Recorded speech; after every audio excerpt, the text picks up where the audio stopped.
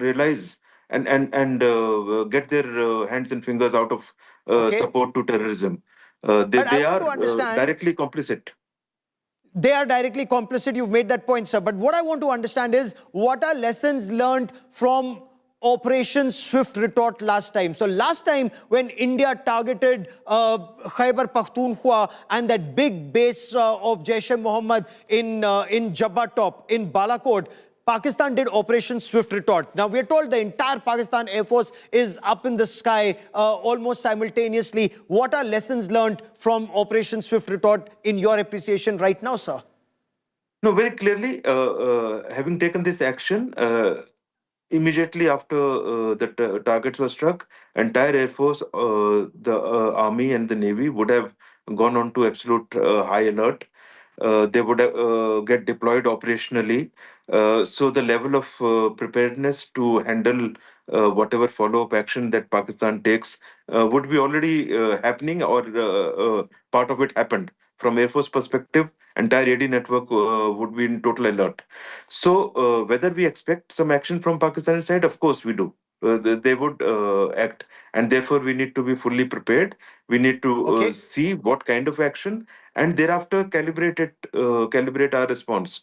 Our further response will really depend upon. We have made it very clear. The government has specified very clearly that no military targets were targeted. Our intention is to get the terrorist network, and it is in itself it's a de-escalatory plan.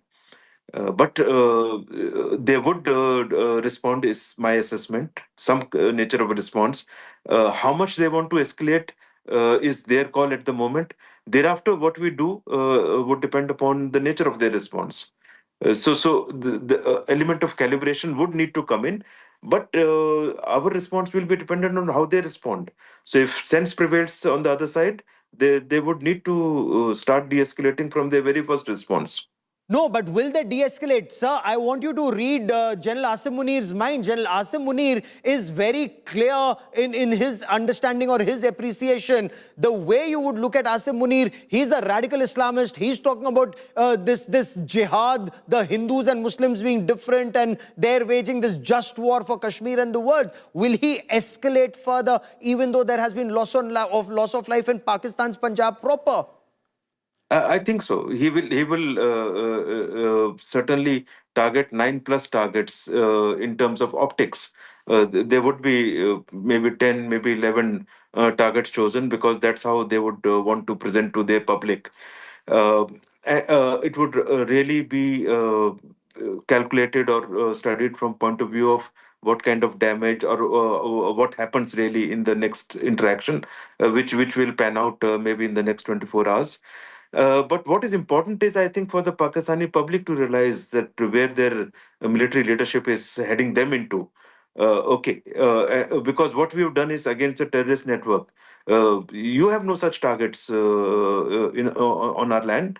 So if you have to have that kind of target, they will end up targeting some of our military targets. If that And that's happens, the we are not point I going was to keep coming to. quiet. Yeah, Yes, yeah, that's the yeah. point I'm coming to. That's a very significant point you've made. India has targeted 9 locations in Pakistan and Pakistan-occupied Jammu and Kashmir. Your appreciation is Pakistan Army will want to have that equivalence or false equivalence. They would want to target 9 locations in India and, in all parts of India, including Jammu and Kashmir. But what will they target in India? Absolutely. So let us see. That is where their sense and sense will show, and their level of maturity to handle this kind of escalation. But frankly, at the moment, it is in their hand. If they want to escalate beyond a point, I'm sure our defense forces have taken all measures, and they would be ready for it.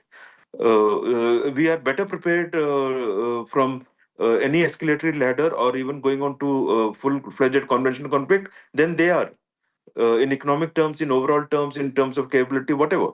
So having taken such a bold action, I'm sure our forces will be fully prepared. So it is better sense has to prevail on the Pakistani side to start calibrating de-escalatory measures within their first response itself. Otherwise, they are the ones who would lose out in the long run. So are you saying that there still is clear and present danger, and there is clear and present danger of escalation? We've targeted 9 terrorist training camps and launch pads and headquarters. Pakistan, if it chooses to retaliate either against any military installation or any strategic installation in Jammu and Kashmir, remember what Pakistani ministers have said in the past, that in case India stops the Indus Waters Treaty or holds it in abeyance, stops their water, they will target our dams and words to that effect. God forbid, if they were senseless enough to do that, would that be seen as a major act of escalation? And how do you see this escalation ladder move, sir? No, they better not target the dams. I'm sure their sense will prevail. Unless they put a small bomb or small explosive there, they better not target, because they will surely know what we will do after that. Okay, let us wait and see what they actually do, and what is the level, and what kind of targets they choose. Uh, I think they should think very rationally. Normally, they don't do that, but it is time for them to, the military leadership and the Pakistani Hukumat as such, to think rationally and move ahead. Because any irrational move, while our side would act rationally, but if you start hitting military targets or target like dams, there would be another wave of strong response. Because last time they tried to hit a brigade headquarters in Jammu and Kashmir, south of Pir Panjal, sir. But I also want to understand from you, if Pakistanis were to launch a missile, now from our AVACs, from our P8Is, AVACs for the benefit of our viewers, our Advanced Airborne Early Warning Command and Control Systems, the P8Is are long-range maritime reconnaissance surveillance aircraft, which are also flying frigates. They have the capability of striking back with our Rafales, with our, Su-30 MKIs. Is the entire battlefield in that very narrow sliver called Pakistan, is it very transparent? Can they launch a missile and we don't get to know? Or if they launch a missile, we can take it down before it hits us, in your appreciation, sir? I think it'll be a combination. There would be areas where, if they launch a missile, we can intercept. Some of these weapons are possible to intercept. In some combination, some weapons would certainly go through. So if they launch a big size attack, there would be some weapons which would finally reach the targets, whatever targets they intend. So the important point is that we need to be fully prepared for all these eventualities, and once we are all three services, because of the nature of the targets and the kind of targets that we have hit. So there is a reasonably high chance that they would think irrationally and come up with some a target list which we would have to respond.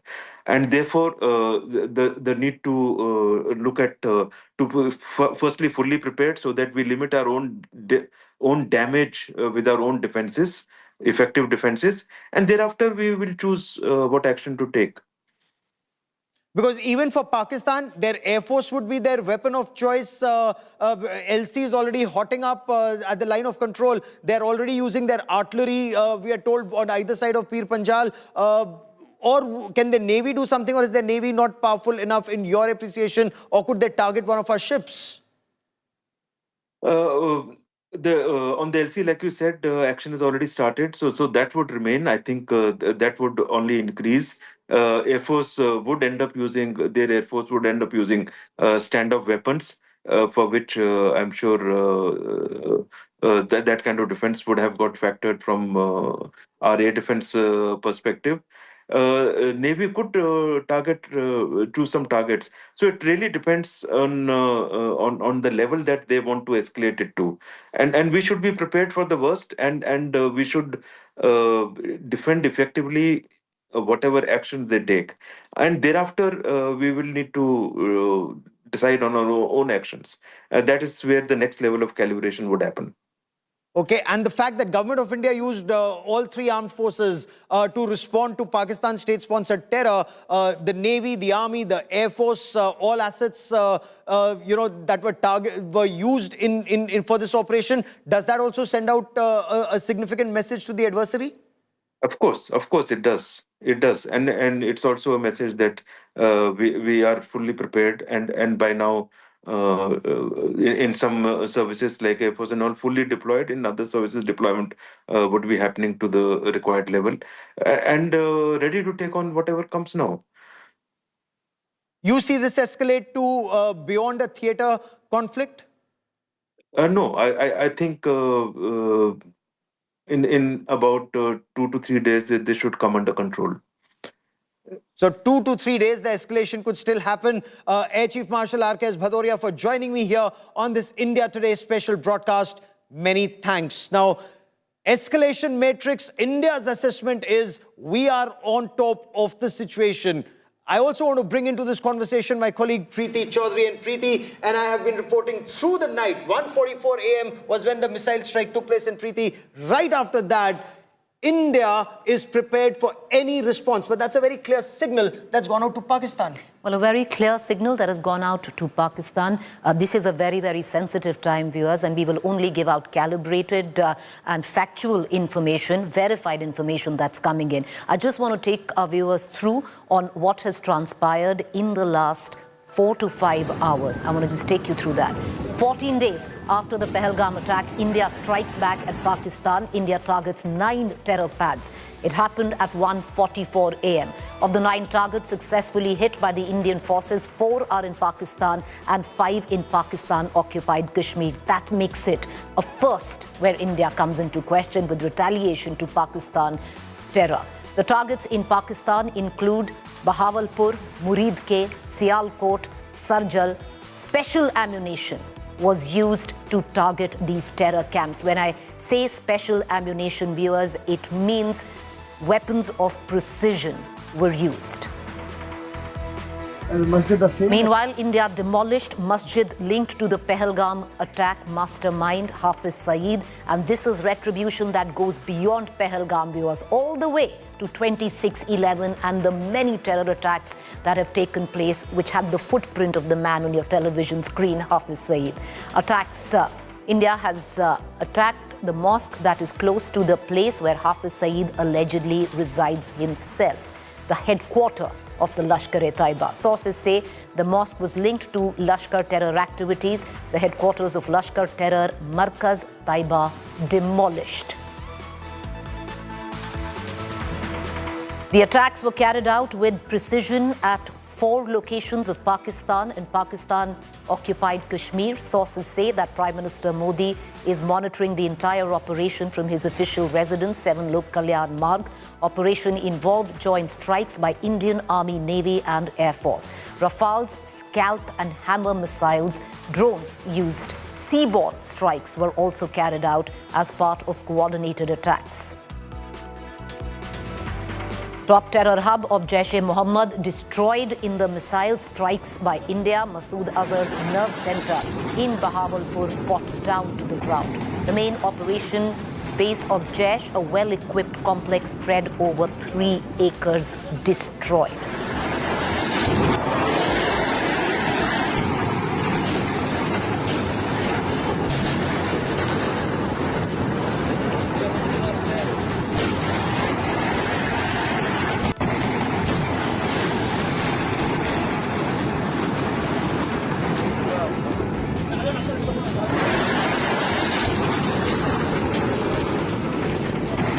So the situation on ground right now, extremely tense. Pakistan may strike at a place where Pakistan perceives it to be stronger. But for the benefit, Preeti and I want to take you through some of those 9 locations that India has targeted Pakistan state-sponsored radical Islamist terror, and not just in Pakistan-occupied Jammu and Kashmir, though we will begin from Pakistan-occupied Jammu and Kashmir. We will come down, Preeti, to the area that really hurts Pakistan, and that's Muridke and Bahawalpur. So let's talk for a moment about Bahawalpur in Pakistan's Punjab province. It's actually about 180 odd kilometers from the international border as the crow flies from India. It's in the southern part of Pakistan's Punjab province. It's the headquarters of a UN designated banned terrorist organization, called Jaish-e-Mohammed.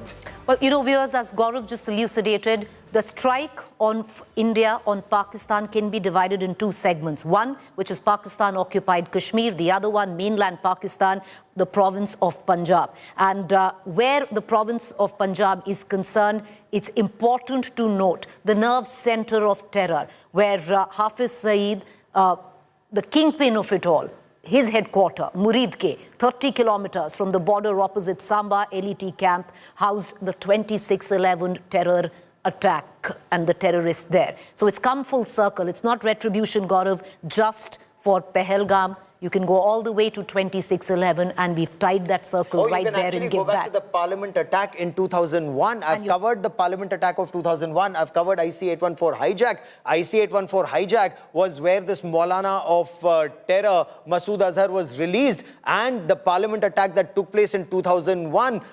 Subsequently, the attacks on Raghunath Temple, the attacks on Akshardham Temple, the attacks on places of worship, and India's economic capital, the 2006 Mumbai train blast, we lost 200 people, Preeti. So this retribution runs decades, viewers. It runs decades. And that's why it's important to understand what this really means. And these are sensitive times. We don't want to get into hyperbole, but look at it. Look at the impact of it. Like Gaurav and I are pointing out, two separate areas where this terror strike has, like India has struck Pakistan. One, which we are showing you right now, is of course the province of Punjab, and this is a first for India. This is where deterrence will come from, Gaurav. Oh, absolutely, because imagine, even when 200 people were killed in 2006, terrorists were not targeted. Even when 166 people were massacred in Mumbai on 26/11, Pakistan was not massacred, was not targeted. But look at Pahalgam, when 26 people were killed, and we just heard the widow of Shubham Dwivedi. She said, at least now I can say without fear, Main Hindu hu. And the heart of this radical Islamist terror in Pakistan at Bahawalpur and Muridke, that's been targeted, Preeti. You know, let's just move on and get you the other locations where India has struck. In all of this, viewers, and if I can say, is curated over the last 2 weeks by Indian intelligence agencies in a very responsible manner. We did not want to strike where civilians were there, so it was curated where these terror launch pads were concerned. And the other one, Gulpur, 35 kilometers from the LOC Poonch Rajouri, routes of attack in Poonch on 20th April in 2023. Let's move on now to the other point of attack, Savai LET camp, 30 kilometers inside Pakistan-occupied Tangdhar sector. And this is where you move from one part of the attack to the other, Gaurav. From what is province of Punjab, which is mainland Punjab, Pakistan, you move into Pakistan-occupied Kashmir, two areas where India's attacked last night. So, the attack was in Pakistan-occupied Kashmir, opposite the Tangdhar sector on the Indian side. And it's very significant because Tangdhar, again, as the name suggests, Tang means narrow, Dhar means stream that comes in. There are several such nalas in that area, rivulets in that area that Pakistan has used. And these are heights. These are north of Pir Panjal. In the Tangdhar sector, Pakistan has actually tried to infiltrate very extensively in the summer especially. So they come into the northern part of Kashmir and then they spread terror either in central Kashmir, in Srinagar, or South Kashmir in Anantnag. But the Bilal launchpad of Jaish-e-Mohammed, Kotli, which is just barely 15 kilometers opposite the LC in the Rajouri sector in Pakistan-occupied Jammu and Kashmir. A very, very significant camp of Jaish-e-Mohammed and Lashkar-e-Taiba also targeted in Kotli, Preeti. You know, once again, all of these 9 are not army installations, they are not ISI installations. All of these 9 points where India has attacked last night are terror camps, either belonging to Jaish or LET, viewers. That's it. The other one, Barnala, 10 kilometers from LOC opposite Rajouri. Let's move on. Sarjal, JEM camp, about 8 kilometers from the international border. And Mehmuna. Very significant once again. Now, Sialkot is a very important training camp or a launch pad. And this is not the LC. Now we've come to the international border in the Jammu sector. The 200-kilometer long international border in the Jammu sector. That is where Sialkot has a very significant training camp of the Hizbul Mujahideen, but that's a training camp that's also been extensively used, Preeti, by Lashkar-e-Taiba and Jaish-e-Mohammed. There's breaking news coming in, big story. The Indian Army has responded in a big way to ceasefire violations by Pakistan along the LC. We are told Pakistan is using heavy artillery now, which is 155mm howitzers are being used to respond. Pakistan Army, we are told, has suffered massive casualties in India's retaliatory strikes along the LC. That is what sources are telling India today. And this is where Pakistan really feels the pain. Remember, Pakistan shot the Ramzan ceasefire in 2002 because after the Kargil war, after 1999, through 2000 and 2001, Indian Army punished Pakistan extensively along the LC. The images that you see there on your television screen, the moment 155mm howitzers open up, and now India has their guns with the 52 caliber guns with the extended range. Preeti, they can hit a target more than 50 kilometers away in that altitude. And I quickly want to bring in India Today's Shivani Sharma into this conversation with Preeti and I. Shivani, LC heating up is not good news for Pakistan all along the LC, but I believe now it's no longer restricted to small arms. Yes, you're right, Gaurav. Since last 13 days, we've been seeing the ceasefire violations, and these ceasefire violations were happening with the small arms, the unprovoked firing that was going on along all the regions across the line of control we were witnessing. But now what has happened after these strikes by India, Pakistan has resorted to heavy artillery firing, and we've been receiving inputs from almost all these locations, be it Bimbar Gali area, Rajouri Poonch area, or in Valley also from Uri region. We are getting this input that there have been heavy shells that have actually there are houses that are damaged. 3 casualties have been confirmed by the army, and this is very important to understand that India is also retaliating in similar manner, because India has been resorting and retaliating to small arms till now. But when Pakistan has opened these artillery guns towards Indian side, Indian army has also started retaliating in similar manner. That's what the inputs are. And these are 155mm howitzer guns, the artillery guns that have been deployed with a long range of around 50 kilometers. Preeti, I've actually seen these 155mm howitzers in action. So yeah, not just in the Kargil war. Yeah, stay with us, Shivani. These 155mm howitzers, they were the death of Pakistani soldiers in the Kargil war. Amazing strike capabilities, amazing precision, and you know the 39 caliber that time. Now you have 52 caliber rounds that hit. It's 155mm 52 bore weapon that goes and sits, the ammunition that goes and hits the enemy. They have nothing that will save them now. Well, you know, so this was expected, viewers. Once India struck Pakistan at about 1:44 a.m., we gave out that statement, and minutes after that, Pakistan admitted that India had in fact attacked Pakistan. Of course, India has maintained and continues to maintain that India has only struck terror launch pads. Pakistan has deemed what India says was an attack on terror launch pads as an act of war. And right after that, the LOC in the Jammu and Kashmir area lit up, viewers. Heavy artillery mortar shelling from Pakistan, and now India giving it right back. So that engagement continues. I want to cut across right now to Piyush Mishra, who's joining us from New Delhi. Mir Farid, live from Pampore. Mir, what's the latest that you are picking up? Earlier on, there were indications that one fighter jet of Pakistan was down in Pampore itself. What more can you add?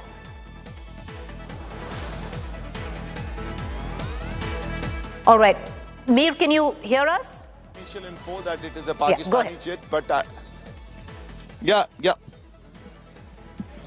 I can hear you. I'm in Pampore right now, as we have been reporting non-stop.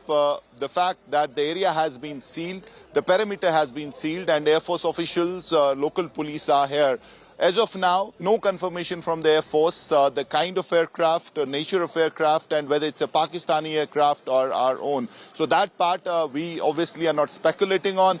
But initially the info was that it was a Pakistani aircraft. No confirmation from the IAF. Now we're getting to know that probably that's not the case. But as far as this crash is concerned, the debris is scattered in a large area, and Air Force officials are coming to ensure that each part is secured because it is a crime scene. It's a matter of investigation, and that's that's what I can confirm to you. And also there's going to be a briefing by the Indian Army at 10 a.m. and we can expect the micro details of Operation Sindur to be given out by the Indian Army. Gaurav, let's quickly cut across to Piyush and then we'll go to the report filed by Sunil G. Bhatt. Piyush, to bring you into this conversation. Piyush, you know, India's done what it has. Now, with little chest thumping, we need to move to the second part of this operation because it's not over yet. The Prime Minister from 7 Lok Kalyan Marg through the course of the night, along with the NSA, the Home Minister, has been monitoring the situation. Now is the second part because Pakistan is all set to retaliate in what measure is one question. The other side, the diplomatic side of it, has already kicked in, Piyush, where you've had the NSA that has spoken, briefed America. We've had our various diplomatic officers through the course of the night speaking to multiple countries like Russia, like UK, like France, and making them understand why this attack was necessary. Now's the time for diplomatic pressure to build on Pakistan. Absolutely, Preeti. You would remember that PM Narendra Modi in clear words had said that we will track, hunt and punish each and every terrorist and also their handlers. For that, more actions have to be carried out. We have already taken military action. We have already attacked Pakistan. 9 targets were successful. That's what we have heard from top sources in the government. And after that, now diplomatic actions are being taken. The countries are being briefed. You would remember that a few days back, diplomats, all foreign envoys, they were briefed by India and they were also told about the clear involvement of Pakistan in terror attack which was carried out in Pahalgam. Since then, multiple meetings have been chaired by PM Narendra Modi, and after the operations which Indian Army has carried out at 10 a.m., we will be able to know more about this entire operations. You would also remember, Preeti, that Prime Minister had given free hand to all security forces.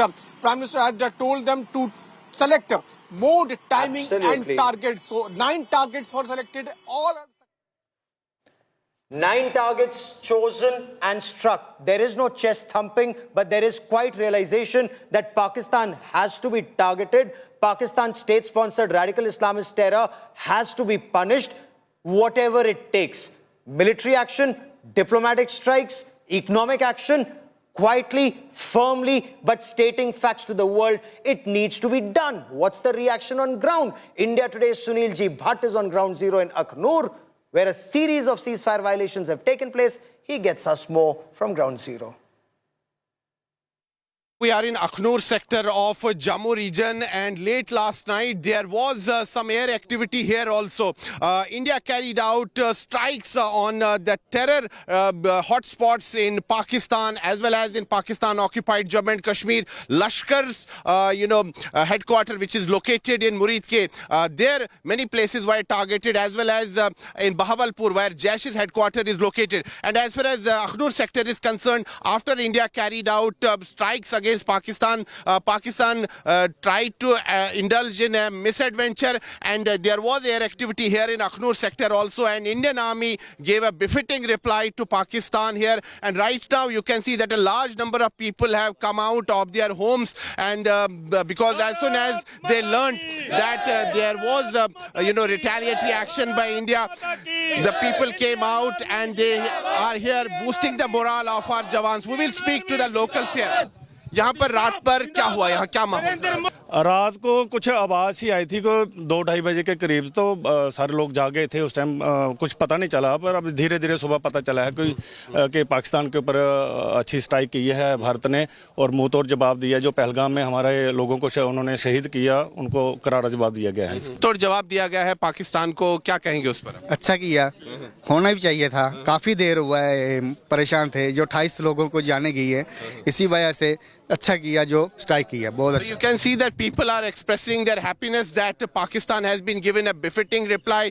We have carried out strikes deep inside Pakistan, including Pakistan's Punjab province, but 2 locations, Bahawalpur, Muridke, and we have also hit the terror hotspots in Pakistan-occupied Jammu and Kashmir. This is huge and unprecedented, because even after 26/11, there was talk about, targeting the Lashkar headquarters in Punjab province, but at that time this was not done. But this time this option has been explored. A strong will has been shown by the government, and Pakistan's terror factories have been targeted, and a befitting reply has been given to Pakistan. And here, as far as Akhnur sector is concerned, you can see that large number of people have come out to boost the morale of our jawans. Right now there is a strict vigil here near the line of control here in Akhnur sector. People have come out, they are chanting Bharat Mata Ki Jai slogans. They are boosting the morale of the army personnel, and they are also reaching out to the army personnel and asking them whether they need any food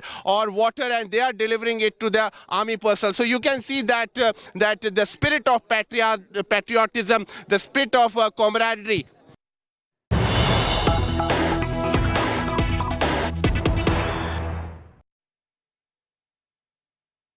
All right, we're continuing to get more news break that is coming in. Full details of the targets that have been destroyed at 1:45 a.m. by India.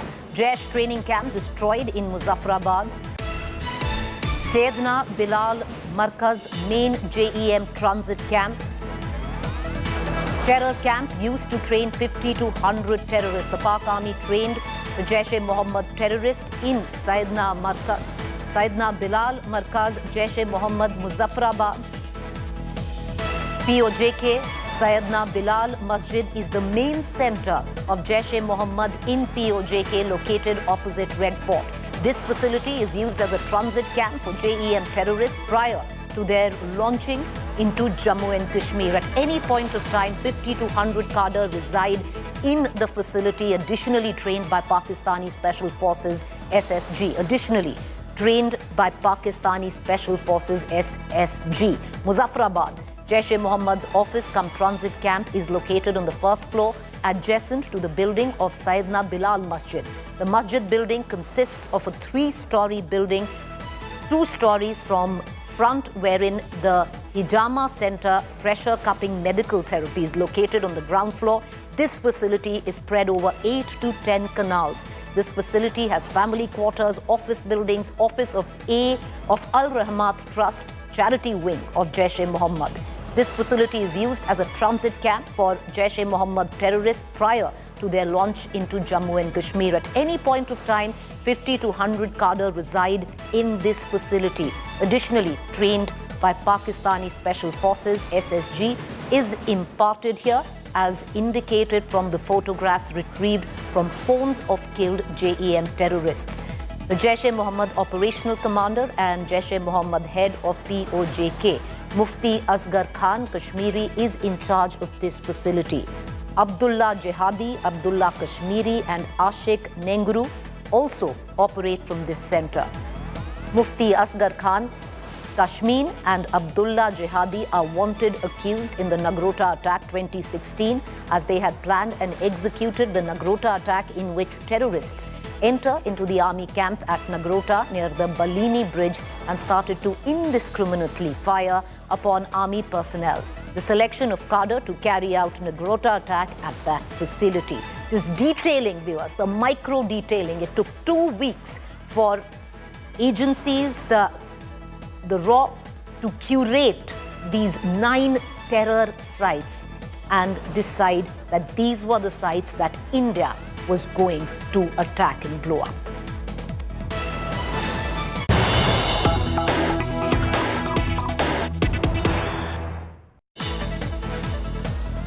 Meanwhile, India's Operation Sindoor, a big success. Over 80 to 90 terrorists have been killed in this attack on Pakistan and Pakistan-occupied Jammu and Kashmir on terror camps. Around 25 to 30 terrorists each have been killed in Bahawalpur and Muridke, which are the biggest 2 sites. Indian agencies are verifying the numbers in other terror camps. So justice has been served. all 9 sites where India attacked at 1:44 a.m. has been deemed a success. My colleague Shivani Sharma joining us live from Srinagar. Shivani, what more can you add? Preeti, this is a big success for Operation Sindoor, although we are waiting for the official briefing that's going to take place at 10. But through the sources, we are trying to get more and more details. And what the sources have indicated that this has been a big success for the Indian Armed Forces, because the numbers of the terrorists that have been killed in this action can be more than 90. And that is a big figure, a huge figure. And alone in Bahawalpur and Muridke, 30 each terrorists have been killed, and more verifications are happening from the other locations, 7 other locations, as we've seen that there are 9 total strikes that have happened at 9 locations, and around 90, or it can be more, 90 terrorists have been neutralized, they've been killed, they have been destroyed in these operations, Sindur strike. And this is a huge success for the armed forces in this precision strike, Preeti, because this is a big number, and more, it can be more, the number can be more, and we are waiting for the official response from the ministry, where we'll be seeing a briefing, a detailed briefing. But this is a huge success. In fact, the sources are indicating that around 90 or more terrorists have been killed in Operation Sindoor, and 25 to 30 each in Bahawalpur and Muridke have been destroyed. So over 90 terrorists is the first count that Indian agencies have got of the number of terrorists, Shivani, that have been killed. These 9 locations were curated. These 9 terror spots, terror launch pads were curated over the last 2 weeks, Shivani, by Indian agencies to decide that these were the areas, these were the exact points that India would attack. And now all 9 locations deemed a success in terms of the attack. Preeti, we've been seeing a lot of deliberations happening, right from Prime Minister Narendra Modi meeting the service chiefs and NSA involved, and more than 15 meetings he had conducted himself, and a lot of inputs that were being taken from the intelligence agencies on the terror hideouts and the way they were moving around after the Pahalgam attack. Also, they were shifting to places, they were being given VIP status, they were giving heightened security in Pakistan. And despite that, the security agencies in India, they were on their job, they were doing their research and homework to find these terror outfits inside Pakistan so that they can be destroyed. And now we've seen how coordinated action has taken place between the armed forces, the Indian Army, Navy and the Air Force. They have together planned this strategic attack on the terror nexus in Pakistan, where 9 specific targets have been neutralized. And we've been told by the sources that the figure could be even higher than 90 terrorists that have been killed in this Operation Sindoor. So India has not only avenged the deaths of 26 tourists in Pahalgam, but this is a very strong blow, strong message to Pakistan that if you are trying any terror nexus inside your boundaries, India will go inside and deep in your boundaries, they will hit you hard. And that's what has happened, Preeti. 80 to 90 casualties, and the figures can be higher as the verifications are still going on. And 25 to 30 each in Bahawalpur and Muridke. That's a big figure. And there could be some big terror heads in these terrorists who've been neutralized. We are waiting for more confirmation from the briefing that is scheduled to be at 10 a.m. in the national capital. Preeti. Well, thank you, Shivani. My colleague Shivani getting us the latest, our ace defense reporter getting the information first, and most importantly, viewers, verified, correct information. And we want to be very responsible for the information that we put out. So when we do say that we have bona fide information, that our sources within the Defense Ministry has said that over 90 terrorists have been killed in this strike by India on terror on Pakistani soil. Let's also now give you micro details of it. India hit 2 prime terror hubs of Pakistan terror.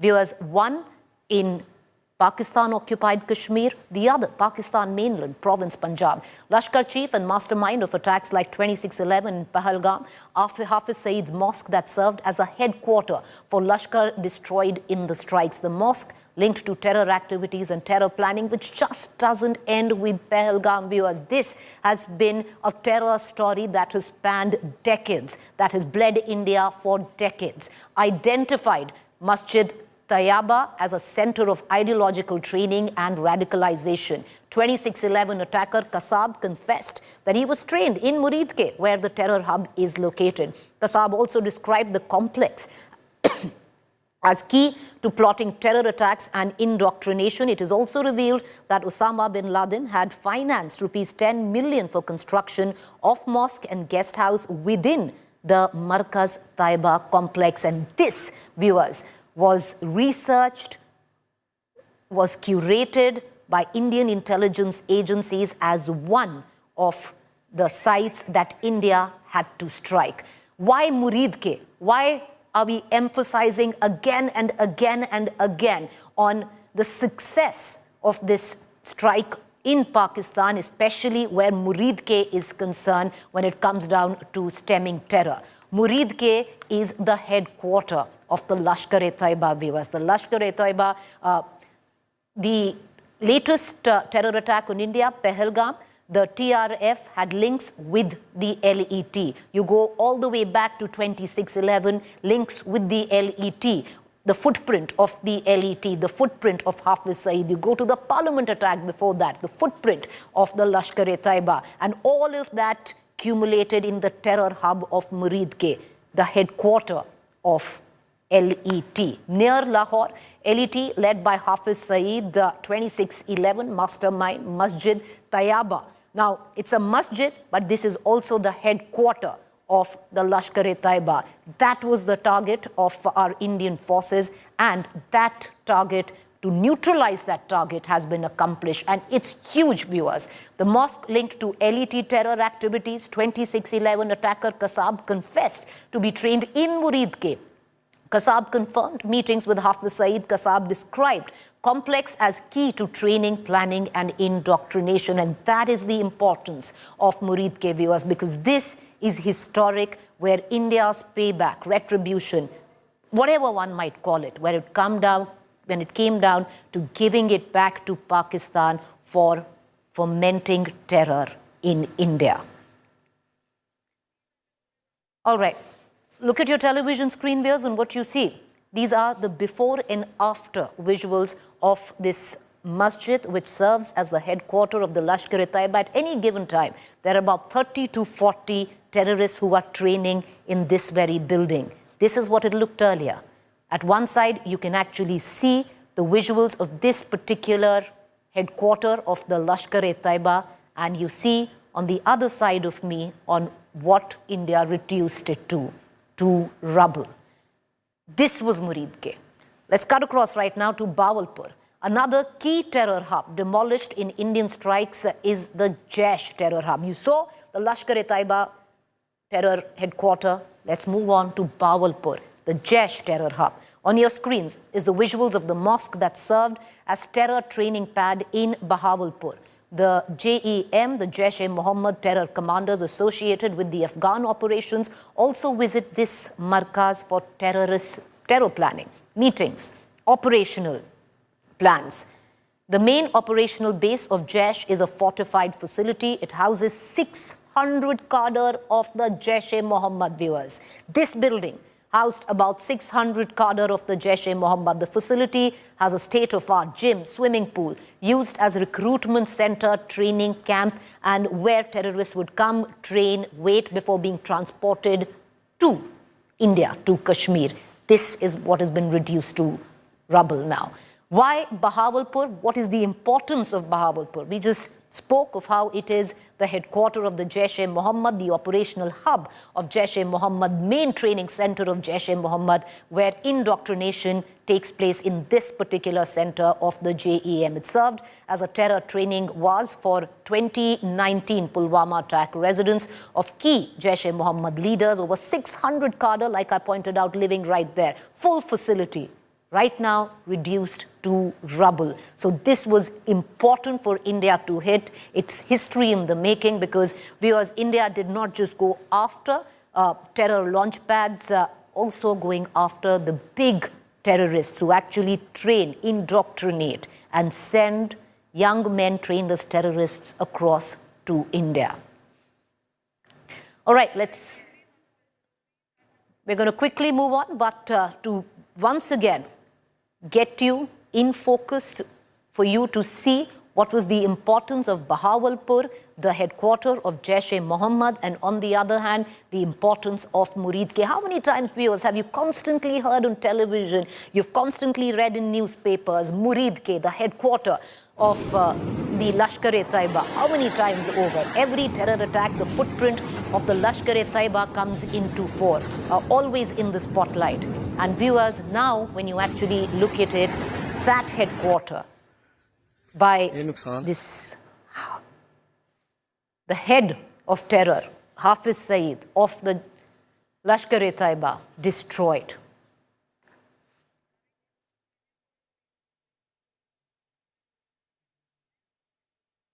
While India has done what it had to do, what it should have done, practically creating history where India's response to terror is concerned and hoping that this will create the deterrence that India had always hoped for. Now it's the next chapter, viewers.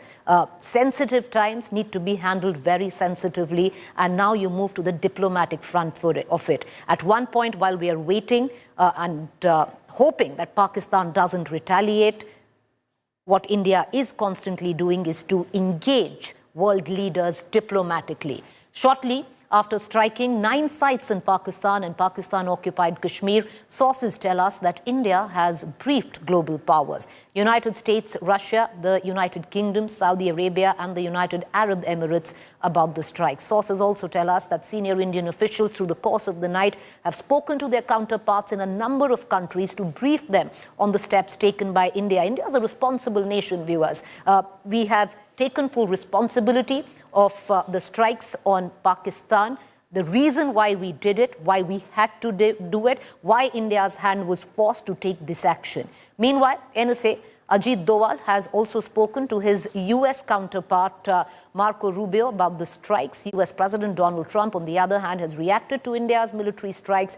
He's described the situation as a shame. He also said he knew that something was going to happen and urged both countries now to de-escalate. Listen in to Donald Trump. No, it's a shame. We just heard about it just as we were walking in the doors of the Oval. Just heard about it. I guess people knew something was going to happen based on a little bit of the past. They've been fighting for a long time. You know, they've been fighting for many, many decades. Any message to and centuries, actually, if you really think about it. No, I just hope it ends very quickly. I want to immediately cut across to my colleague Geeta Mohan, who's joining us, our external affairs editor, who's been monitoring the situation very closely through the course of the night. Geeta, immediately after India attacked Pakistan, responsible nation issued out a statement for the world, and then all the diplomatic officers of the country briefed their counterparts in various countries on how India's hand was forced, exactly what India did. The NSA, Ajit Doval, spoke to his counterpart in the United States of America, stating why India did what it did and giving out exact details. Hoping, Geeta, now you move to the second chapter of this attack, to diplomatically engage leaders, to put diplomatic pressure on Pakistan on not to be foolhardy and retaliate. Well, the most important part is that India sounding out its allies and partners that these are terrorist camps and terror targets that India carried out precision strikes against. And they were not military camps, they were not military targets per se. The fact that there were 9 such locations that India could target in itself is telling. Pakistan again in denial. The information minister already has come out and said there are no terror camps in Pakistan. The prime minister has come out and said that Pakistan holds the right to respond. So yes, we are looking at escalation right now amidst the conversations that have taken place between India and its partners. The United States of America has responded, none other than President Donald Trump himself, saying that they are looking at it and that they want an end to it as soon as possible. Marco Rubio has spoken with national security advisors of India and Pakistan both, and has sought de-escalation at this point in time. They do not want this escalated to a full a war front between India and Pakistan. But having said that, India did what it had to do, sounded out and had a conversation with US, UK, Russia, Saudi Arabia, UAE, important allies and countries that do hold sway and influence over Pakistan. So yes, now the ball is in Pakistan's court to de-escalate, understand the importance of why India had to retaliate, and that India can find itself. Preeti, we were discussing all the kind of response that India could have against Pakistan, and they chose only to target terror camps this time around. Not just one particular surgical strike, but they've hit at the heart of the terrorist infrastructure within Pakistan. Bahawalpur, Murid-ke, Lashkar-e-Taiba camps, the Markaz, Jaish-e-Mohammed camps, and the Markaz there. So very clearly it was to ensure that there is no camp left where these training can take place and those terrorists can then be sent to India. That's the message that India wants to send across to Pakistan, and the world community, like you rightly pointed out right now, should be speaking to and influencing Pakistan to ensure that there is no response over here, because they could have responded only if India would have targeted the military infrastructure in Pakistan. That was not the case over here. It was very specific messaging that these terror camps, if Pakistan is not going to dismantle, then India will do the job. And since India suffers at the hands of these terrorists who are trained and are allowed safe haven in Pakistan. Geeta, right now, of course, India's done its bit. It's briefed, our diplomatic officers have briefed their counterparts. Okay, Geeta, would you stay on with me? I'm going to just come right back to you. Lots of developing news that is coming in. We're going to cut across to Geeta in just a bit, but I want to take you through the latest news break that is just coming in.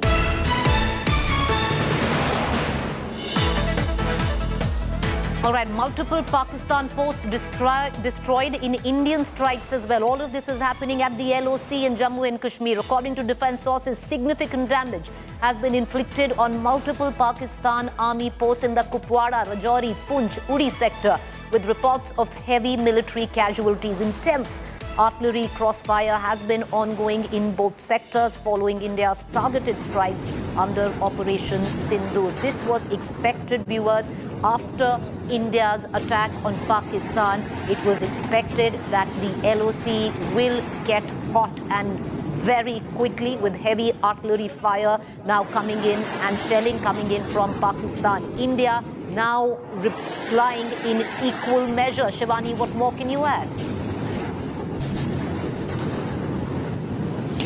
Preeti, what we are getting to know that as a response, India is also firing heavy artillery guns on Pakistan posts, and Pakistan has inflicted heavy damages, not only the military posts, the military assets, but also there can be some casualties on the side of Pakistan. That's what we are getting to know through our sources, because we've been reporting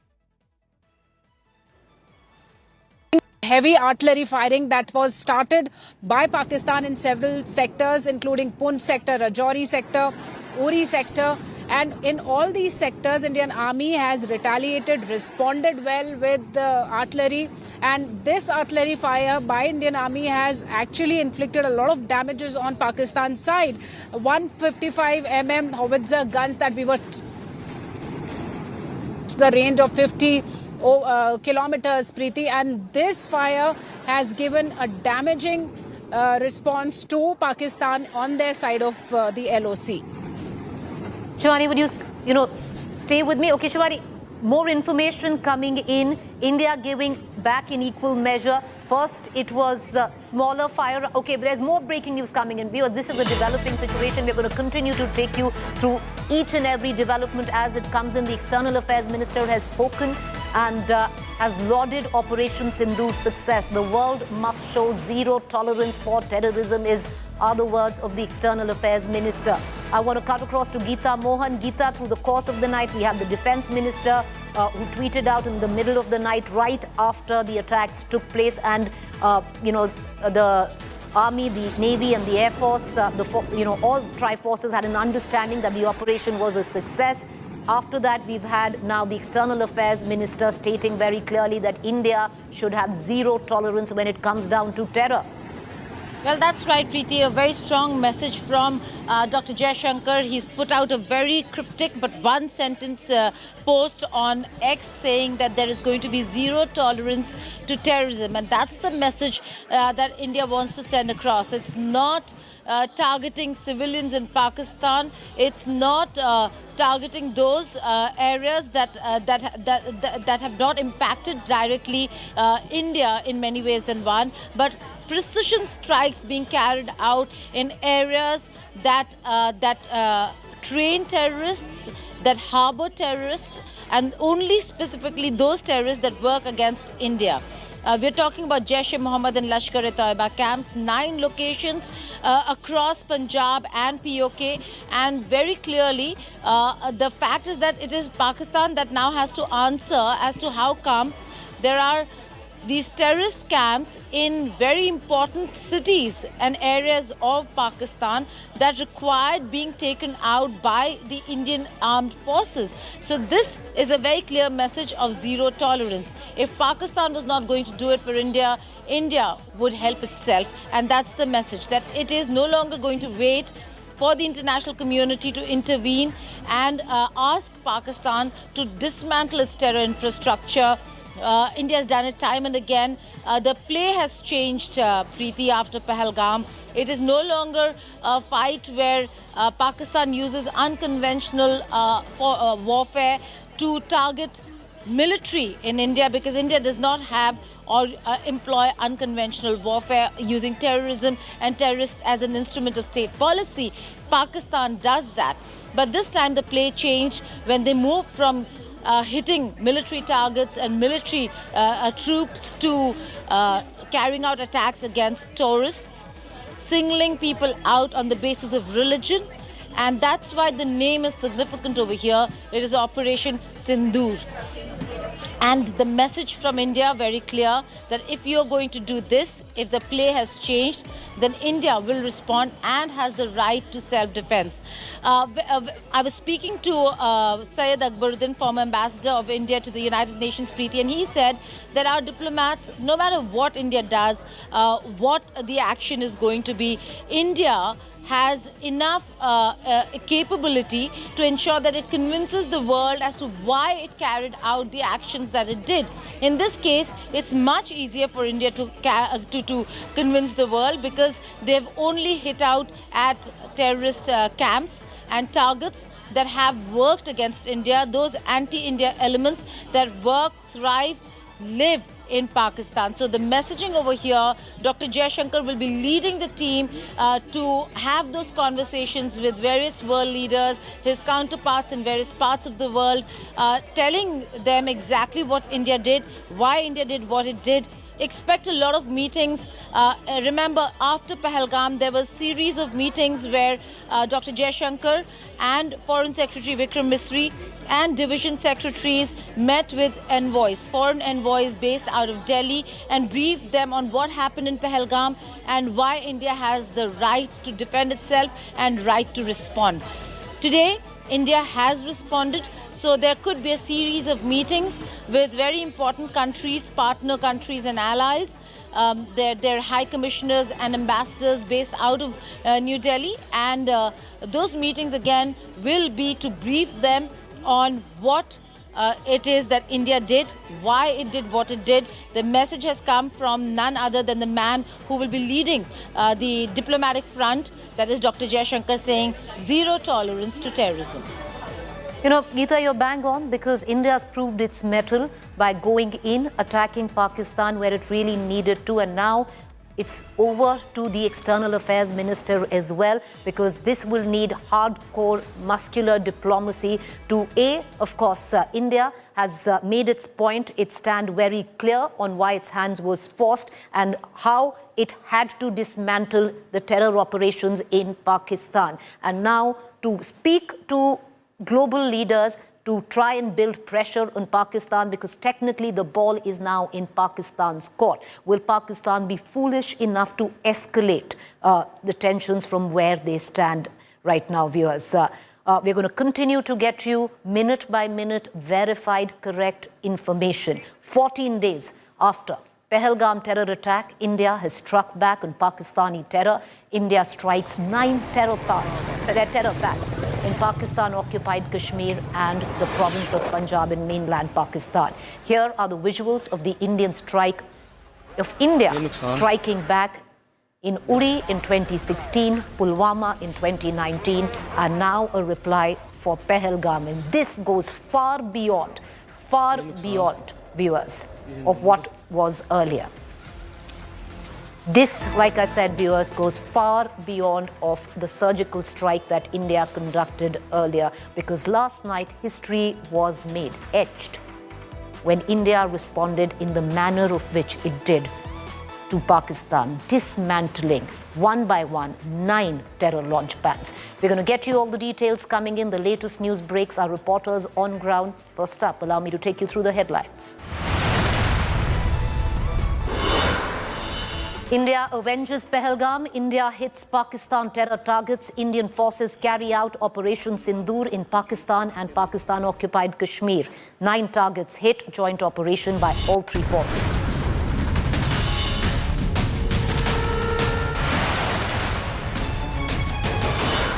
India hits top terror kingpins. Hafiz Saeed's training camps and mosque complex in Muridke destroyed. Jaish headquarters struck in Bahawalpur, and another terror camp in POK destroyed.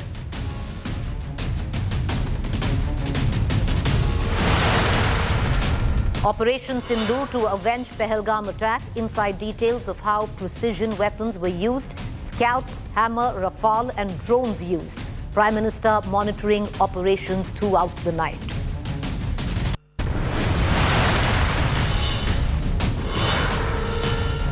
Pakistan struck and spooked. Pakistan Prime Minister confirms India's retaliation. Shehbaz Sharif says will respond soon.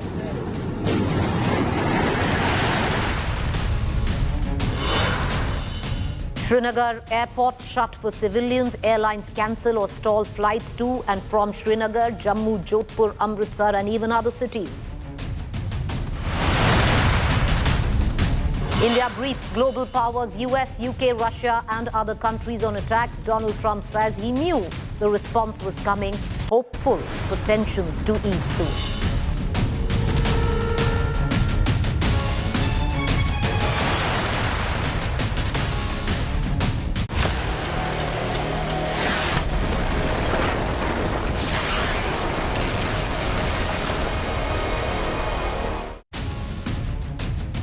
Last night was a night that India will remember, and so will Pakistan, viewers. We're going to take you through some of the defining images of Operation Sindur. The irony of that. India carried out Operation Sindur, avenging Pahalgam terror attacks. Here are some of the defining images of it. 9 terror targets in Pakistan and Pakistan-occupied Kashmir were hit in the strikes, and videos emerging soon after showed the impact of the massive explosion in several locations. The night sky was lit by explosions as locals captured the moment of the strikes on camera.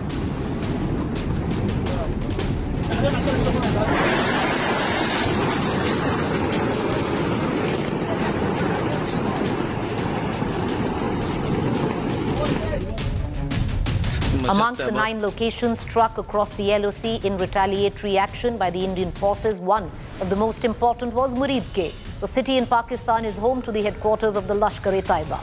Oh, beta, baat de vich karna yaar. Karna. Ji paye na.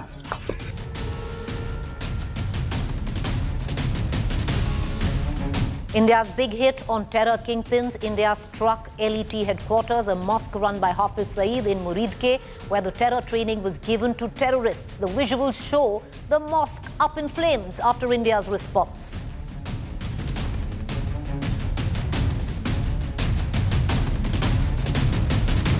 Massive chaos was witnessed across several hospitals in Pakistan after India carried out strikes against at terror launch pads.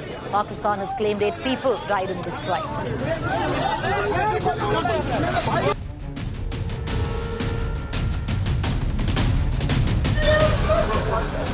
Pakistani army resorted to heavy mortar shelling on forward villages along the LOC in Punch, Rajouri, Kupwara. Indian army also retaliated by firing at Pakistan. The cowardly Pakistan army has now resorted to even targeting civilians along the border.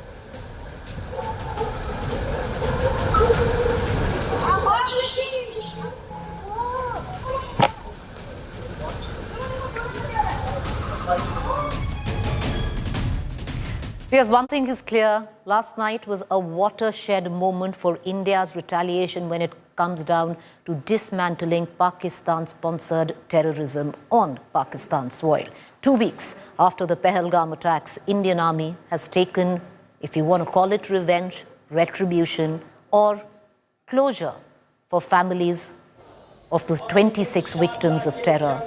The Indian Armed Forces, as part of Operation Sindur, struck terror camps in Pakistan and Pakistan-occupied Kashmir. The attacks were in response to the terror attacks in Pahalgam that claimed 26 innocent lives on April 22nd.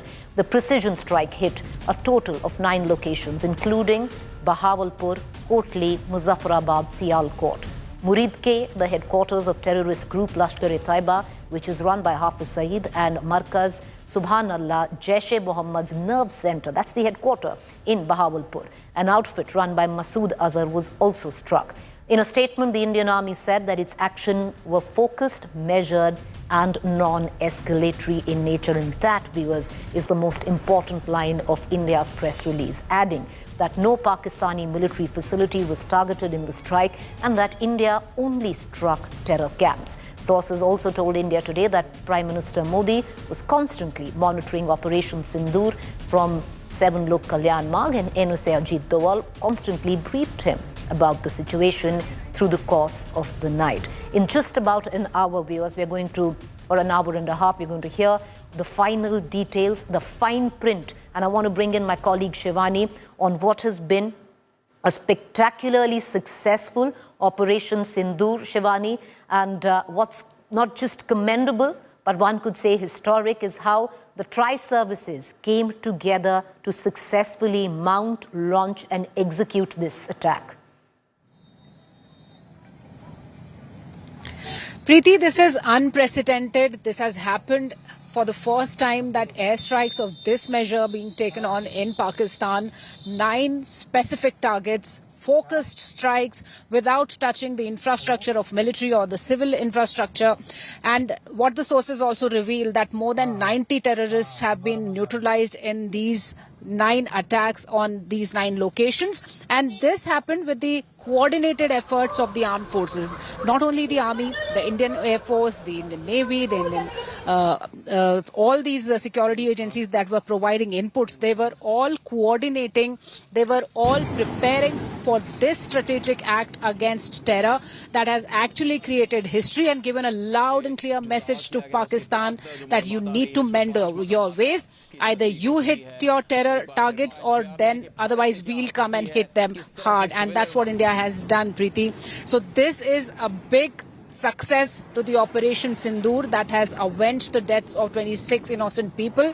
And Operation Sindur is a very significant name, Preeti. The way young married women lost their husbands. Shivani, I'm sorry I'm coming in and I'm cutting you short. And the reason you stay on with me, Shivani, because I'm going to come right back to you after I take our viewers through this news break.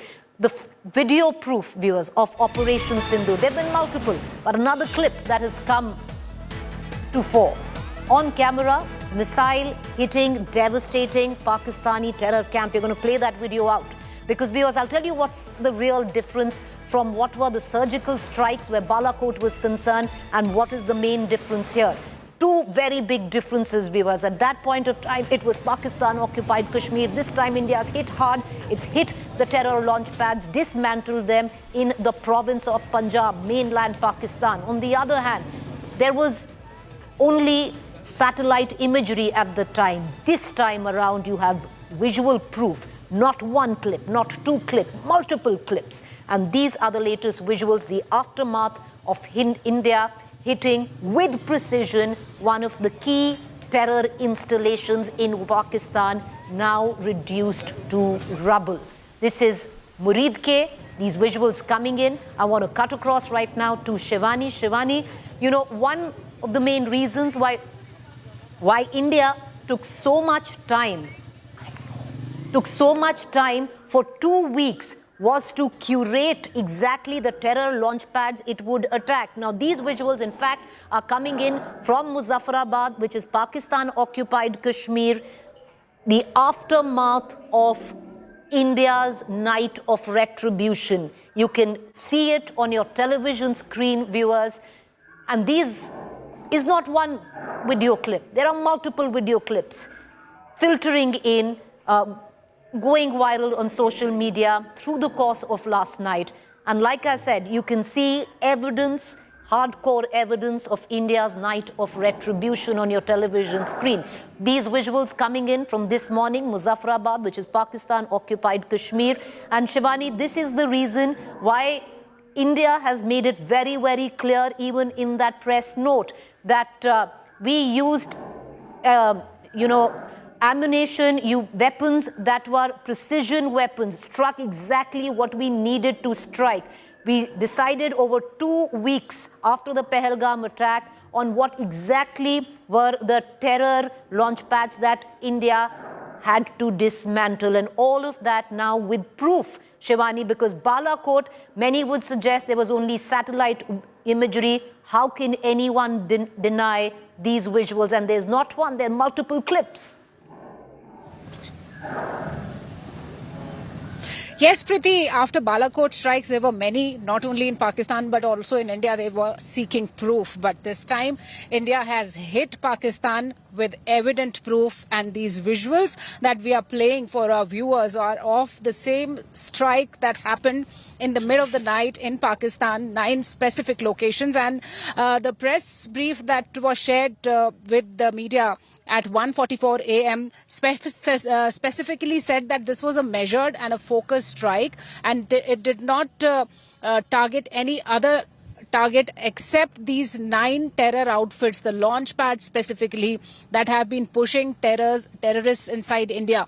So this is a precise strike that needed a lot of deliberation, coordination between the forces, the best of all arms. They were together in this operation. There were loitering munitions that were used by the army. There were hammer missiles that were used by the Air Force. So this was a coordinated act, and the Navy was also deployed. It was in action. It was there with its assets for surveillance purposes, coordinating and associated with all these heroes of India, in fact, who were involved in this strike, Preeti.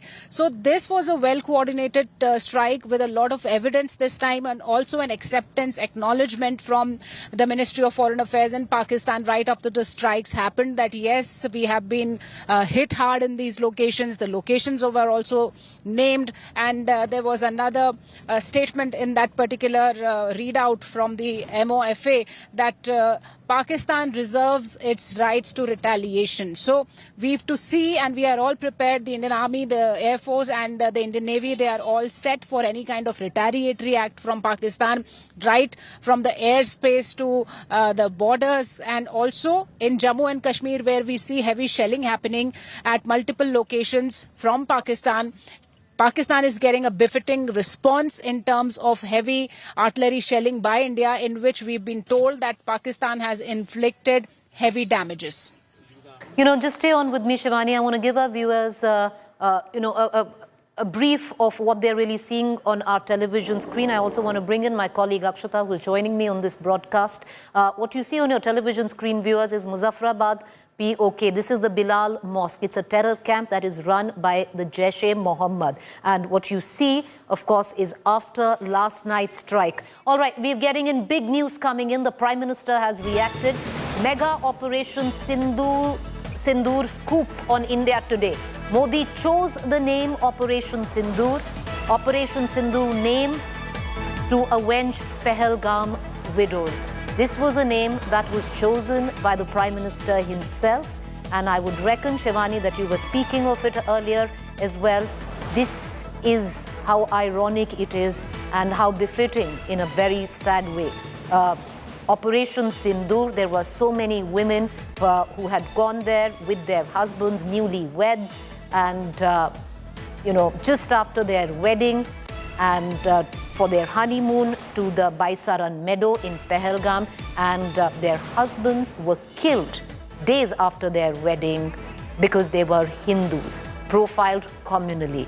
The Prime Minister now had chosen, the word coming in, himself, the name of Operation Sindur. This was the retribution he sought for the widows of Pahalgam. And it's reverberating. I want to bring in my colleague. All right, I want to cut across to Shivani first, and then we'll get an Akshata into this conversation. Shivani, you were speaking of the choice of the name of Operation Sindur, and word coming in, the Prime Minister chose it. Very sensitive here, because this was retribution, it was revenge. You might call it closure for all those women who lost their husbands, but this was revenge served as Operation Sindur, that you will not be able to get away with what you did in Pahalgam. Certainly, Preeti, the name that sources suggest has been chosen by Prime Minister Narendra Modi himself. Operation Sindur signifies the revenge of all those young women who were accompanied by their husband, and their husbands were killed brutally by these terrorists point blank. And to avenge that killing of their husbands, Prime Minister Narendra Modi chose this name, Operation Sindur. And this gives a very clear message that the public emotion was high. Every Indian wanted action against this act of terror. They all were seeing those heart-wrenching images of young women, including Himani, or young women from Kanpur who lost their husbands, newlyweds who were there for their time out in Pahalgam and in Baisaran, where their husbands were killed. So this was the name chosen purposely to give a strong message that the deaths of their husbands has been avenged, as Operation Sindur is the biggest successful operation of the recent times, where India has killed more than 90 terrorists as they avenge the deaths of 26 innocent people. Preeti. Well, you're right there, Shivani. Never again.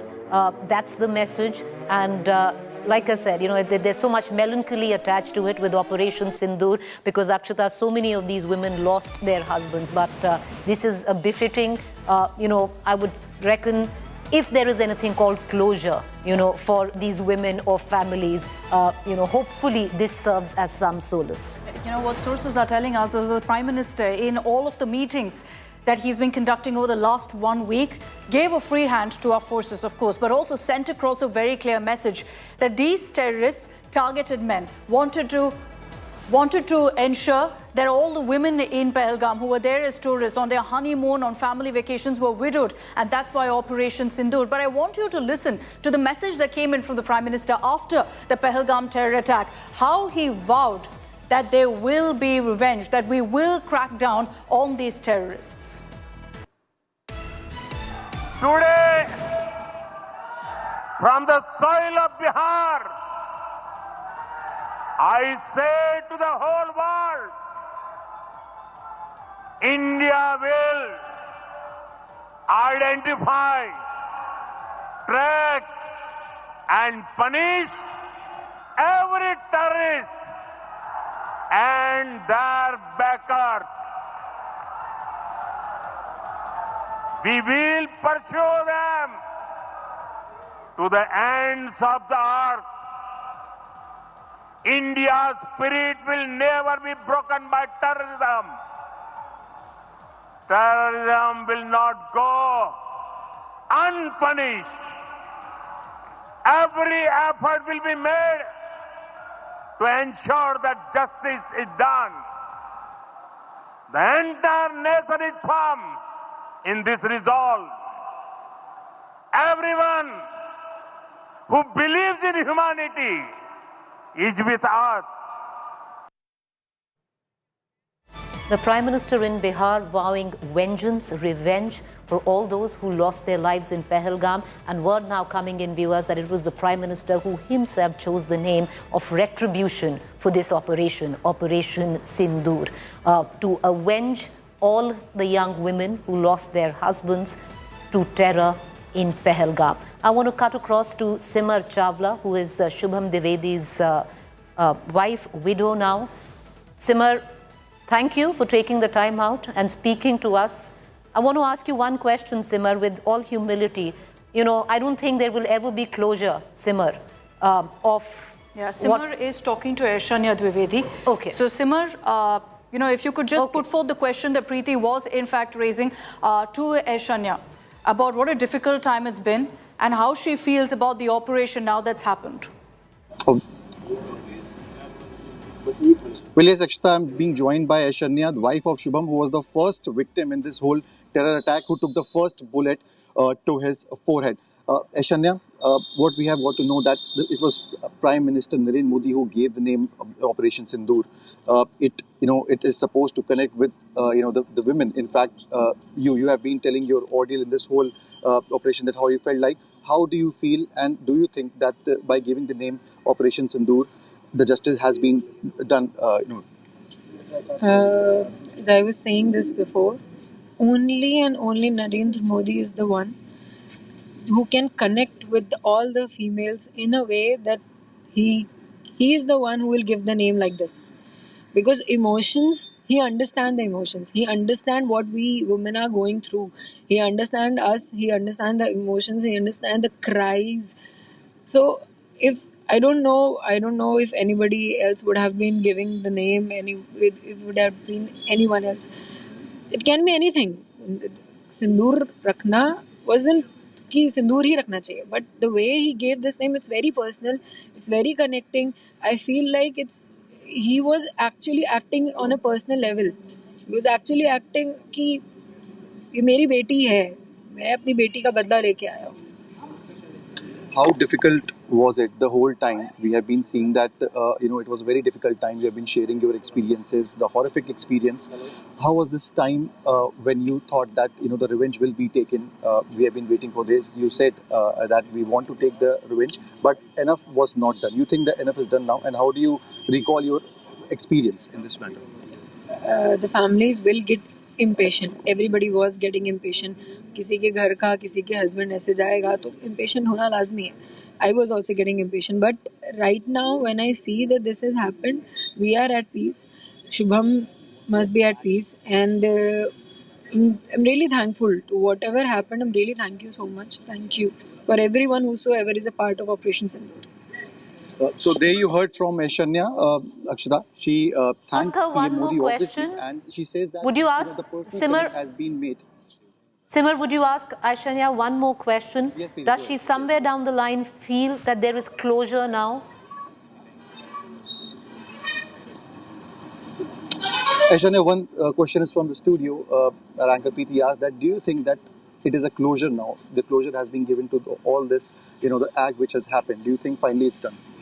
ये 9 hideouts थे, इनके 900 hideouts भी हो सकते हैं. When all the terrorists end, when the terrorism will end, that will be the closure. Our fight is with the terrorism. It was 9. I know कि they will not stop. The Indian government will not stop. The Indian army will not stop. They will finish terrorism. And our fight is with terrorism. I've been telling it. This is against terrorism. We need to fight against terrorism. And this is just the starting. This is just starting of it. You said that the terrorists should be shot down. They should not be brought here. The same has been done by the Indian government and the armed forces. What do you think? Somewhere I am little in peace because they died like that. They were just killed. I'm seriously really in relief. They were not being they were not being questioned. They were not being fed. With just they finished the way they finished us. They finished like that. I'm happy. Sense of satisfaction in you. It is. I'm satisfied. Thank you so much for speaking to India today and being so brave in this whole incident. So there you heard from Aishwarya. She said that I'm satisfied, and there is a sense of satisfaction that they were shot dead and not brought, and not a trial was being done as she was raising her request through our channel, in the past. So yes, she feels somewhere that the closure has been done in this very particular matter, and a sense of satisfaction is there in Aishwarya and her whole family. It's a tough road ahead for so many of these families. Thank you, Simar, for joining us. But Preeti, tough road ahead for so many of these families who've, lost their husbands, lost their fathers. You look at brave Aishwarya there, you look at Himanshi Narwal. They've gone through so much in the last 2 weeks. And you hear Aishwarya saying that I feel Shubham must be in peace now with what's happened. It gives you goosebumps, really. And I think the name Operation Sindur is essentially to recognize also what each of these women have had to endure in the last 2 weeks, seeing their loved ones, their husband falling right before their eyes, then having to endure that pain with the nation, of course, standing with them. But there is a sense of closure, clearly, that they are feeling with this particular operation. Well, you are right there, because what could be more personal in a way than Operation Sindur, because somewhere down the line it's connected directly to those who matter most. And those who matter most are on our television screens today.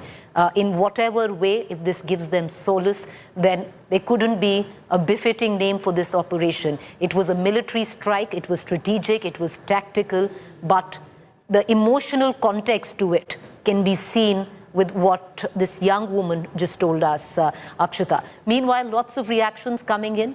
India hitting back at Pakistan after the Pahalgam attack. Lots of reactions coming in from the families of the 26 innocent lives that were lost.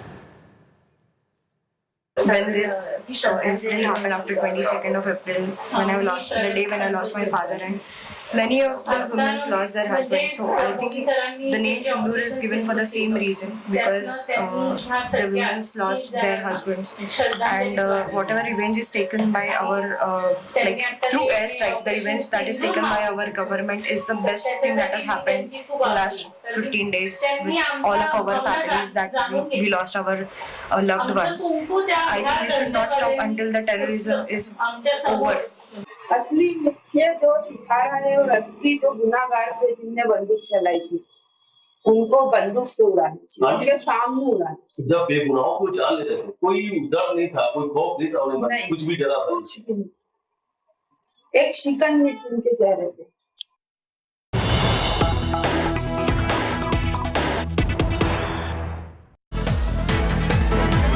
Minutes from now, there's going to be a briefing by the Indian Army. All details of Operation Sindur will be put out for the nation to know about how this operation was planned, what are the details of the 9 locations that have been struck. And not just that, you're going to be seeing back-to-back cabinet meets that will be happening today. The cabinet meet on security, the CCS, will be meeting at 11 a.m. to take stock of really the operation and the aftermath of the same, with Pakistan also resorting to ceasefire violations along the border. But the time to watch out for, Preeti, will be 10 a.m. because that's when the Indian Army will be coming out with their first briefing, detailed briefing on Operation Sindur. So what we do know till now, viewers, because what we will get is the micro detailing, the fine print of how Operation Sindur was executed, planned and met with a super success. But I'll take you through and I'll bring in Shivani Sharma into this on what we do know right now, that this was a tri-service operation. Both Army, Air Force and the Navy were involved. They executed it to precision, which in effect is historic because that has never really happened, where all 3 services have come together. And now you can build context to it, viewers, because those multiple meetings that the Prime Minister held with all the 3 chiefs of Army, Navy and the Air Force, and then met them one by one each. So it all tied in together with this tri-service strike where Pakistan is concerned. Number 1. Number 2, weapons of high precision were actually used. So to cause 0 civilian casualties, to hit exactly the target that needed to be struck, and that is that.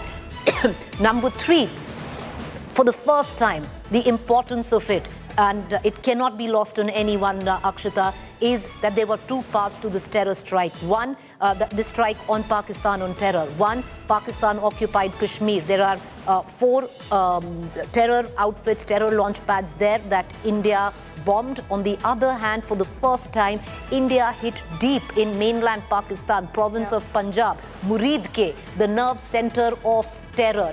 And to get there, to hit that, requires fair amount of gumption and grit, and to execute it the way India has is, a salute to all 3 forces. You know, at 10 a.m. is when we're getting the briefing by the Indian Army, where details, as Preeti pointed out, of Operation Sindur will be out.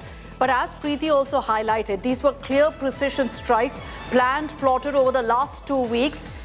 I'll bring in Aishwarya Paliwal for more details really on what's lined up through the day. Aishwarya, 10 a.m. is the army briefing, and then we're going to be seeing back-to-back cabinet meetings to take stock perhaps of the situation along the border, the aftermath of Operation Sindur. Just run us through what's scheduled for today.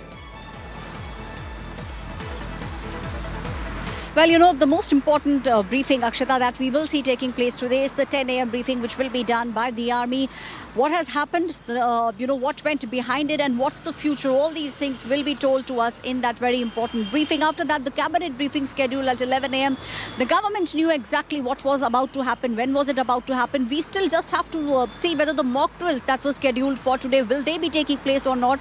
Just waiting, Akshita, for a little bit of clarity on that. The government will also assess the damage that has been done, the ramifications that, Pakistan will have for this, what they need to tell the world. Already we know that the top government officials have made those phone calls, and earlier also we saw how on the day of the attack, 22nd, the attack happened on 23rd. It was the External Affairs Minister S. Jaishankar. He met with almost all the envoys and told them that what India was planning to do. So all those things are in place, and assessment really is something that we will see taking place, and we should also be expecting an official statement coming out from the Bharatiya Janata Party. A press conference perhaps by the party is also something, Akshita, that we should be expecting through the course of the day today. So we'll watch out for that. Aishwarya also telling us that we're expecting some communication in the hours to come about the mock drills. As of now, it's scheduled to take place as planned this evening. So we're going to be getting you those details of those meetings. Thanks very much, Aishwarya, for joining us with those details. 10 a.m.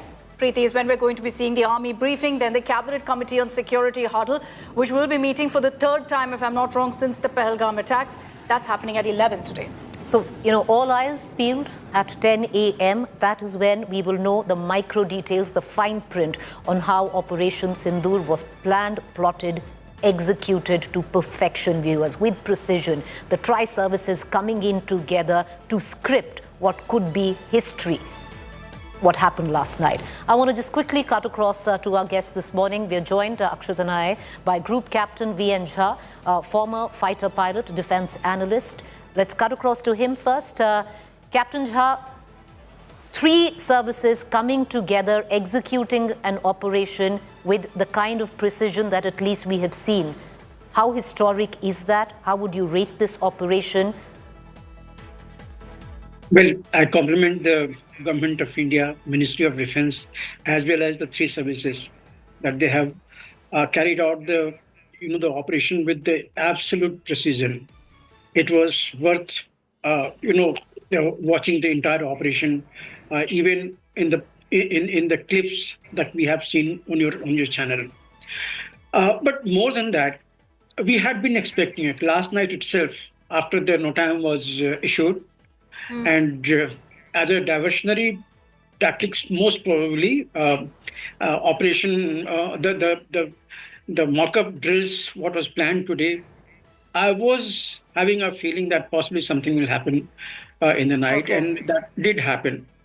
But, all said, most of us, we had been expecting that it would be more than the Balakot. In Balakot, only one terrorist organization was the one who was responsible at Pulwama. This time, it is not only the Pathankot. It has been a series of attacks on our people.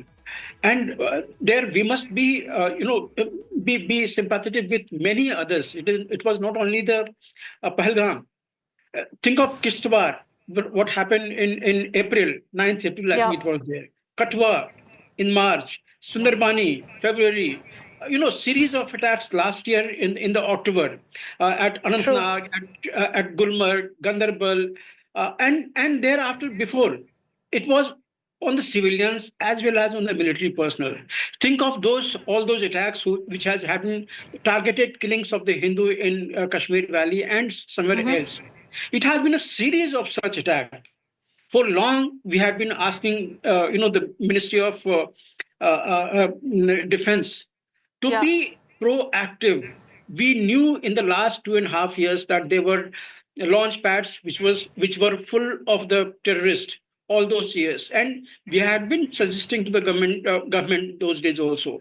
Please be proactive.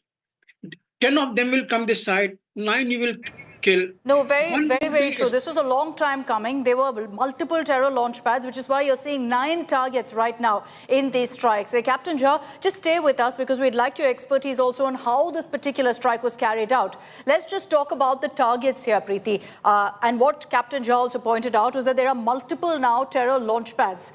9 targets particularly where we've seen these strikes happen. And 2 of them are prime terror hubs. What do I mean by that? These are Lashkar-e-Taiba hubs, their headquarters, if you will, where in fact many of these terror attacks like Pahalgam have been plotted. Hafiz Saeed's mosque that served as a headquarter for Lashkar has been completely destroyed in these strikes. The mosque linked to terror activities and terror planning, identified as Masjid Taiba, is a center for ideological training, which is essentially radicalization, getting more terrorists and then deploying them to target Indians. 26/11 attacker Ajmal Kasab confessed that he was also trained in Muridke, where the terror hub is located, where the strike has happened. Kasab also described the complex as key to plotting terror attacks and indoctrination. So since then to now, our forces, our agencies have been closely tracking all of the movement in this particular area. Muridke, mind you, is close to Lahore, and that tells you how sensitive an operation this was and how precise this strike was. Osama bin Laden had financed 10 million rupees for the construction of this very mosque and a guest house within the Markaz Taiba complex, all of which has now been blown up to bits, Preeti. And we're going to take our viewers through on why exactly Muridke, viewers. How many times have you seen, heard on television, read on newspapers that possibly every terror attack in India bore the footprint of the Lashkar-e-Taiba and the man Hafiz Saeed? So why Muridke is the answer there. Near Lahore, it is the Lashkar-e-Taiba headquarter, the LET led by Hafiz Saeed, the mastermind of 26/11, viewers. So it's retribution, all right, for Pahalgam, but you can go all the way back and tie it to 26/11, before that, to the attacks on the parliament. So in that sense, this is decades in the making, and that is the enormity of what has happened last night, the destruction of Masjid Taiba. What is Masjid Taiba? The LET headquarters in Muridke, where Kasab, when he confessed, he was trained there. At any given point of time, there are at least 90 to 100 terrorists who are studying there, who are being indoctrinated, who are being trained, and then sent across the border to foment terror on Indian soil. And Ajmal Kasab gave details of that. He confirmed meetings with Hafiz Saeed in this very complex. He described it as a complex that was key to training, planning, indoctrination, as Preeti just pointed out. So this was the headquarters of Lashkar-e-Taiba. It's been on watch of our agencies for the last many years. And now you're seeing, after the Pahalgam terror attack and a clear link to Hafiz Saeed, to this attack as well, our forces targeting this headquarters. And it's not just the LET, Preeti. You're seeing also targeted strikes against the Jaish-e-Mohammed, against Hizbul Mujahideen. And let's focus on the strikes on the Jaish terror hubs as well. Let's put out the images right now of the mosque that served as a terror training pad in Bahawalpur. This is the area. You see what it looked like previously versus now, blown to bits courtesy this precision strikes by the Indian Army. This was a training pad in Bahawalpur for the Jaish-e-Mohammed. What we've done is essentially the biggest setups of each of these terror organizations, Hizbul, Jaish and Lashkar. we've gone ahead and targeted those particularly, no matter how deep it is within Pakistan or POK. JAM terror commanders associated with their Afghan operations also visit these markers for terrorist plannings for meetings to go ahead and plot against India. Now, this is a fortified facility. It houses about 600 cadre. Imagine this. This is a terror training setup. It has a state-of-the-art gym. It has a swimming pool, luxury for terrorists, believe it or not. It's used as a recruitment center also and a training camp, which is why the need was to clearly target these launch pads and these training centers to ensure that these terrorists have no resources available to them anymore.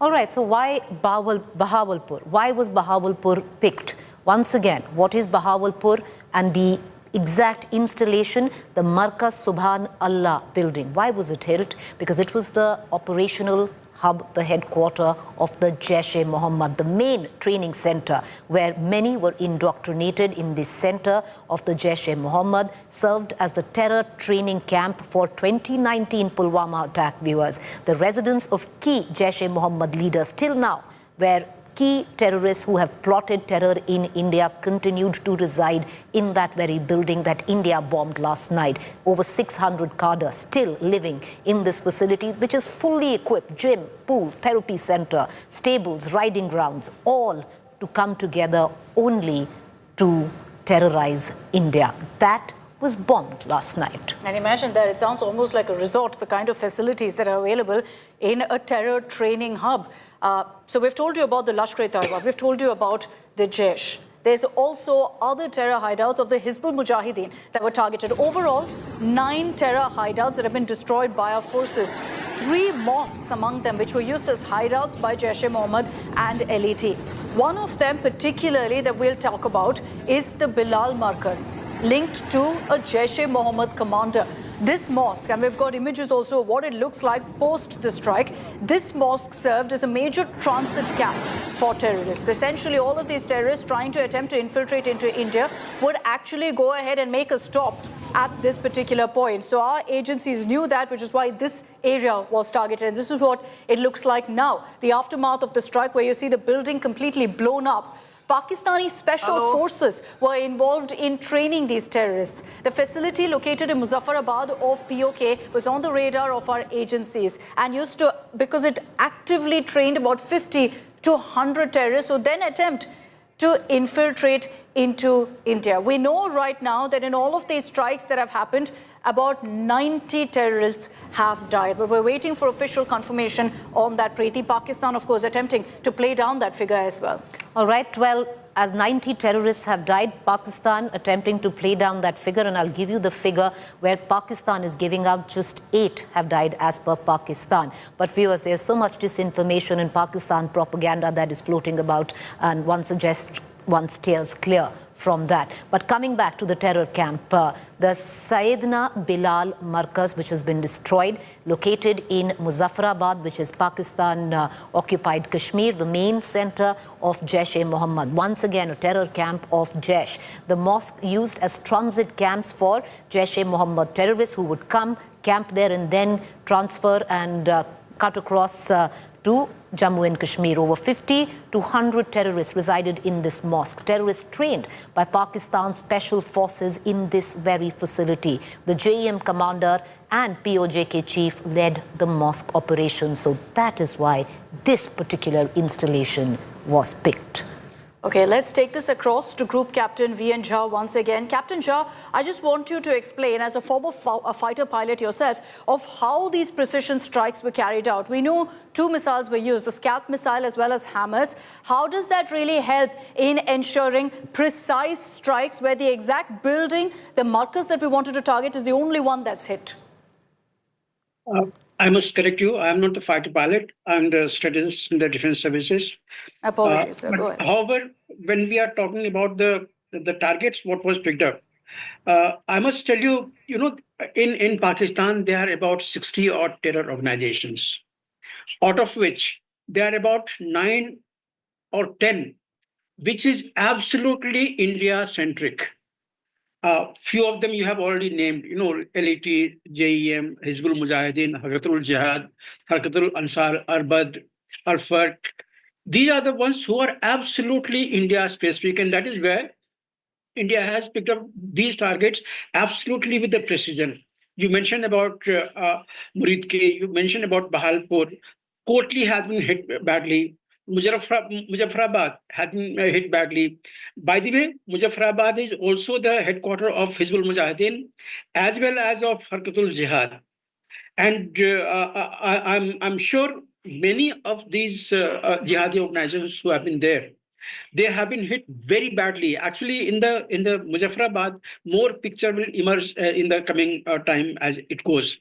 Of course, Pakistan will Group deny Captain that. Jha, will you stay with me, sir? I'm sorry, I'm interrupting you, and there's a reason I'm doing so. Apologies there, because we're getting in visuals, and we're going to come right back to you. These visuals that we're streaming live on our television screen come from Muridke, Pakistan. This is the headquarters of the Lashkar-e-Taiba. These visuals coming in, you can see ambulances going in.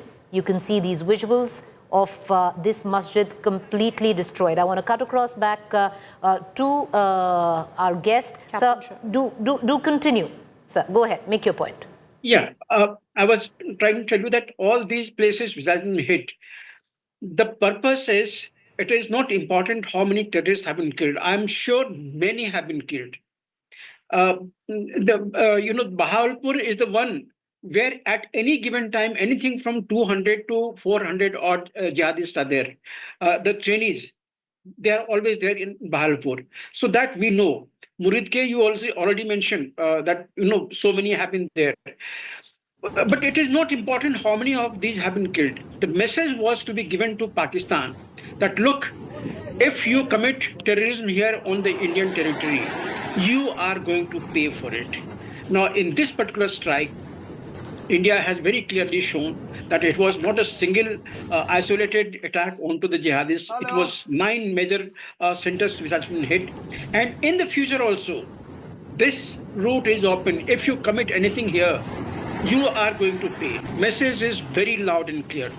At this moment, it is not important who is pleased with this strike and who is displeased. Makes no difference. India is working on its own. Of course, Ministry of External Affairs himself, Minister has been visiting the Europe and many other friendly nations or the colleague nations. He has been having word.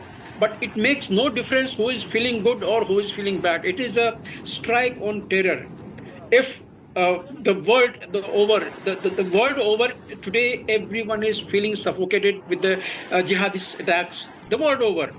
It is only that we are talking of this 9-10 here in this place. There are many, who was talking of Abu Sayyaf, Al-Badr, Al-Farq, Al-Farhan, Al-Qaeda, Al-Shabaab, Nusra Front, Boko Haram, 3 of the Iranians. Hello. In world, there are today about 300 odd jihadi organizations, out of which only we are hitting at 8 or 9 them. So anyone to say that we are going to knock out jihadists, knock out Islamic terrorism, no, it is not possible. But on our territory, they should not feel free to come and strike. If they do so, they are going to pay for it, and there will be a very severe, very heavy price for it.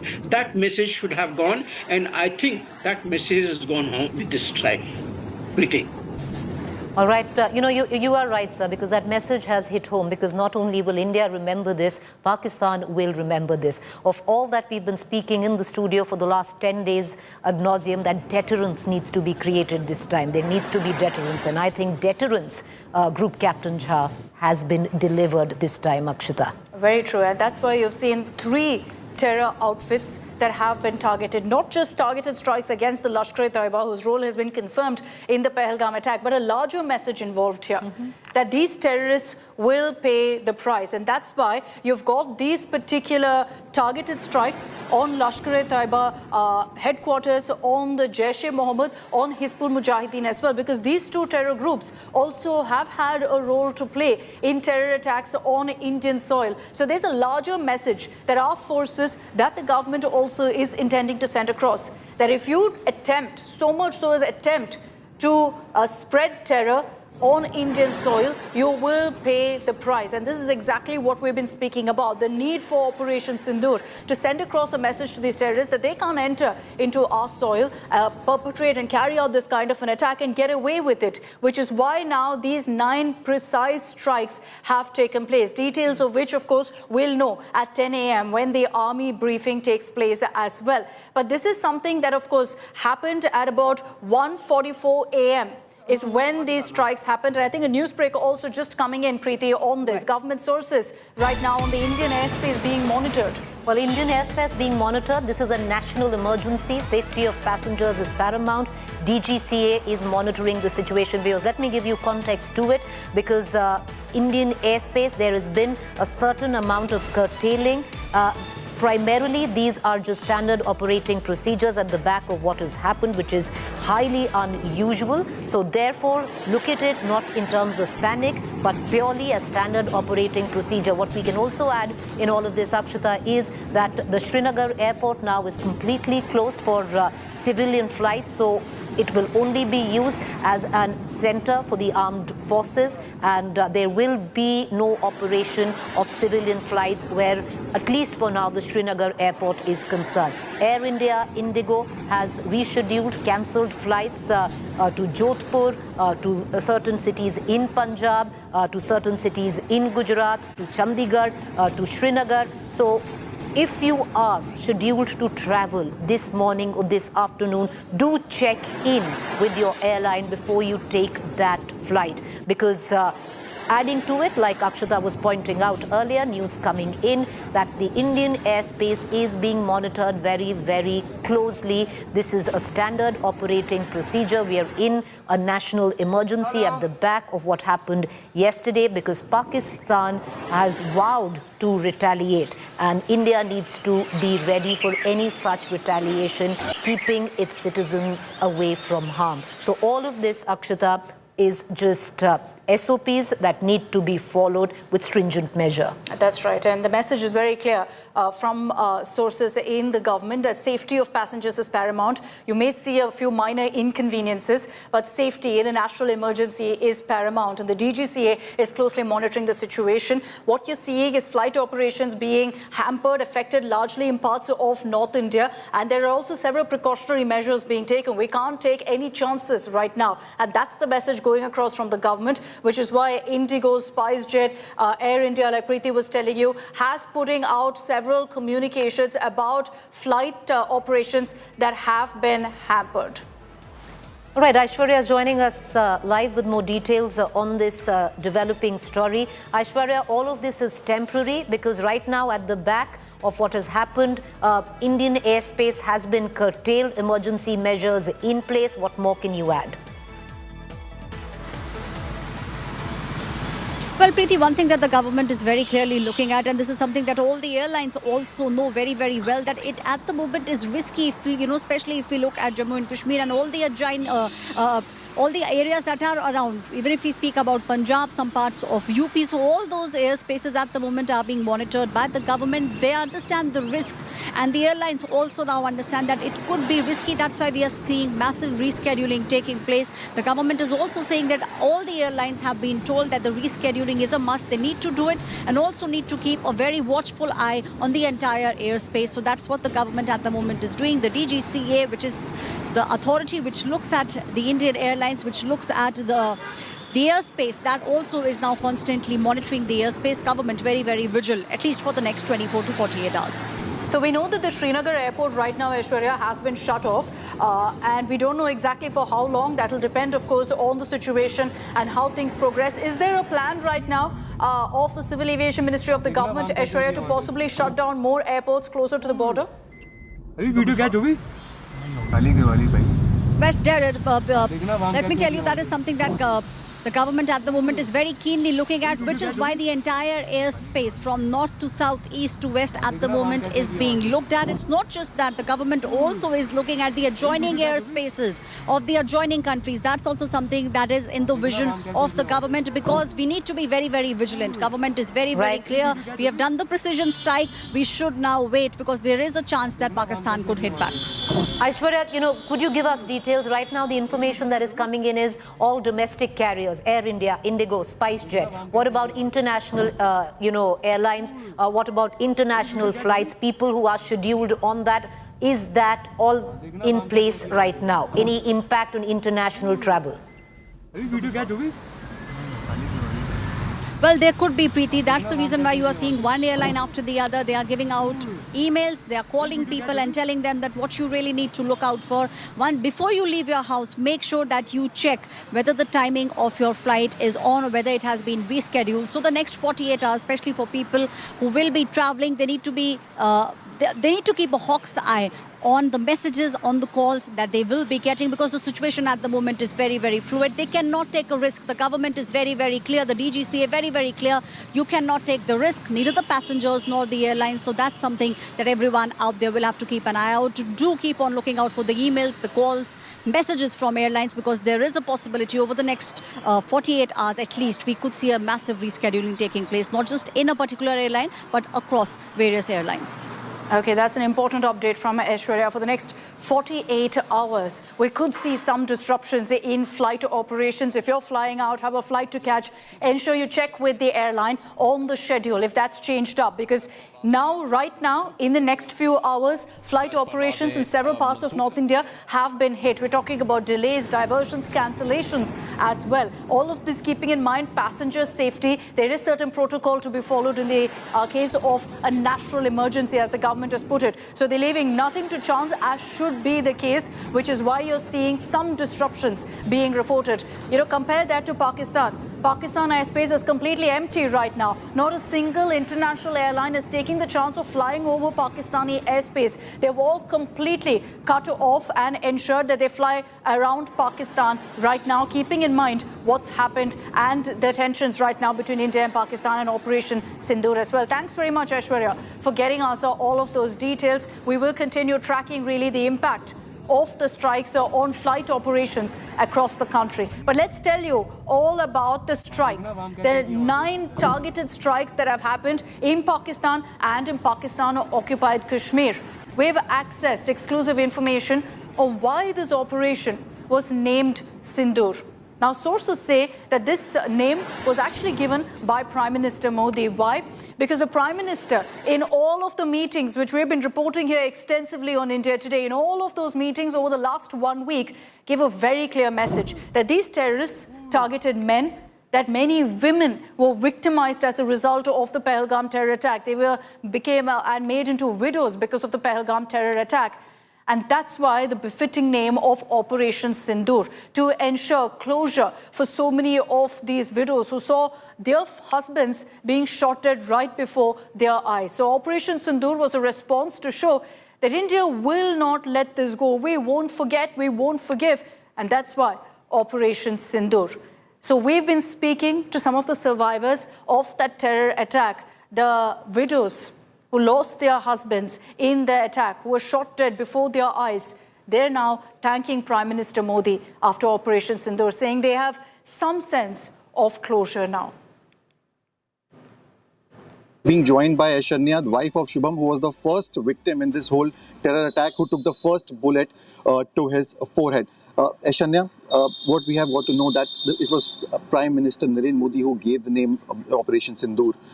It is supposed to connect with the women. In fact, you have been telling your ordeal in this whole operation, that how you felt like. How do you feel, and do you think that by giving the name Operation Sindur, the justice has been done?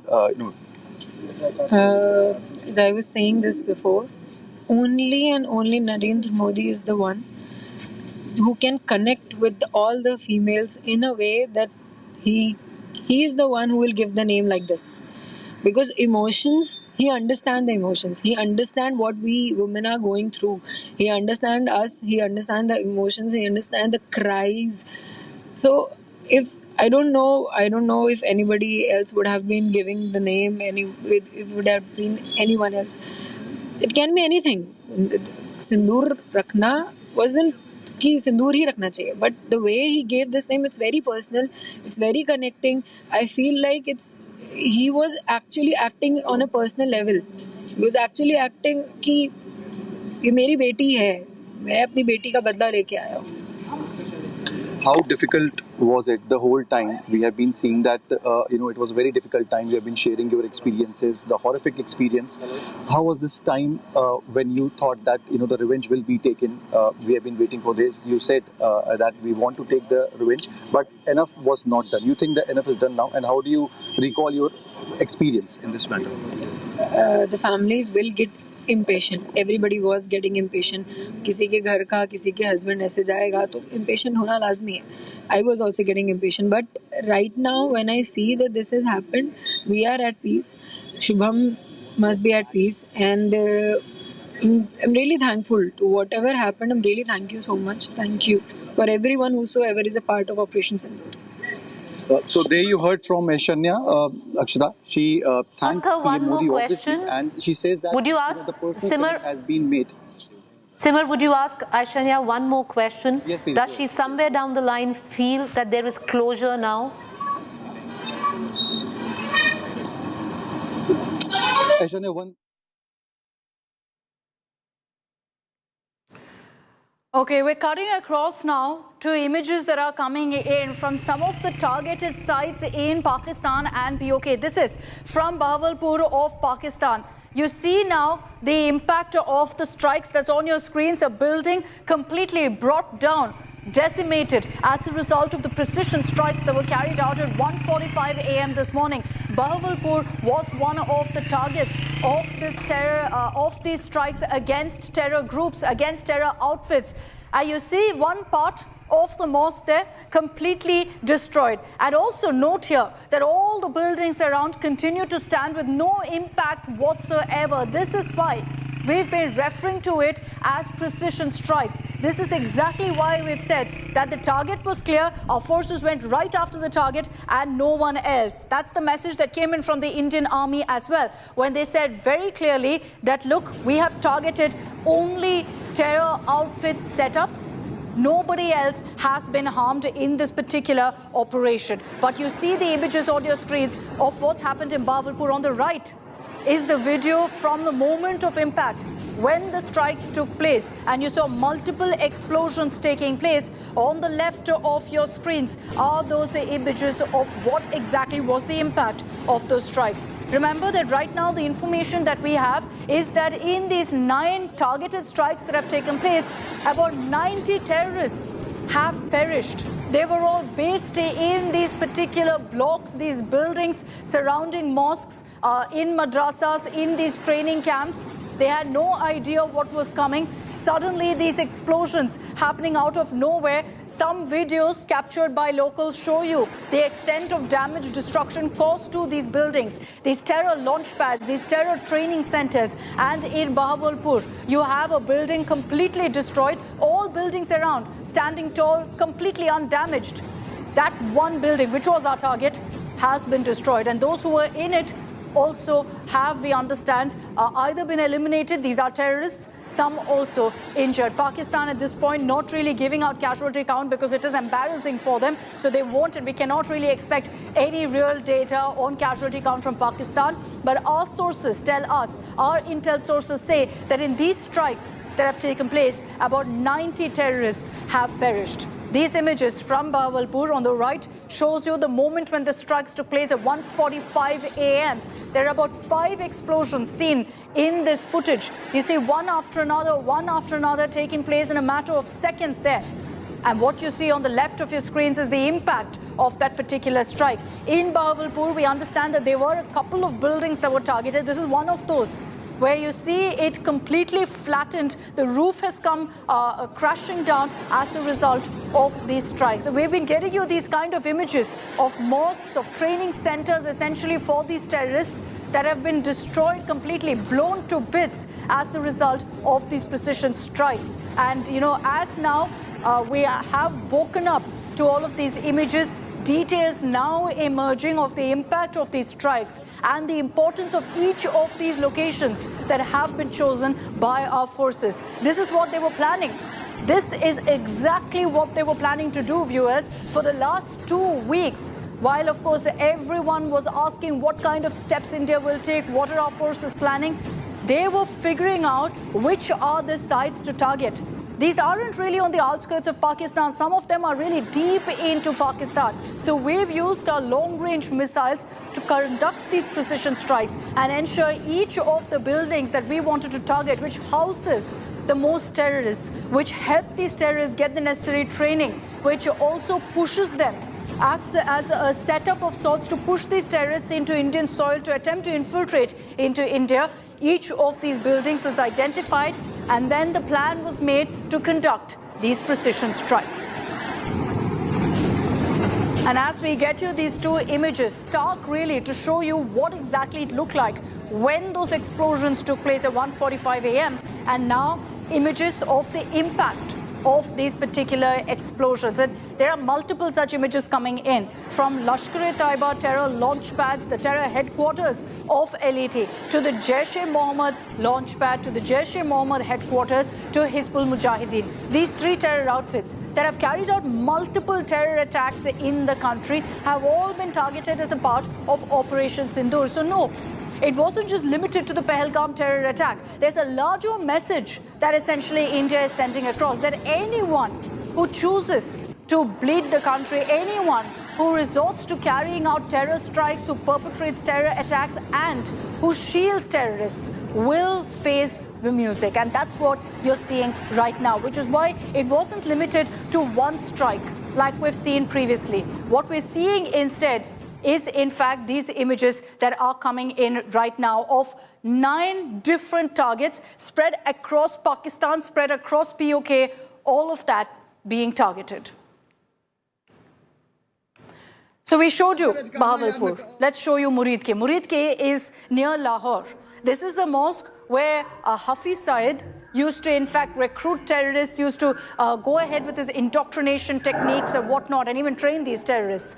What you see on the right here, which I'm highlighting, is when the explosions took place, when the strikes happened.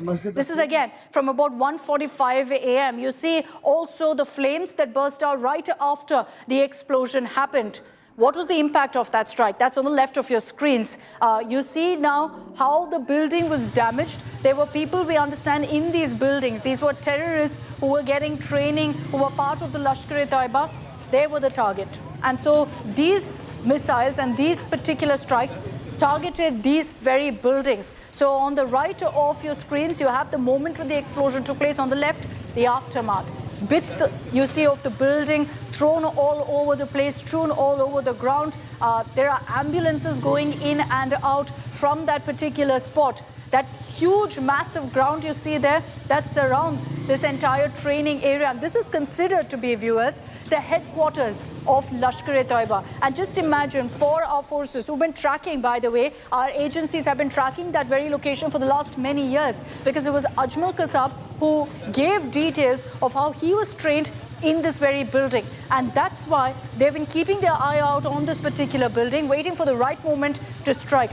Post the Pahalgam terror attack, with the LET's role being crystal clear in carrying out that particular strike, our forces have gone ahead and targeted the very core of the LET, the headquarters of the Lashkar-e-Taiba. What remains right now is just a whole bunch of rubble. You see ambulances moving in and out right now from that very spot, from Muridke. So Bahawalpur, you see the kind of impact of the strikes and the aftermath, where you see buildings being blown to bits, the targets, which were these terror training sites, and Muridke, the LET headquarters, where again, beyond this fence, barbed wire fence, this kind of protection, multi-layered protection that usually terrorists enjoy in Pakistan, our forces ensured a strike directly into the building. So there's no protection that could have been provided to these terrorists. There's nowhere they could hide. They didn't see this coming. They didn't know what happened.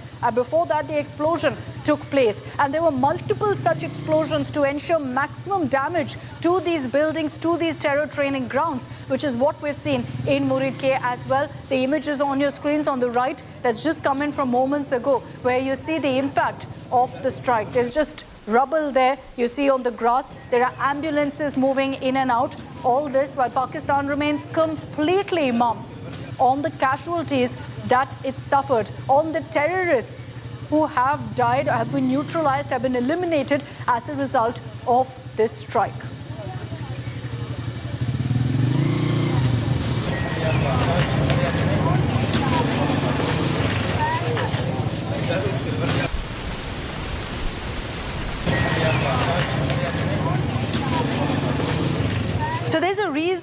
each one of these locations were targeted. Each one of these locations were identified as the spot for these precision strikes. And I'll run you through some of those. For example, Muridke, which I just showed you images of. Why exactly was this location chosen? Not because, it's close to Lahore, but because this is where the LET is based. Lashkar-e-Taiba headquarters is right here. And remember, we have shown you here on India Today how Hafiz Saeed is enjoying the good life in Lahore. So a very clear message being sent across to the terror mastermind as well. This is the LET headquarters where Hafiz Saeed also very often would visit, considering that he leads the Lashkar-e-Taiba. He's the 2611 mastermind. He was involved in the 2001 parliament attacks, involved in the Pahalgam terror attacks as well. So he has a long list of terror credentials. It was about time we struck right at him.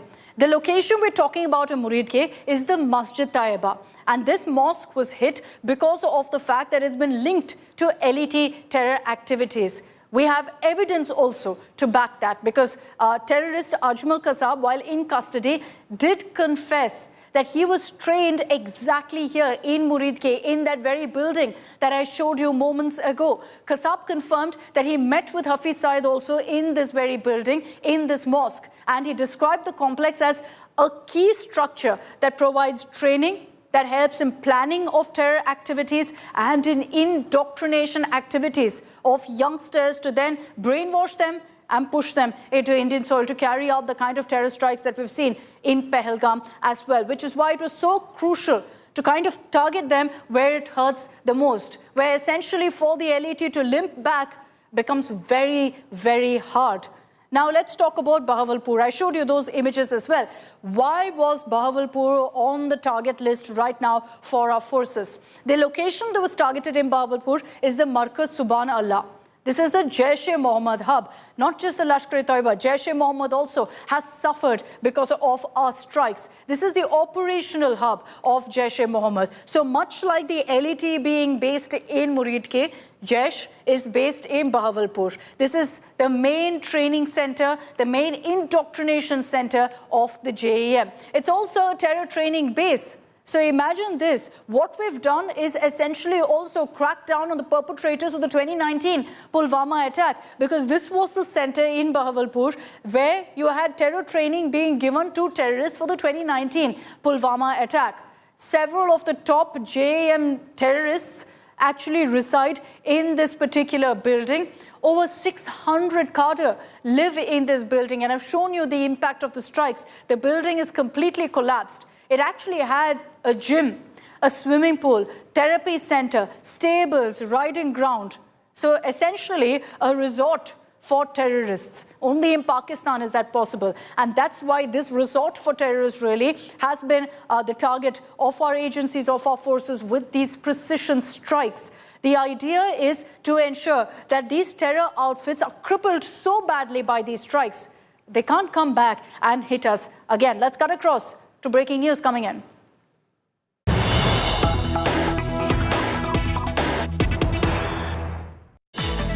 And we've been showing you the footage of how our strikes have turned Pakistan terror launch pads into nothing but rubble and debris. Video proof now on your screens of what the Jaish terror headquarters looks like in Bahawalpur. The mosque, the seminary, which is where you had all of these terrorists and cadre living together, has been destroyed, brought down, blown up to bits by the Indian strikes. This was the mission. This is what Operation Sindur was all about. You see these images on the extreme right of your screens of the rubble that's been left behind after the strikes. One particular building, you see buildings all around, but one particular building was the target because it is here that you had terrorists being trained. It is here that terrorists were living the good life, getting training, and then being pushed into India to carry out terror strikes. So that's why this particular building was the only target, and it's been completely blown up. You can see that the roof has come crashing down. There's nothing left of that building.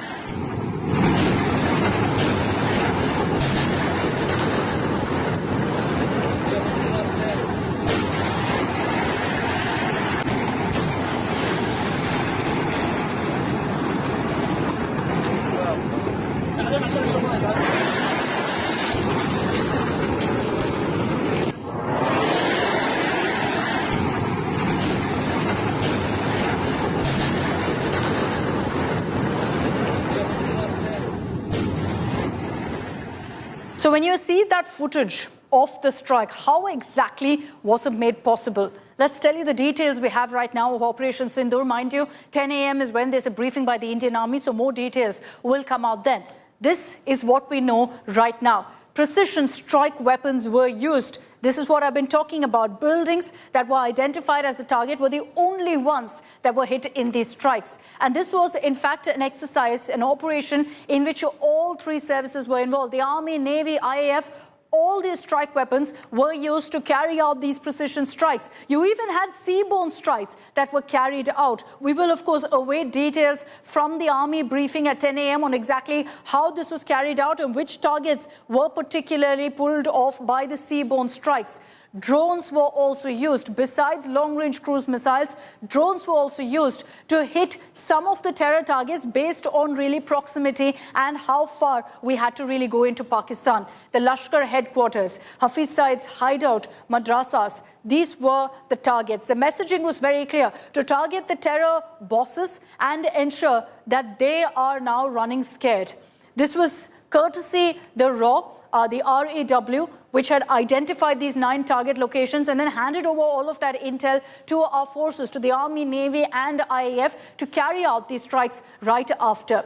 How did we carry out these precision strikes? You had Rafale jets equipped with the Scalp missiles. These are long-range cruise missiles that were used. And it wasn't just the Scalp missiles. You had the Hammer precision guided missiles also being used. So different targets, different kind of strikes, different kind of missiles that were used based on what was really needed.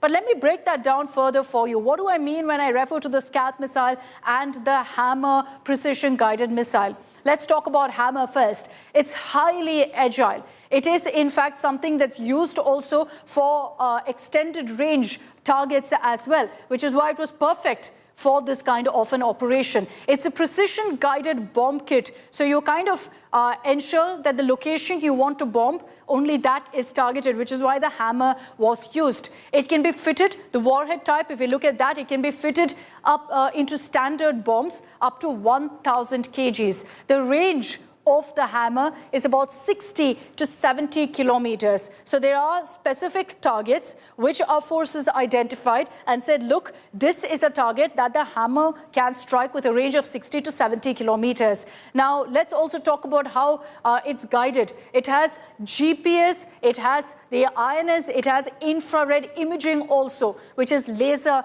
guidance essentially, which is why precision strikes are possible with the Hammer.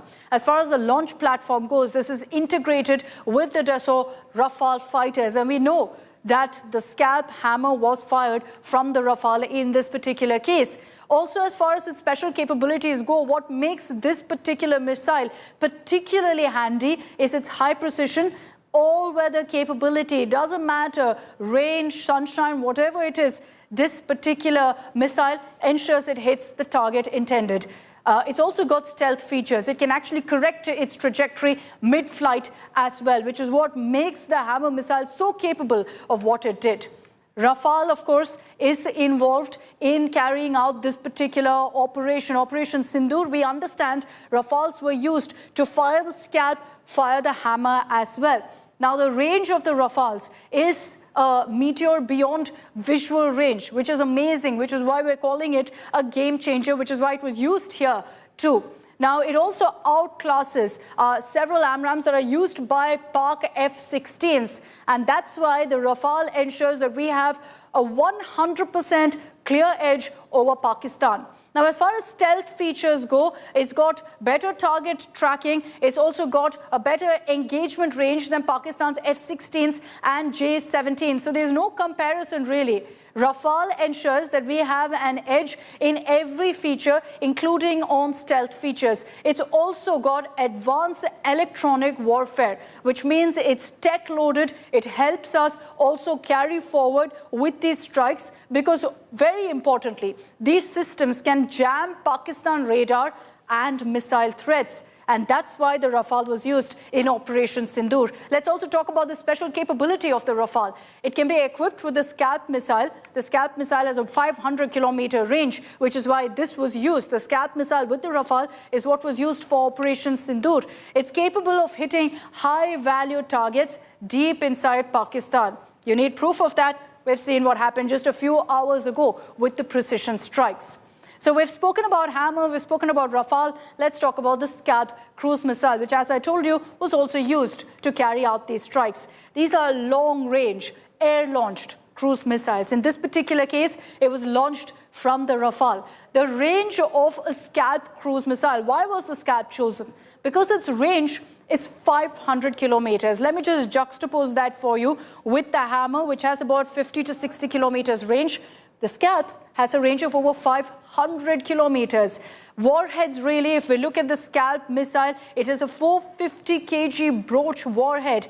As far as guidance goes, it has GPS. It also has an inertial navigation system. So not really laser guided, but an inertial navigation system that this has. It's compatible with the Rafale. As I highlighted for you, you had the Scalp missile being launched off from the Rafale. So that was a launch platform. This was clearly planned, which is why we've in fact have Scalp in our arsenal, because it's compatible with the Rafale. As far as special capabilities go, it can penetrate hardened underground bunkers as well. So if some of these terrorists try to hide in bunkers in the buildings that were on target, that too would be completely blown up, decimated, courtesy the Scalp missile. As far as stealth features go, the Scalp missile also avoids radar detection. Keep in mind here that these particular strikes caught Pakistan completely by surprise. I want to highlight how Pakistan claimed that they were on a state of high alert, saying strikes are going to happen anytime now in the next 24 hours, 36 hours and whatnot.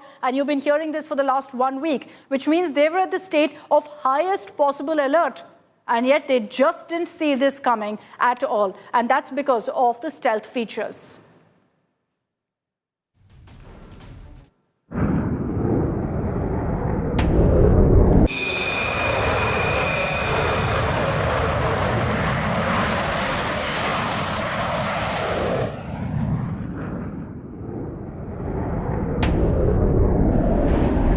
So what you're seeing on your screens right now is going by the details that we have of Operation Sindur. We've generated an AI video to give you a sense of exactly how these precision strikes were carried out. You had, in the dead of the night, these jets firing missiles, targeting our terror launch pads, targeting terror sites across Pakistan. 9 spots that have been targeted. So these videos kind of give you a sense of how this operation was carried out. It also gives you a sense of how complex an operation this actually was. And I want to bring in our reporters. We've got Mir Farid joining us live. We've also got Piyush Mishra right now getting us the latest updates. Piyush, I'm going to quickly come across to you for an update on that press conference that's expected at 10 a.m., which is when the army briefing is slated to happen.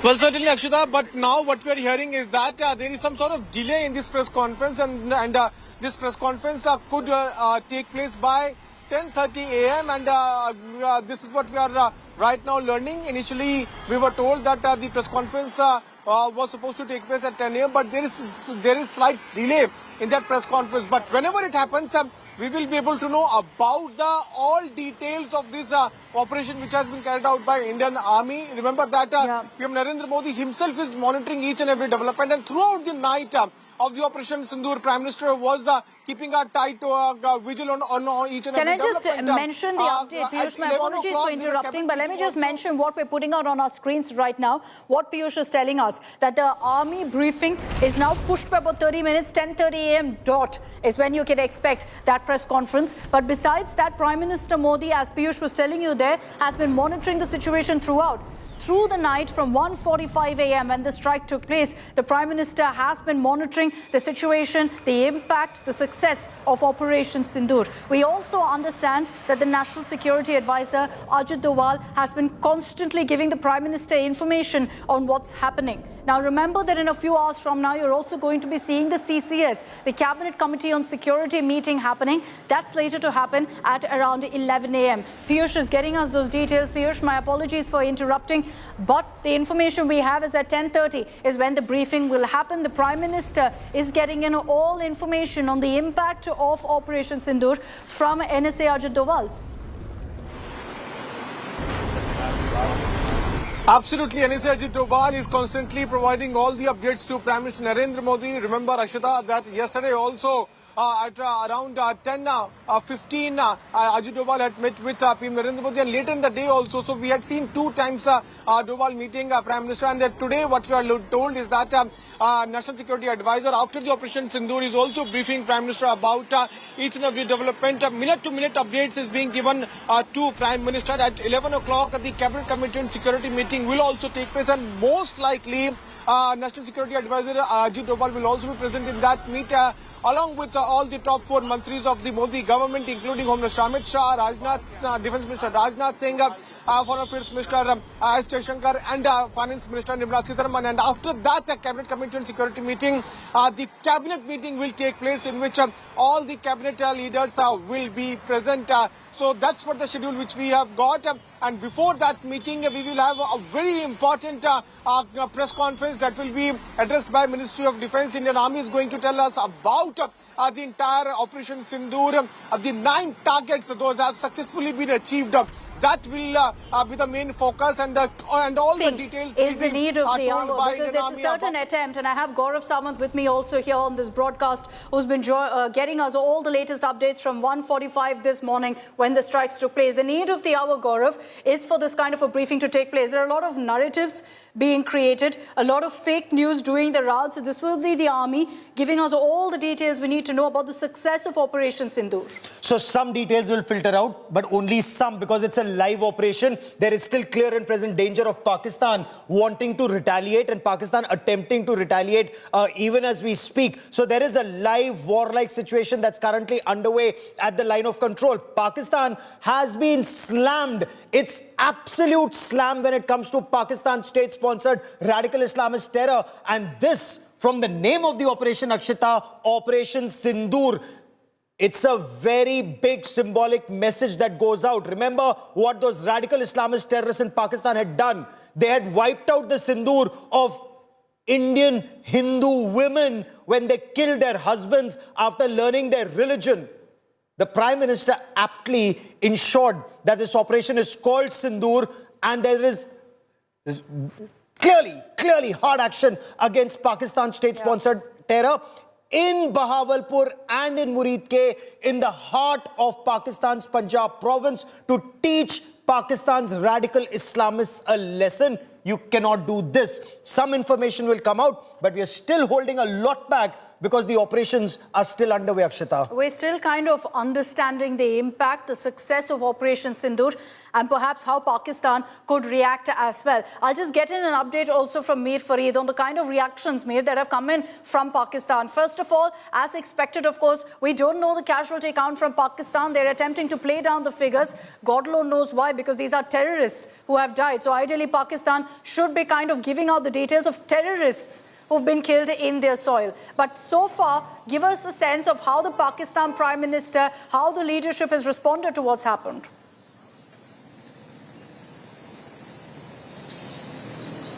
Well, Pakistan is responding at multiple levels. You have the DGISPR saying that Pakistan reserves the right of basically firing, or should I say retaliating at their time and at their place of choosing. So that is something that they have said, and that is why, as Gaurav said, this is still a live situation. This is a war-like situation, because already, if you talk of line of control areas, they have been pummeled. There has been very heavy artillery fire from the Pakistan side. Indian Army is retaliating in equal measure, but a lot of damage there. At least 6 to 7 casualties of civilians, I can confirm to you. Dozens have been injured. Lot of damage to property, but still, Pakistan, in fact, in its correspondence with the UN, has also said that they reserve the right to retaliate. So it still is a live situation. While India has done with it what it had to do, but there could be retaliation, and for that, all the army formation, air force bases, everyone is on the highest alert. Yeah. I am right now outside the Srinagar airport. As you can see, civilian airport traffic has been shut. Air force has taken over the airport, and no one is being allowed beyond the point behind me, which is the outpost that has been created. So things happening at multiple levels, but still we are not done. There could be retaliation from the Pakistani side, and that's why everyone. But one thing that needs to be kept in mind, Sure, Pakistan may try to retaliate, but India's on top of that escalation ladder, and that every Indian must know. Pakistan, with all its weapons and its exercises and everything that was on, it could not stop these 9 targets, these 9 missiles that India fired. Pakistan was on its highest alert, and they could do nothing. So let's know about the strength of the adversary. We are not underplaying it. Pakistan is a professional army, which is unfortunately run by radical Islamists, but a professional army all the same with the nuclear button. But, if I may, India has decided that after Pahalgam, those radical Islamists will be punished, whether they're in uniform or they're wearing their salwar kameez the way Lashkar-e-Taiba, Jaish-e-Mohammed and Hizbul Mujahideen does. And if I may, Akshita, all 3 headquarters, Sialkot, Hizbul Mujahideen, Muridke, Lashkar-e-Taiba and Bahawalpur, Jaish-e-Mohammed, 3 headquarters of 3 radical Islamist terrorist organizations that has bled India since 1990. Yep. It's been targeted and devastated. That's just a signal from India. The real devastation will follow unless Pakistan mends its ways. This is beyond Pahalgam. From what you're telling me, Gaurav, this is beyond Pahalgam. We knew of the role of LET in Pahalgam. But our forces, our agencies decided that, look, we're not just going to send across a message to Hafiz Saeed and to Lashkar-e-Taiba, but to every terror outfit out there in Pakistan who dares to bleed India. So this was beyond Pahalgam. You're seeing terror-targeted sites of the Jaish-e-Mohammed, of Hizbul as well, who've been involved in multiple terror strikes on Indian soil. So it's a larger message that's going across to these terror bosses who think they're sitting comfortably, safely in Pakistan, that no, that's not the case. You have to be wary of what India will do if you dare to bleed us as a country. No part of Pakistan is safe, whether it's Muridke or it's Bahawalpur. You know, because the Pakistani Punjabi Musalman mindset is that no Indian Hindu Baniya, as they call us, as they call all Indians, no Indian Hindu Baniya will target them in Muridke and in Bahawalpur. But that Pakistani Punjabi Musalman gets that message when these precision-guided munition, whether it's the Scalp or the Hammer missiles, have hammered them at Muridke and at Bahawalpur. And Kamal, this is something that Pakistan should understand, whether it was the Parliament attack in 2001, whether it was IC-814 hijack, whether it was Raghunath Temple attack, whether it was 2006 attack when 200 people died in Mumbai trains, 26/11 Mumbai terror attacks and a whole litany of attacks. Finally, retribution at Muridke and at Bahawalpur. Kamal.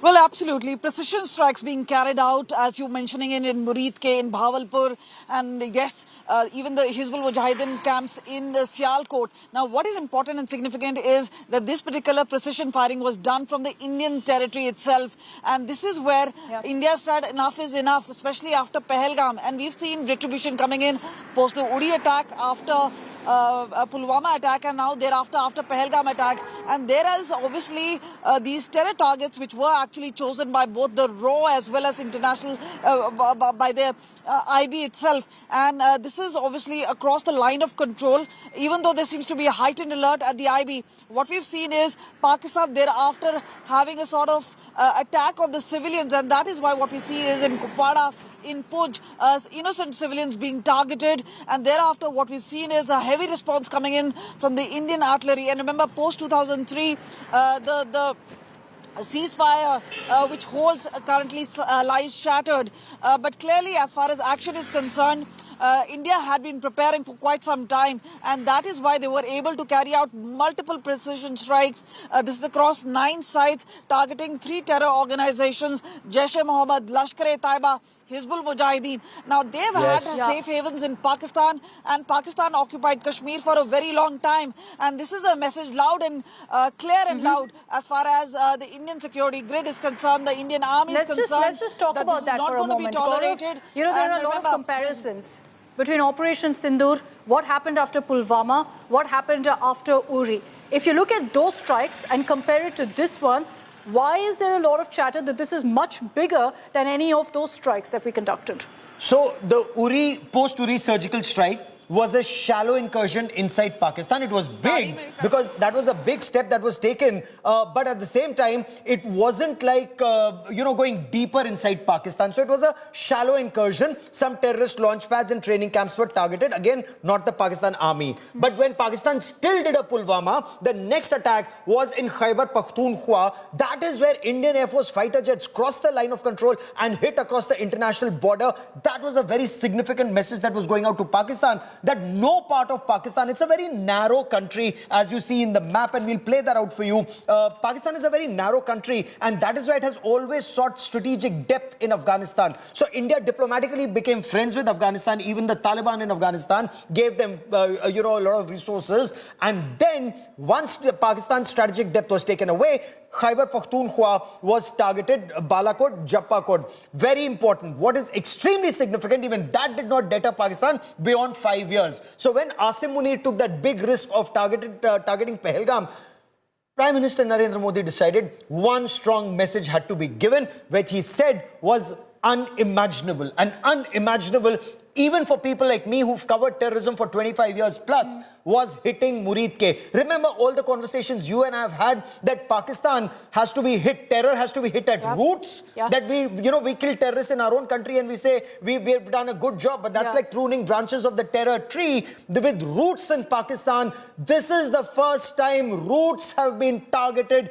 in Murid K and in Bahawalpur. That is why this targeted attack at Murid K and Bahawalpur and in Kotli and in Muzaffarabad is very significant, along with Sialkot. I want to bring in Colonel Rohit Dev. Colonel Rohit Dev was a part of a division at the line of control in North Kashmir at a time when situation with Pakistan was extremely tense. And Colonel Dev, I want to understand from you the targets. Muzaffarabad, 2 targets. Kotli, Gulpur, Bimbar. I'll come to the targets south of Pir Panjal and then along the international border in just a moment. How significant are the targets in Pakistan-occupied Jammu and Kashmir, sir? Right. Gaurav, 3 quick points. When you see these strikes going, which are deep strikes, missile strikes from the Navy and the Air Force primarily, and designation given by the troops on ground and the SF, I think the northern targets are the targets which are more to hit the terror outfits which were mobilizing for this summer incursion. So definite intelligence was there, and they've been struck very, very well. It also dissipates Pakistan's intent to cover its troops towards the eastern part of Pakistan, because the neglect on the Balochistan and Khyber Pakhtunkhwa is going to be much more significant. The southern targets are particularly very, very important. See, you can strike buildings, you can kill terrorists, but the ideological radicalization of this country and its military cannot be changed.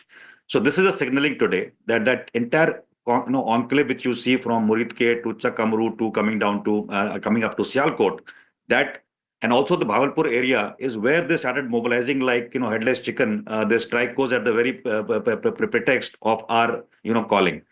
And I think for the last 1 week plus, they have been trying to tell us that they are anticipating attack. It's actually in Pakistan's interest to have a skirmish going on across the border or the LC, which India is not keen. India has drawn out a very, very long-term plan. We have hit the terror camps. We have told it's non-escalatory. And one extra word we have added beyond Balakot this time is to say that we have not hit your military installations. This is a geopolitical signaling. You will hear it in the MEA briefing as well, with the joint briefing. To the some friends and lackeys of Pakistan, and also some earlier supporters like US and who try to play preachers to say that we have done this. Now you tell your lackey back in Pakistan that what should be the escalation ladder to climb.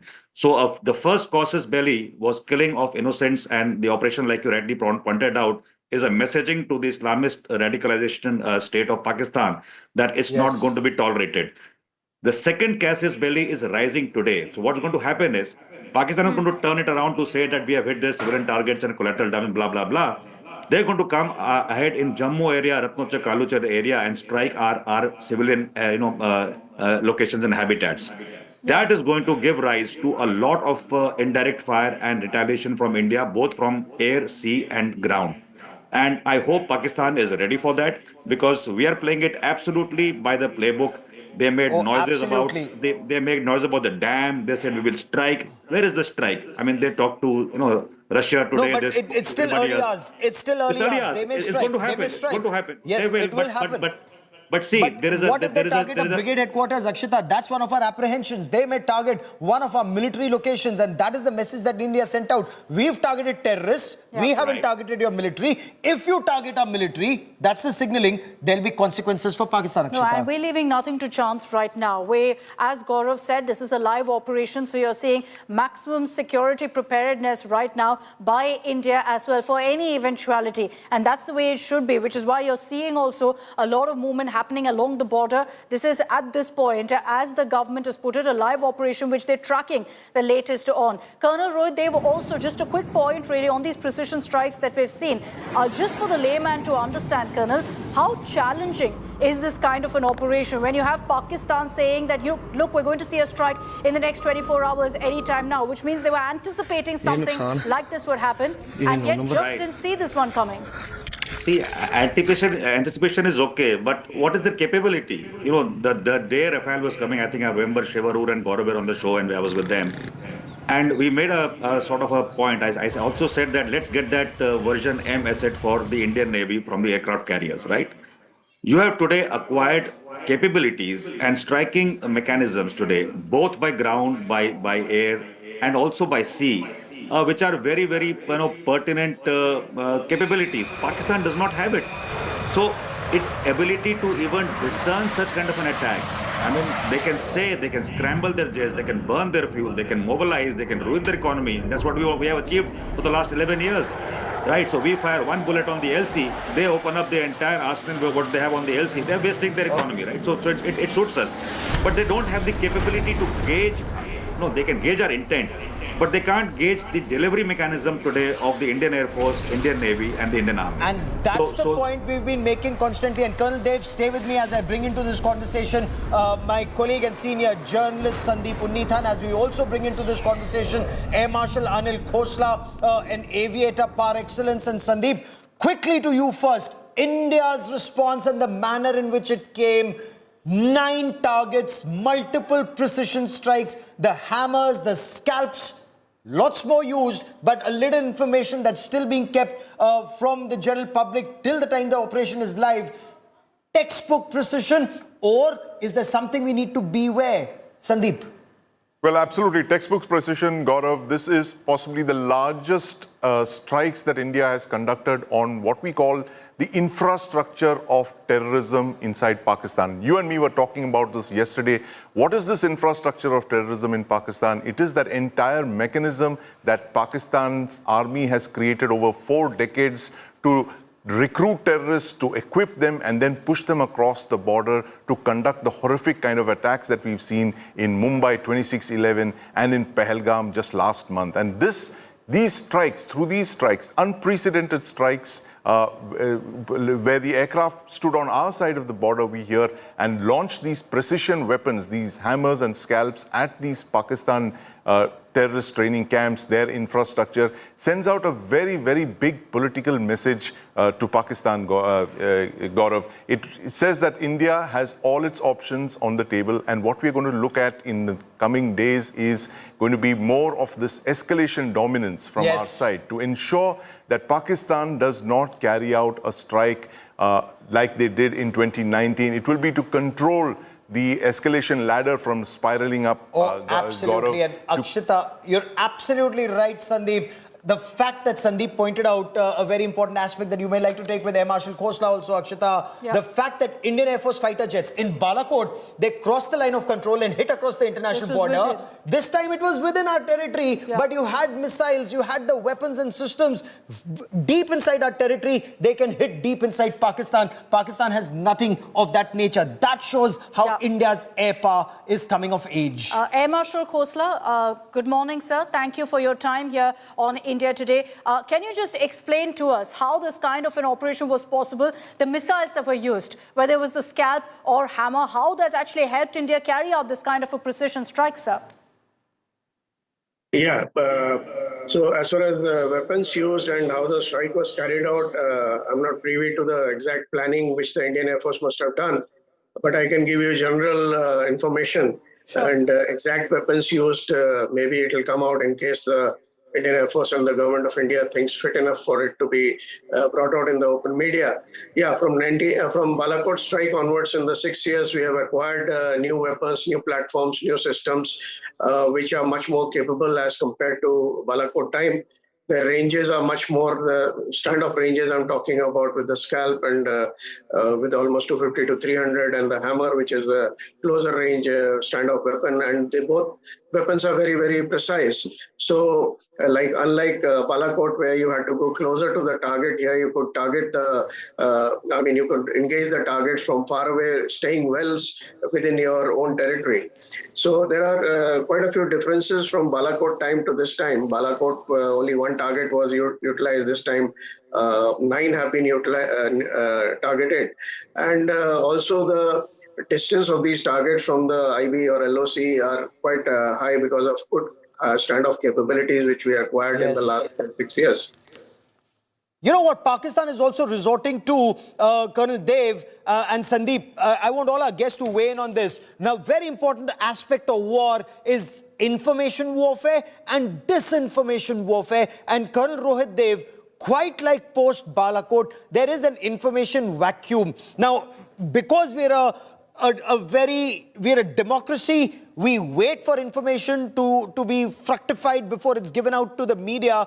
Does Pakistan capitalize on that information warfare with all its canards and false claims or half-truths and absolute lies, where we lose out on that information warfare narrative? Colonel Dev.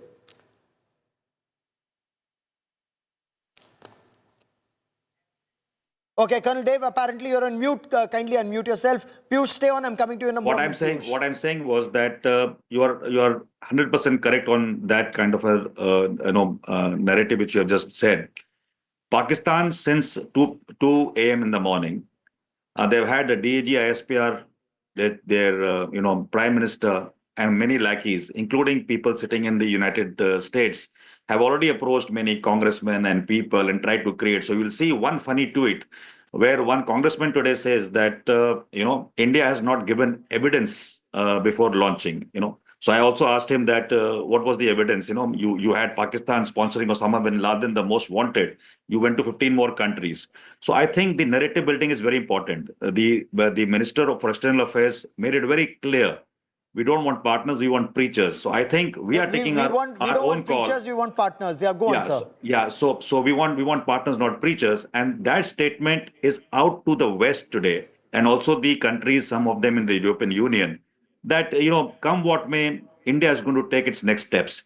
But Colonel, Pakistan is very clever. Stay with me for a moment. I want these pictures to play out full frame for a moment. I want our viewers to see the extent of destruction in Pakistan and Pakistan-occupied Kashmir. Watch this image of Bahawalpur, the headquarters of Jaish-e-Mohammed. The bombing at night on one side of your screen and the completely destroyed masjid on the other side, or the markaz, the masjid subhanallah on the other side. Or in Muzaffarabad, look at the two images on your television screen. It has to be clear for the world to see what India has been capable of achieving. Very, very significant message going out there. I want to once again bring in Air Marshal Khosla into this conversation. Air Marshal Khosla, the destruction, the choice of targets like Muridke, for example, Lashkar-e-Taiba headquarters. Air Marshal, why would a target which is known for the past maybe 25 years, 30 years, not be acquired earlier and be acquired this time?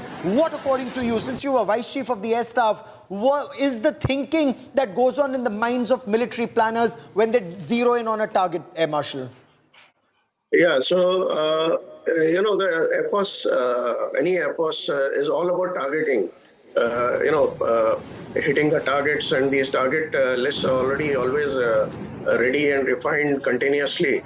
And the very important aspect is the kind of response which you want to give depends on a lot of factors. The Air Force gives you to the planners the flexibility of rap on the knuckle to punch on the nose. That's what I call, 9 or 15 odd shades of response. And that depends on what target you are choosing, where is it located, how much of destruction you're causing it, a number of targets which you're choosing. So all these factors combined, make your response, the degree of response which you are trying to generate. Like if you compare to Balakot was one target, one camp, and this time 9 have been targeted, and the destruction is much more. So that is what flexibility the Indian Air Force or that any Air Force gives the planners and the decision makers. Okay. Piyush, if you're with me, and I also want to bring into this conversation my colleague Sandeep Punithan. Sandeep, when you look at the information warfare and disinformation warfare, the kind of canards Pakistan has been spreading from the DG ISPR to the Prime Minister to the Information Minister to the absolute silence on the Indian side, except that one statement that was made by the Ministry of Defense. Are we losing the narrative war and winning the war on ground? Well, I'd like to say that, I think we've learned some lessons from Balakot in 2019, 6 years ago, Gaurav, when, there was an information vacuum after an Abhinandan's jet was downed inside POK. It was almost more than 24 hours before a proper statement could come out, before that tri-services briefing on South Block could be made. So I think lessons have been learned from there. And today the briefing is going to happen in real quick time. In 10:30 is when it begins. So less than 12 hours after those strikes against POK terror infrastructure, India, the Defense Ministry is going to come out with a joint statement. But 5 hours of narrative. I mean, they are saying the number of fighters they are saying are down, the number of drones they say are down, the number of brigades they say have been targeted, and sadly, Air Marshal Khosla, a section of the Western media that preaches to the world, does not practice what it preaches. It's been just taking the Pakistani narrative hook, line and sinker without cross-checking facts with India. It just goes on to indicate that they are a part of that narrative building, Air Marshal. Yeah, so not only West, West and Pakistan is very, very active in this narrative building and misinformation, I will call, not narrative building.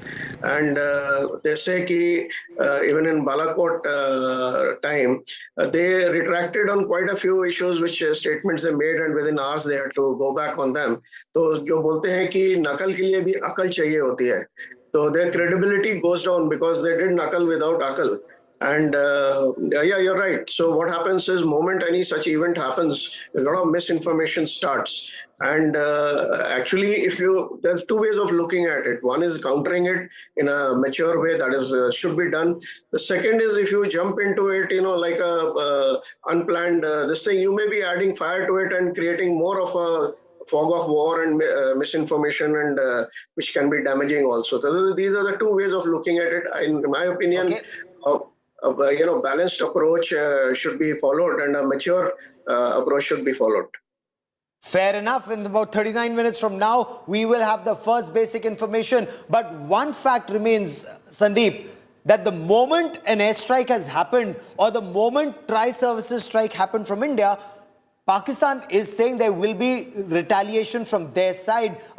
All sorts of disinformation and misinformation once again, where they talk about military targets, because we don't have terrorists in our country, we don't have terrorists on our land. So what will they target? They'll either kill our civilians or they'll target a military installation, and that would be escalation. Absolutely, Gaurav. And that is going to be critical. The kind of targets that Pakistan chooses, if it plans to retaliate, for what we've struck at their terrorist targets. We have no terrorist camps on Indian soil. So it remains to be seen. The kind of targets that they choose will decide the next course of action over the next couple of days, Gaurav. Whether we climb that escalation ladder, or whether Pakistan takes that message and keeps the situation where it is right now, which is that terrorist camps on Pakistani soil have been targeted by the Indian Armed Forces. There are 44 levels of that escalation ladder, 44 levels. And there has been significant climbing of that escalation ladder, and we'll explain the escalation ladder to you, whether it's a disagreement between neighbors, diplomatic words that are exchanged, to political words that are exchanged, to the use of non-state actors, because that is serious escalation. Pahalgam was serious escalation by Pakistan, where they used radical Islamist terrorists to bleed India. That was serious escalation. Line of control, ceasefire violations, that's taking it one notch higher. That's also escalation, but that's small arms. The use of area weapons, whether it's mortars, whether it's infantry mortars, or it's, a section or a platoon or a company strength mortars, that's escalation. The use of medium artillery, that's 155 mm howitzers, the use of Bofors, for example, that's another level of escalation, because that is where you target longer distances, up to 45 to 50 kilometers. The 155 mm 52 bore weapon can target, and that's serious escalation, which is just now happening. Yes. It's definitely one level of escalation up, Gaurav, and I think, like you pointed out, it's the caliber, the bore of the weapons that is going to be, used to retaliate that will actually decide how how many notches up the escalation ladder we are climbing. But it's very clearly all eyes are on Pakistan, the Pakistan military, and the Pakistan deep state to see what they will do next. Can they go up that escalation ladder? I'll come to Air Marshal Khosla in just a moment. There's breaking news that's just coming in. Union Defence Minister Rajnath Singh is to brief Prime Minister Narendra Modi on the latest developments in just a short while from now. National Security Advisor Ajit Doval has already briefed Prime Minister Narendra Modi, and there are various aspects of this briefing, from the intelligence inputs that are coming in, the internal security situation, so inputs that come in from the Intelligence Bureau, inputs that come in from the Research and Analysis Wing. There are multiple intelligence agencies that give their inputs at the multi-agency center, or at the level of the state at SMAC, or the state multi-level multi-agency center. And then, of course, there are inputs that come in from the Army, the Navy, and the Air Force. When we talk about multi-domain operations, do keep in mind that this is a war that's being fought at multiple levels, or a war-like situation. Army, Navy, Air Force have already been deployed and employed in combat, but then there's also your cyber security network that's there. There are your strategic assets that are there, and the Prime Minister will be given a briefing. The full spectrum briefing will be made for Prime Minister Narendra Modi. But I want to bring in Air Marshal Khosla on the escalation ladder. And Air Marshal, when you see 155 mm howitzers being used perhaps for the first time since that Ramzan ceasefire along the line of control, how serious is that escalation, and do you see this escalation go even higher, and how much higher, Air Marshal? Yeah, you listed out, you said 44 levels of escalation out of the, I'm not sure how is that calculated, but, those are military escalation, smaller rungs. But if you take a broader picture, escalation involves a lot of things. There's a multi-domain, as you said, warfare, and it's not only military, it is economic as well as, diplomatic. So all sort of efforts. The escalation ladder, when you take, it becomes a much bigger ladder. And the bottom line is, this time the civilians were attacked in the terrorist attack at Pahalgam. So India's patience has totally run out. And this time, to my mind, the country is ready to escalate to whatever level the adversary wants to go. And we'll not only match it, we'll go maybe 1 or 2 notches higher. That's the sentiments at the moment. So as far as escalation is concerned, I think if it is required, so be it. That is the attitude I think will be there, because these things are continuing.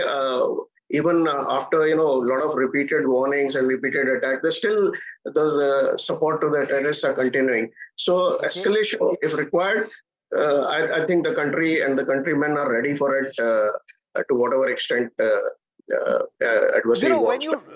Absolutely. These 44 levels of escalation is that Herman Khan's 44 level of escalation in thermonuclear warfare. And now that we've reached a stage, Sandeep, where you've come to area weapons, or you've come to 155 mm howitzers being used, but you've also seen employment of air power, and not just employment of air power. You've actually seen MDO already at a level, multi-domain operations. Your Army, your Navy, your Air Force, your P8Is, your AWACS, all of them have already been employed. Perhaps even your satellites to keep an eye on the adversary. Absolutely, Gaurav. And this is what we're talking about here. Escalation dominance is the buzzword right now, because India wants to establish complete completely encircle Pakistan to ensure that it has no options to climb up that escalation ladder, to ensure that we are fully prepared for whatever Pakistan throws at us next.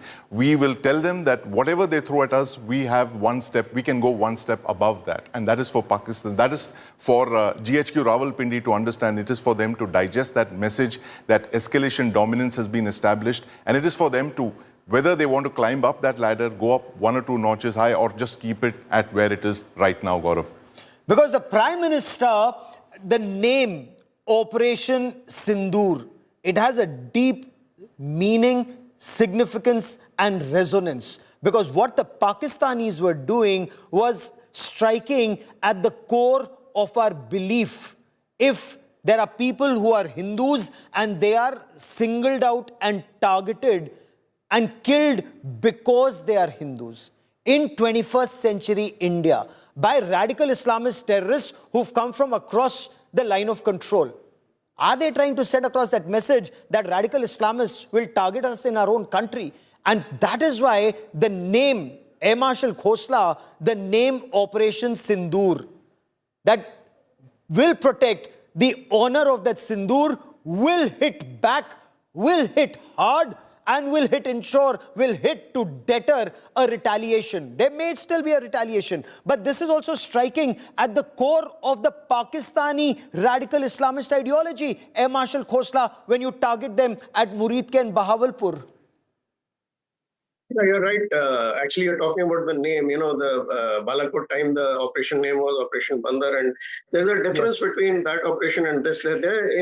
The surprise, the tactical, in spite of being alert, that surprise was achieved by total secrecy and doing normal things, which we continue doing. And that is why a very name which was given was which cannot be connected with what we are going to do.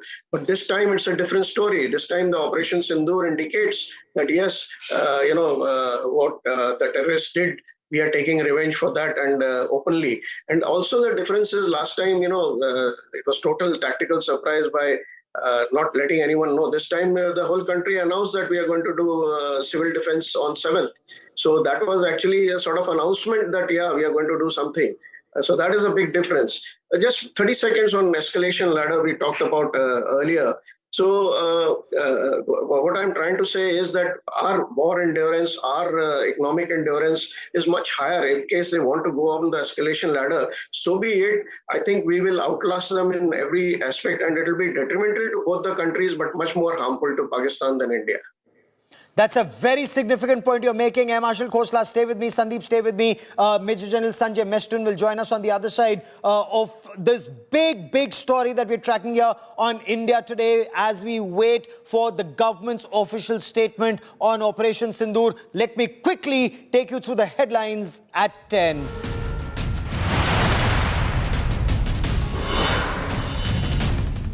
India avenges the Pahalgam terror attack. India hits Pakistan terror targets. Between 80 to 90 terrorists have been killed so far. There are many other bodies that are still buried in the debris. Images of destroyed Jaish-e-Mohammed and Lashkar-e-Taiba terror camps in Pakistan and Pakistan-occupied Jammu Kashmir surface.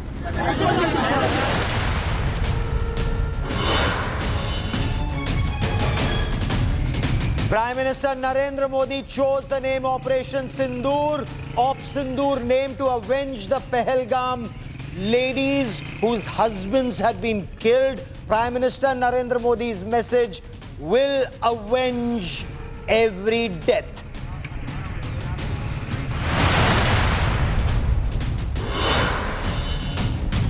Prime Minister Narendra Modi monitors the situation from his 7 Lok Kalyan Marg residence. National Security Advisor Ajit Doval and Defence Minister Rajnath Singh briefed the Prime Minister on the ground situation.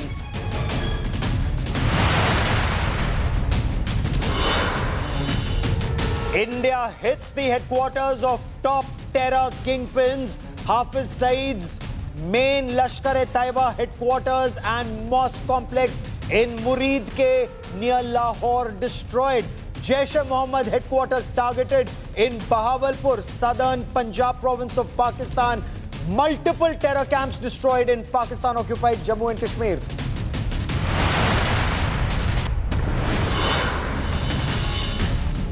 Operation Sindoor is to avenge the Pahalgam attack. Inside details of how precision-guided munition was used. The Scalp and Hammer from Rafale Omni-Roll fighter jets to drones used. Prime Minister Narendra Modi monitored the operation through the night.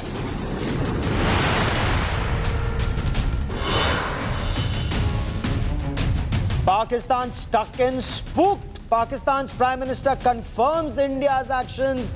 Shahbaz Sharif concedes 5 places targeted, threatens to respond.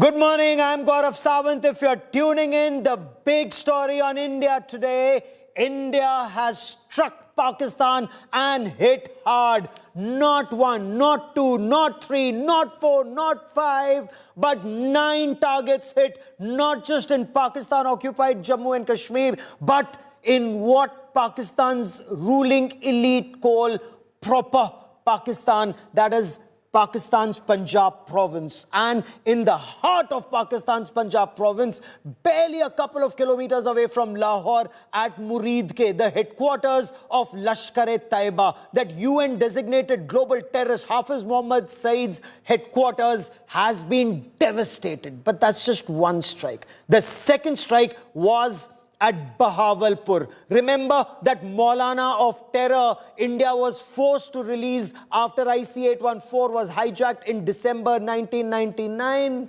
India has finally targeted Bahawalpur headquarters of Jaish-e-Mohammed. Jaish-e-Mohammed, that radical Islamist terrorist organization, has targeted India multiple times, from Parliament to Mumbai to Pathankot to Pulwama.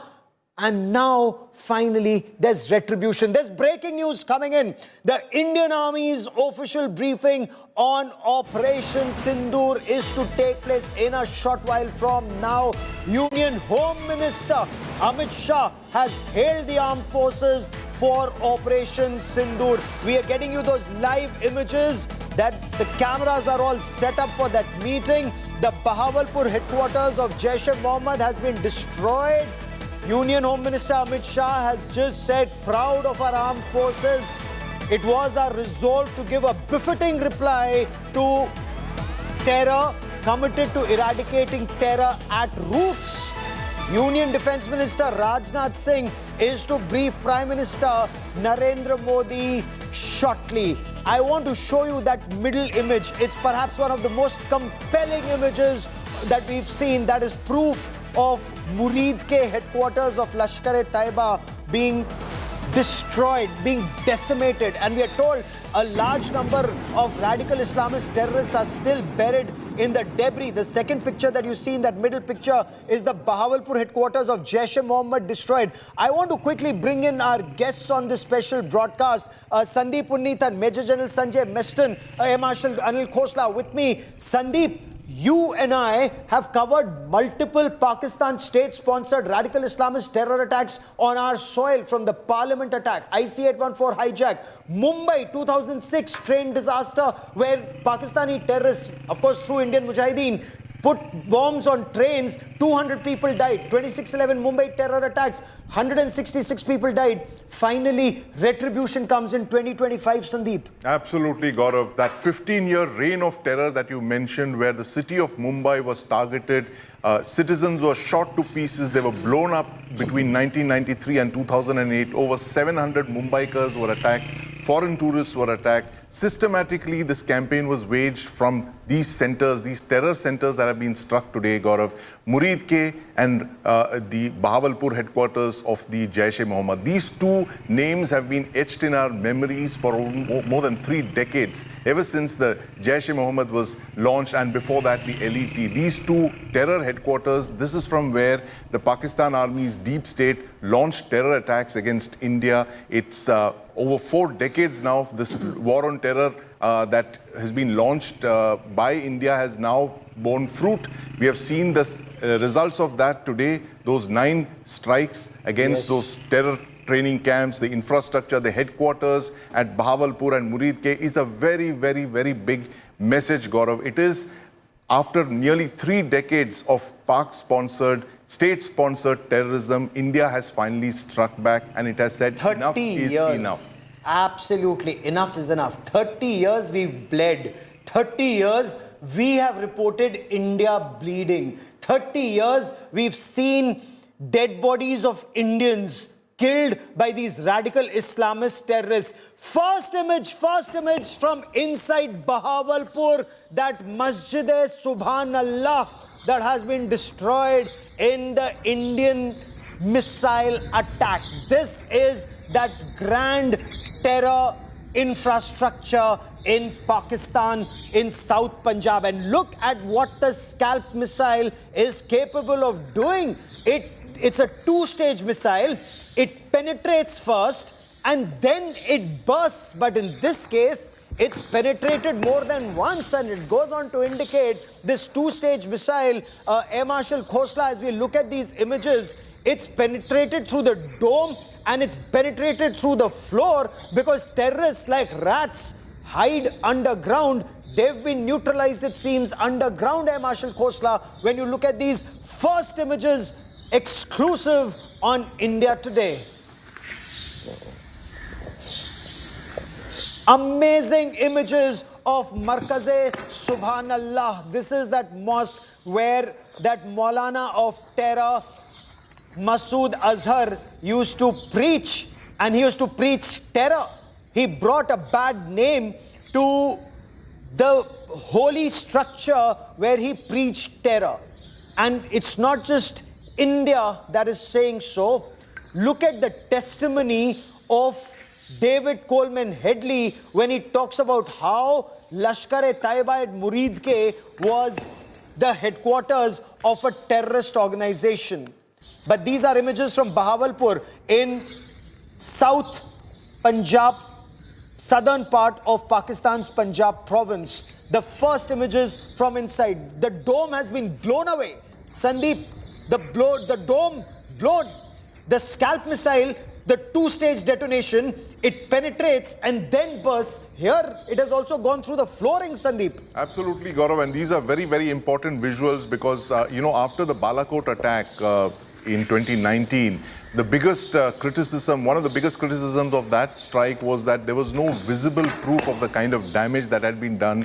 And there was a lot of debate, there was a lot of social media chatter around that, whether did we hit the target, did we not hit the target. Of course, we struck the target, but today we have very, very visible proof, Gaurav, of that target being struck, that Jaish center in Bahawalpur. It's a very, very important center of the Jaish-e-Mohammed. It is literally from where Maulana Masood Azhar has preached hatred. It's launched attacks against India for more than 2.5 decades, and that target has been struck. We're looking at those visuals right now, Gaurav, and I'm sure in the next couple of hours we will see more such visuals of the Air Force jets.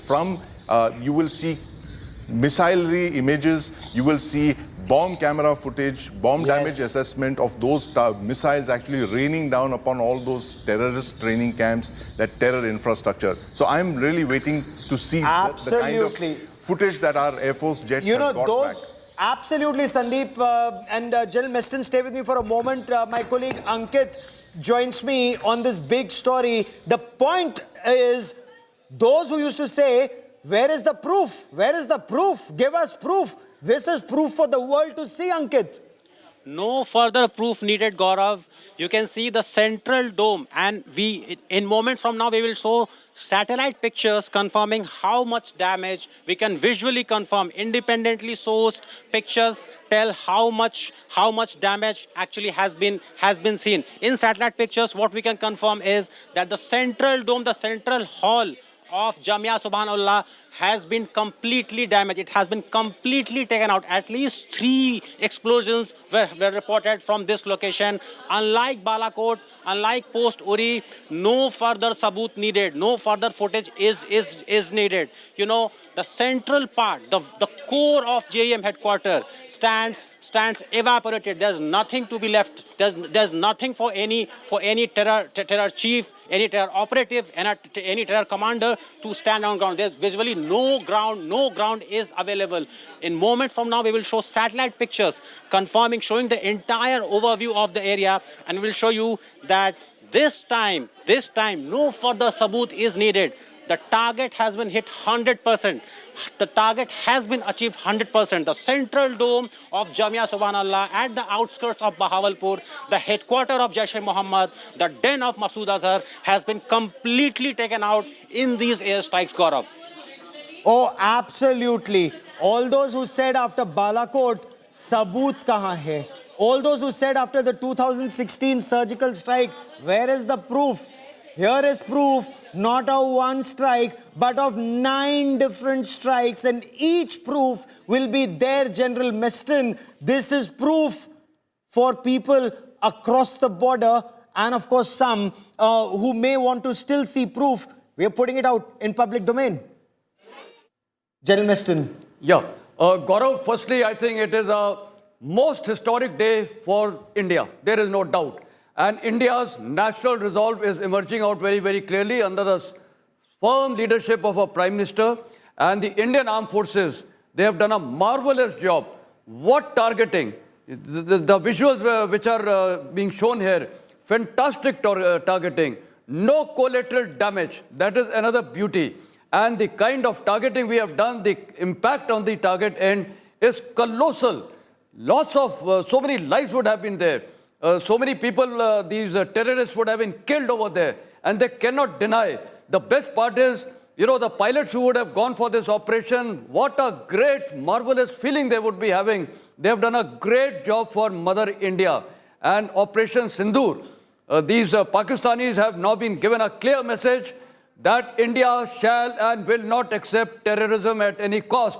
We have a national resolve to wipe out terrorism from the soil of Pakistan, and the terrorists, the Pakistan army who are the terrorists in uniform, they will also be sorted out if they dare attack on India. Significant point you make there. Significant point you make there. I want to stay on these images you know, Ankit, if you're still with me, and I want to also bring in Sandeep into this conversation. It's extremely significant. The proof that's coming out from Bahawalpur, the proof that's coming out from Muridke, this is something that was unimaginable. Sandeep, you and I have covered counter-terror operations for close to 3 decades, and hitting Bahawalpur, hitting Muridke, we would always say that fine, when you kill a terrorist in our own country, it's like pruning the branches of the terror tree or striking the leaves or the branches. You need to strike at roots. This perhaps is targeting 9 roots of the terror tree. Perhaps the only one remaining is Appara, but government's made it very clear, no military target, at least from what sources say, as of now. Absolutely, Gaurav. You know, so far, all we have done, as you pointed out, we've only been killing the foot soldiers who've been sent into India. We've been hitting the launch pads. We're conducting shallow raids just across the line of control. But today, I think we've demonstrated our resolve by going deep inside Pakistan to hit terror camps like the masjid that we just saw at Bahawalpur. Bahawalpur, Gaurav, is 100 kilometers away from the international border. It is deep inside Pakistan. It is in southern Punjab. It's a very important cantonment town, a garrison town. It's also where Jaish chose to make its headquarters, establish itself more than 25 years back. And that is from where Masood Azhar launched several attacks against India. He preached hatred. He launched and recruited the Jaish cadres from Bahawalpur. It's literally the center of the Jaish-e-Mohammed's entire being. So literally with these attacks, Gaurav, you have actually taken the battle into the enemy's home, into his backyard. You have actually demonstrated for the first time that targets like Muridke and Bahawalpur that were always mentioned whenever we covered terrorism, whenever we spoke about terrorists, all of them coming out of these terror training camps and these masjids, these infrastructure of terror. For the first time, we have actually, crossed that red line, gone in and hit their terror headquarters deep inside Pakistan territory, Gaurav. We have the best team of reporters on ground. We have the best analysts here on India Today to get you a 360-degree perspective of what's happening. Because we want our nation to know that if Pakistan state-sponsored radical Islamist terror bleeds India, there are costs that will be imposed on Pakistan and not just military costs. These, of course, are military costs that are being imposed on Pakistan because the reputation of the Pakistan army that was already in mud. It was mud because Asim Munir had put the Sharif brothers in power, even though Pakistan Tehreek-e-Insaf and Imran Khan had won elections. Instead of Imran Khan being Prime Minister, you have Shahbaz Sharif as Prime Minister. So Asim Munir is hugely unpopular, and Asim Munir and Imran Khan both cannot coexist. So there is internal dynamics there. I want to bring in Piyush Mishra. Piyush, just about 13 minutes to go for the government briefing. The government likely to make significant points, and especially on the misinformation and disinformation campaign that's been launched by Pakistan and not non-state actors, by their information minister, defense minister and prime minister, along with DGISPR. Well, absolutely. All the lies those are being peddled by Pakistan will be busted, and a proper response will be given. All the clear details will be given by the government, Gaurav. In a few minutes from now, the government is going to do a press conference, and what we are told is that officials from Ministry of Defense and also officials from Ministry of Foreign Affairs will be the part of this briefing. They are going to brief about the operations, the targets, and the achievement which the government has achieved after carrying out these operations. What we're also learning from our sources, Gaurav, is that Defense Minister Rajnath Singh, who is all set to reach here at 7 local landmark to meet Prime Minister for the cabinet meeting. Before that, he is there at Ministry of Defense, where he is being briefed by Chief of Defense Staff. So there are multiple developments those are now taking place after the retaliation carried out by Indian Armed Forces, and at 10:30 press conference will be done, and at 11 a.m. the cabinet meeting will take place. Before that, we can expect cabinet committee on security also to take place. Remember that PM Narendra Modi has also been monitoring each and every development. Throughout the night, he was keeping a close watch on Operation Sindur. He was also being briefed by officials about minute-to-minute updates. National Security Advisor is also briefing him. So all the developments are taking place. Parallel meetings are underway, and India is very much ready to react back to any kind of eventuality created by Pakistan. Do keep in mind, Pakistan is a trained professional army. It may be headed by a radical Islamist. It may have a lot of officers currently who are radical Islamists, but it still remains a trained and a professional army. In fact, it's actually a trained terrorist organization that has access to fighter jets, to the nuclear button, to submarines, to missiles, and to tanks and armored personal carriers. Look at this image that we've put out on your television screen. That's a satellite image of the 7th of May, and it shows you the damage on ground. And look at the difference between January 2025 and May 2025, when that building was taken down. The advantage of using PGMs or using precision-guided munition.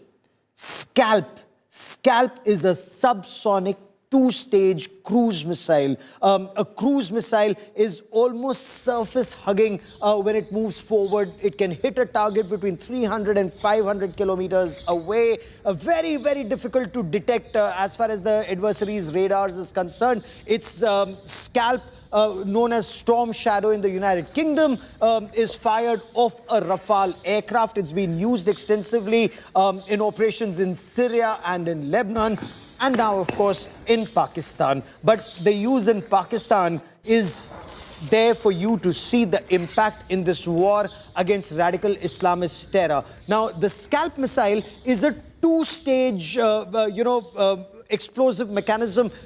It first penetrates... I'm sure by now, most of us would have read the media invite, and it clearly says, and I repeat for that thing, just for a matter of fact, I repeat it. It clearly states that this is a press brief. As of now, in this press brief, no questions will be taken.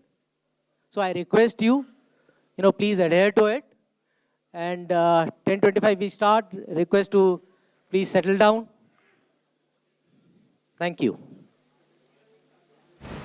Go, 10:21 it is, 10:25 it starts. The Armed Forces briefing in just a short while from now. General Meston, as we wait for the briefing to take place, and if we were to see, this is extremely significant, the briefing that will be done, because this is where Pakistan's misinformation and disinformation will be put to rest. Okay, forces to brief on Operation Sindur in just 3 minutes from now. Operation Sindur, 2 women officers of the Indian Armed Forces are to brief the media on Op Sindur. Foreign Secretary Vikram Misri will also be a part of this briefing. We are told Wing Commander Vyomika Singh and Colonel Sofia Qureshi are to brief the media on Operation Sindur. 2 women officers, Wing Commander Vyomika Singh and Colonel Sofia Qureshi, are to brief journalists on this briefing. Foreign Secretary Vikram Misri will also be there. So it's a statement that is being read out as of now. They're not taking questions, and there is a reason for it from what sources are telling India Today, because there's a live operation that is currently underway. Remember, it's only phase 1 of the operation when India has targeted those terror training camps, launch pads and headquarters. Pakistan is waiting to strike back. I want to bring in Piyush. Piyush, very interesting, the Foreign Secretary and 2 lady officers to be a part of this briefing.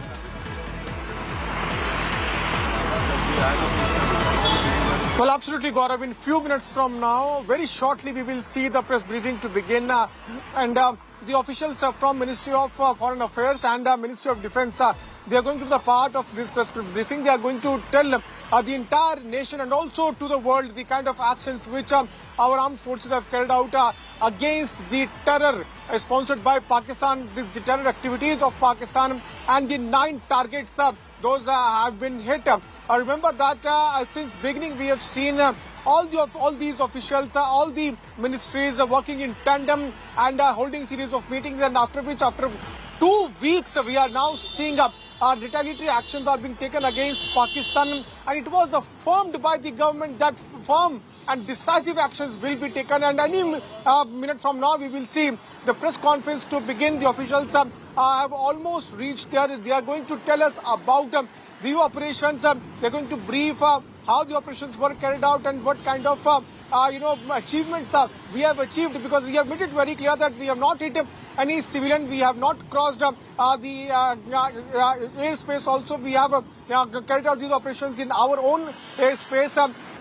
9 targets have been hit where there are terrorist camps, and India in the past also has made it very, very clear that Pakistan is not only sponsoring but also funding the terror activities, and these give me a moment, camps Piyush. Let me also bring in Aishwarya Paliwal joining us on this broadcast. Aishwarya, no statement to be made, no questions. What are you picking up from your sources in the government on the next course of action?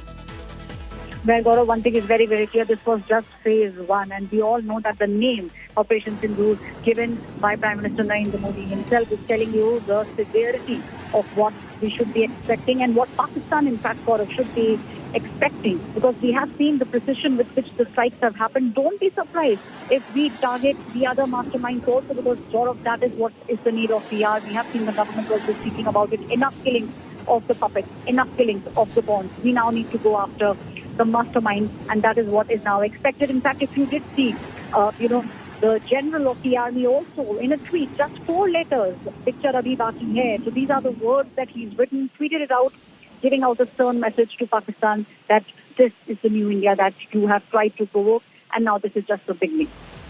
Oh, interesting. You should point that out. Just as we wait for those images, General Meston, do you agree this is New India and a response by New India? That statement of Prime Minister Narendra Modi that's been pretty viral. Saugandh mujhe is mitti ki, main desh nahi jhukne dunga. Absolutely, Gaurav. I think the Prime Minister's resolve and the national resolve clearly reflects the intent of India.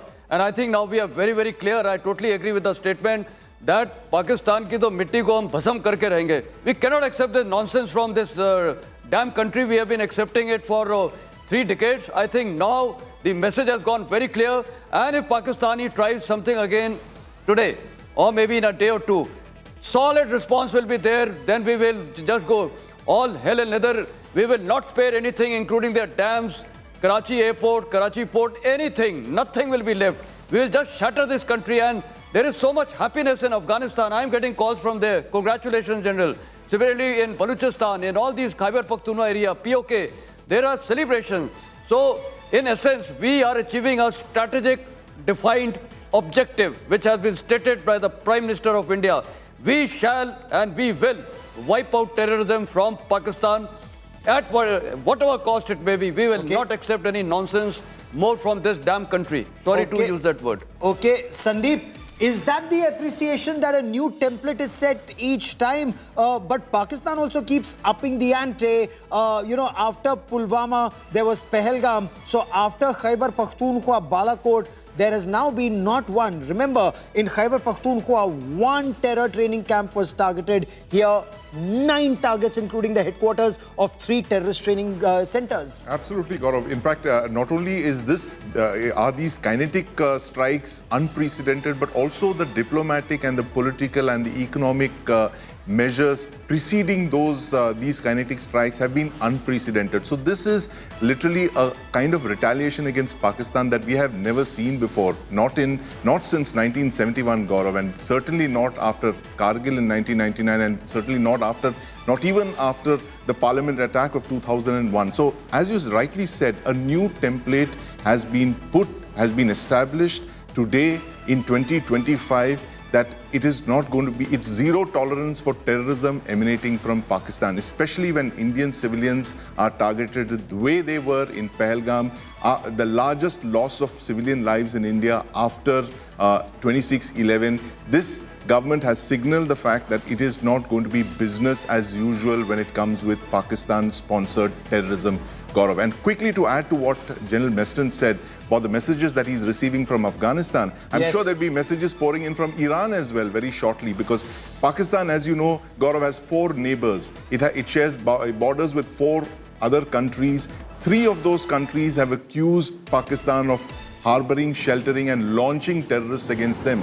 Afghanistan, Iran and India. It's almost unprecedented anywhere else in the world that a country like this is addicted to terrorism as an instrument of state policy, Gaurav. Okay, stay with me. More breaking news coming in. Raksha Mantri Rajnath Singh has reached 7 Lok Kalyan Marg. So Raksha Mantri Rajnath Singh will now brief Prime Minister Narendra Modi. National Security Advisor Ajit Doval has already briefed Prime Minister Narendra Modi. In fact, that briefing was on virtually through this operation as it was on.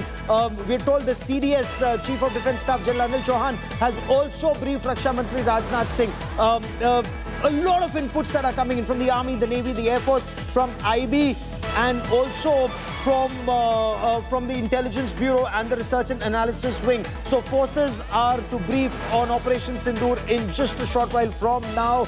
Leaves of all para forces have been put on hold for now. Big development. So which means stand by. There will be escalation, because there will be a response from that radical Islamist terror state. Once there's a response from that Islamic terror state, there will be a response from India. And that escalation ladder, trust me on this, the armed forces war game, this virtually every year, every month at different levels, whether it's a level of a battalion, a brigade, a division, a corps, a command, or the entire army, and of course the whole of the nation approach, and India's on top of that escalation ladder. When some people ask, what about that mad radical Islamist general who may then detonate a nuclear weapon? It's easier said than done. There are many systems of checks and balances. Piyush Mishra joins me with more on leaves being put on hold. Piyush, that's a very clear indication that India is prepared to retaliate to an escalation. Well, absolutely, India is very much prepared to retaliate to any kind of escalation done by Pakistan. But yes, one thing is clear, that we have given muh tod jawab to Pakistan, which was assured by Defence Minister Rajnath Singh and PM Narendra Modi. You would remember that soon after Pahalgam terror attack, Gaurav, Prime Minister, had said that it will hunt, track and punish each and every terrorist and also their handlers. And after the retaliatory actions, those have been taken by India, Pakistan has also said that it will, respond back. So to retaliate back and also to, deal with the escalation that will be done by Pakistan. All leaves of paramilitary forces have now been cancelled. They have been called back, and that's a very big development which is right now taking place.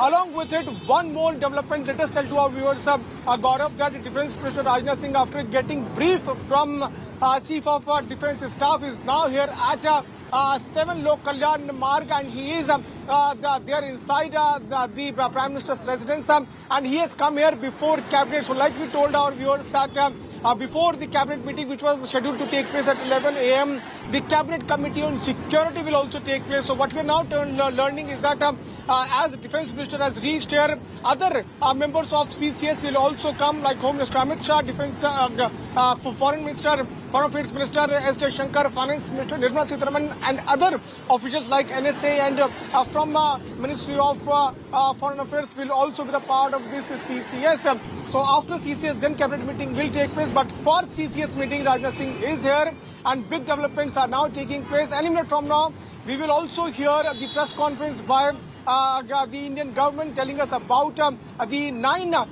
targets. Those have been hit. They are in Pakistan, 5 in POK, 4 in Pakistan. So big action has been taken by the government, and the press conference is also to begin. Before that, the leaders have started arriving here at Lok Kalyan Marg, and they are also going to tell Prime Minister about the developments those have so far taken.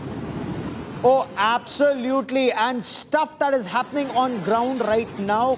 We are aware of some of the developments that are taking place. We want to tell you those developments, but we'd rather wait till those developments are officially confirmed by Government of India. The moment they're confirmed, we will put it out in public domain. You will hear some of it from the government, or you will hear from official service. Okay, we see the lady officers, Colonel Qureshi and Winko Vyomika, they've arrived, Wing Commander Vyomika Singh and Vikram Misri, Foreign Secretary. Let's listen in to the Foreign Secretary first.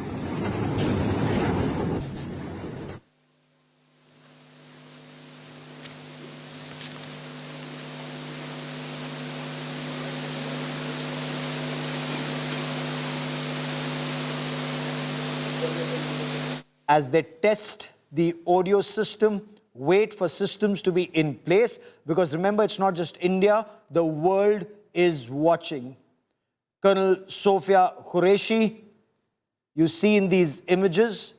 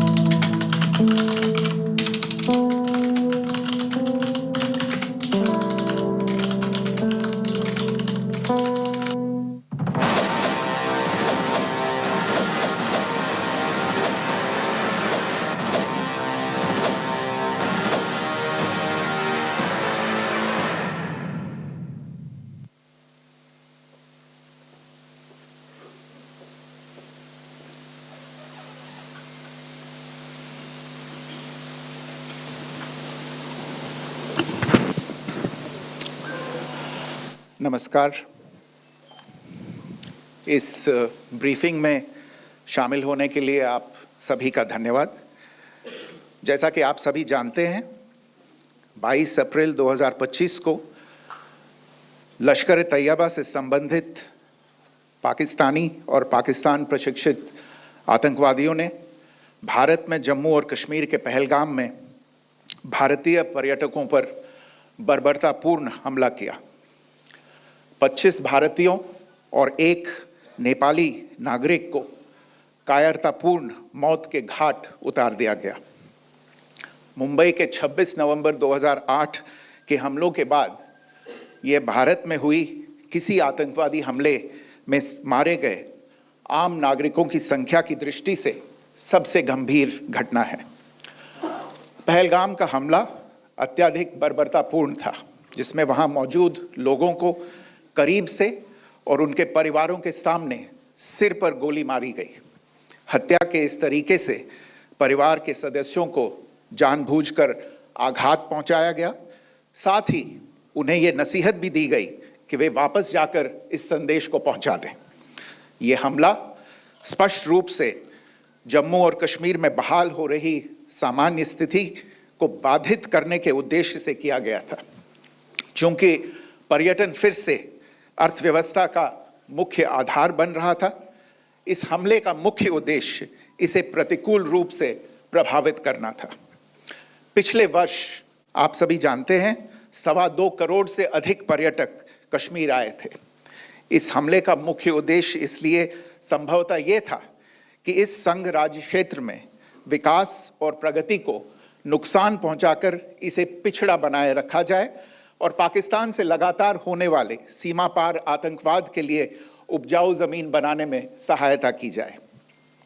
हमले का यह तरीका जम्मू और कश्मीर और शेष राष्ट्र दोनों में सांप्रदायिक दंगे भड़काने के उद्देश्य से भी प्रेरित था। इसका श्रेय सरकार और भारत के सभी नागरिकों को दिया जाना चाहिए कि इन प्रयासों को विफल कर दिया गया। एक समूह ने खुद को रेजिस्टेंस फ्रंट टीआरएफ कहते हुए इस हमले की जिम्मेदारी ली है। यह समूह संयुक्त राष्ट्र द्वारा प्रतिबंधित पाकिस्तानी आतंकवादी समूह लश्कर तैयबा से जुड़ा हुआ है। ये उल्लेखनीय है कि भारत ने मई और नवंबर 2024 में संयुक्त राष्ट्र की 1267 कमेटी की सैंक्शंस मॉनिटरिंग टीम को अर्धवार्षिक रिपोर्ट प्रस्तुत की थी, जिसमें टीआरएफ के बारे में साफ इनपुट दिए गए थे।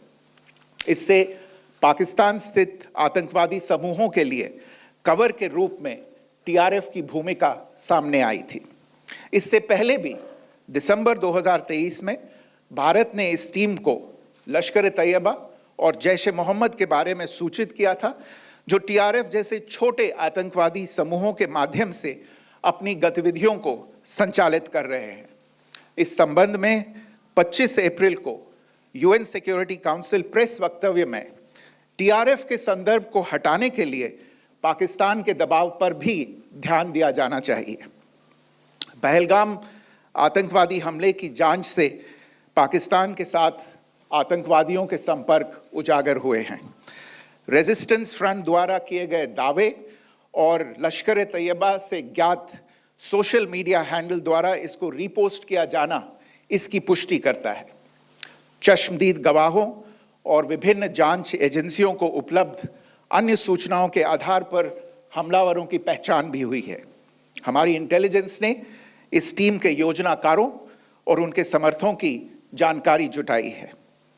इस हमले की रूपरेखा भारत में सीमा पार आतंकवाद को अंजाम देने के पाकिस्तान के लंबे ट्रैक रिकॉर्ड से भी जुड़ी हुई है, जिसके लिखित और स्पष्ट दस्तावेज उपलब्ध हैं।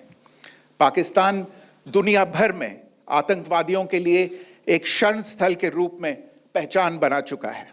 यहाँ अंतर्राष्ट्रीय स्तर पर प्रतिबंधित आतंकवादी सजा पाने से बचे रहते हैं। इसके अलावा पाकिस्तान ने इस मुद्दे पर विश्व और फाइनेंशियल एक्शन टास्क फोर्स जैसे अंतर्राष्ट्रीय मंचों को जानबूझकर गुमराह करने के लिए भी जाना जाता है। साजिद मीर का मामला, जिसमें इस आतंकवादी को पाकिस्तान ने मृत घोषित कर दिया था और फिर अंतर्राष्ट्रीय दबाव के परिणाम स्वरूप वो जीवित पाया गया, इसका सबसे स्पष्ट उदाहरण है। ये स्वाभाविक है कि पहलगाम में हुए इस हमले से जम्मू और कश्मीर के साथ साथ भारत के अन्य भागों में भी आक्रोश देखा गया। हमलों के बाद भारत सरकार ने स्वाभाविक रूप से पाकिस्तान के साथ संबंधों को लेकर कुछ कदम उठाए। आप सभी उन निर्णयों से अवगत हैं जिसकी घोषणा 23 अप्रैल को की गई थी। तथापि ये आवश्यक समझा गया कि 22 अप्रैल के हमले के अपराधियों और उनके योजनाकारों को न्याय के कटघरे में लाया जाए। हमलों के एक पखवाड़े के बाद भी पाकिस्तान द्वारा अपने क्षेत्र या अपने नियंत्रण वाले क्षेत्रों में आतंकवादियों की इंफ्रास्ट्रक्चर के विरुद्ध कार्रवाई करने के लिए कोई स्पष्ट कदम नहीं उठाया गया है। उल्टे वो इनकार करने और आरोप लगाने में ही लिप्त रहा है। पाकिस्तान आधारित आतंकवादी मॉड्यूल्स पर हमारी खुफिया निगरानी ने संकेत दिया है कि भारत के विरुद्ध आगे भी हमले हो सकते हैं। अतः इनको रोकना और इनसे निपटना दोनों को बेहद आवश्यक समझा गया। आज सुबह, जैसा कि आपको ज्ञात होगा, भारत ने इस तरह के सीमा पार हमलों का जवाब देने और उन्हें रोकने तथा उनका प्रतिरोध करने के अपने अधिकार का प्रयोग किया है। ये कार्यवाही नपीतुली, नॉन एस्केलेटरी, आनुपातिक और जिम्मेदारीपूर्ण है। ये आतंकवाद की इंफ्रास्ट्रक्चर को समाप्त करने और भारत में भेजे जाने वाले संभावित आतंकवादियों को अक्षम बनाने पर केंद्रित है। आपको यह भी स्मरण होगा कि 25 अप्रैल 2025 को संयुक्त राष्ट्र सुरक्षा परिषद ने पहलगाम आतंकवादी हमले पर एक प्रेस वक्तव्य जारी किया था, जिसमें आतंकवाद के इस निंदनीय कार्य के अपराधियों, आयोजकों, फाइनेंसरों और प्रायोजकों को जवाबदेह ठहराने और उन्हें न्याय के दायरे में लाने की आवश्यकता पर जोर दिया गया था। भारत की आज की इस कार्रवाई को इसी संदर्भ में देखा जाना चाहिए। Good morning. Thank you all for joining this briefing. As you are all aware, on April 22, 2025, Pakistani and Pakistan-trained terrorists belonging to the Lashkar-e-Taiba carried out a savage attack on Indian tourists at Pahalgam in Jammu and Kashmir in India. They murdered 26 people, including one national of Nepal, causing the largest number of civilian casualties in a terrorist attack in India since the 26 November 2008 attacks in Mumbai. The attack in Pahalgam was marked by extreme barbarity, with the victims mostly killed with headshots from close range and in front of their families. Family members were deliberately traumatized through the manner of the killing, accompanied by the exhortation that they should take back the message. The attack was clearly driven by the objective of undermining the normalcy returning to Jammu and Kashmir. In particular, it was designed to impact the mainstay of the economy, tourism, with a record 23 million tourists visiting the valley last year. The calculation, presumably, was that harming growth and development in the Union Territory would help keep it backward and create fertile ground for continued cross-border terrorism from Pakistan. The manner of the attack was also driven by an objective of provoking communal discord, both in Jammu and Kashmir and the rest of the nation. It is to the credit of the government and the people of India that these designs were foiled. A group calling itself the Resistance Front has claimed responsibility for the attack. This group is a front for the UN-proscribed Pakistani terrorist group Lashkar-e-Taiba. It is notable that India had given inputs about the TRF in the half-yearly report to the monitoring team of the UN's 1267 Sanctions Committee in May and November 2024, bringing out its role as a cover for Pakistan-based terrorist groups. Earlier too, in December 2023, India had informed the monitoring team about Lashkar and Jaish-e-Mohammed operating through small terror groups such as the TRF. Pakistan's pressure to remove references to TRF in the April 25 UN Security Council press statement is notable in this regard. Investigations into the Pahalgam terror attack have brought out the communication notes of terrorists in and to Pakistan. The claims made by the resistance front and their reposting by known social media handles of the Lashkar-e-Taiba speak for themselves. Identification of the attackers based on eyewitness accounts as well as other information available to law enforcement agencies has also progressed. Our intelligence has developed an accurate picture of the planners and backers of this team. The features of this attack also tie in with Pakistan's long track record of perpetrating cross-border terrorism in India, which is well documented and beyond question.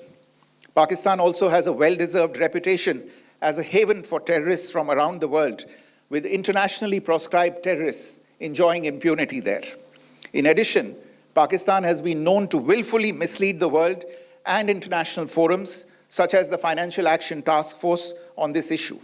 The Sajid Mir case, in which this terrorist was declared dead, and then, in response to international pressure, brought back to life, found alive and arrested, is the most glaring example. The latest attack in Pahalgam has understandably generated deep anger in Jammu and Kashmir and in other parts of India. Following the attacks, the government of India naturally responded with a set of initial measures relating to our engagement with Pakistan. You're all aware of the decisions that were announced on the 23rd of April. However, it was deemed essential that the perpetrators and planners of the 22nd April attack be brought to justice. Despite a fortnight having passed since the attacks, there has been no demonstrable step from Pakistan to take action against the terrorist infrastructure on its territory or on territory under its control. Instead, all it has indulged in are denials and allegations. Our intelligence monitoring of Pakistan-based terrorist modules indicated that further attacks against India were impending. There was thus a compulsion both to deter and to preempt. Earlier this morning, as you would be aware, India exercised its right to respond and preempt as well as deter more such cross-border attacks. These actions were measured, non-escalatory, proportionate, and responsible. They focused on dismantling the terrorist infrastructure and disabling terrorists likely to be sent across to India. You would also recall that the Security Council on 25th April 2025 had issued a press statement on the Pahalgam terror attack, underlining, and I quote, the need to hold perpetrators, organizers, financiers, and sponsors of this reprehensible act of terrorism accountable and bring them to justice, unquote. India's latest actions should be seen in this context. Joining me for this briefing on our actions earlier this morning are Colonel Sophia Qureshi and Wing Commander Vyomika Singh. I will request them to share some details regarding Operation Sindur with all of you.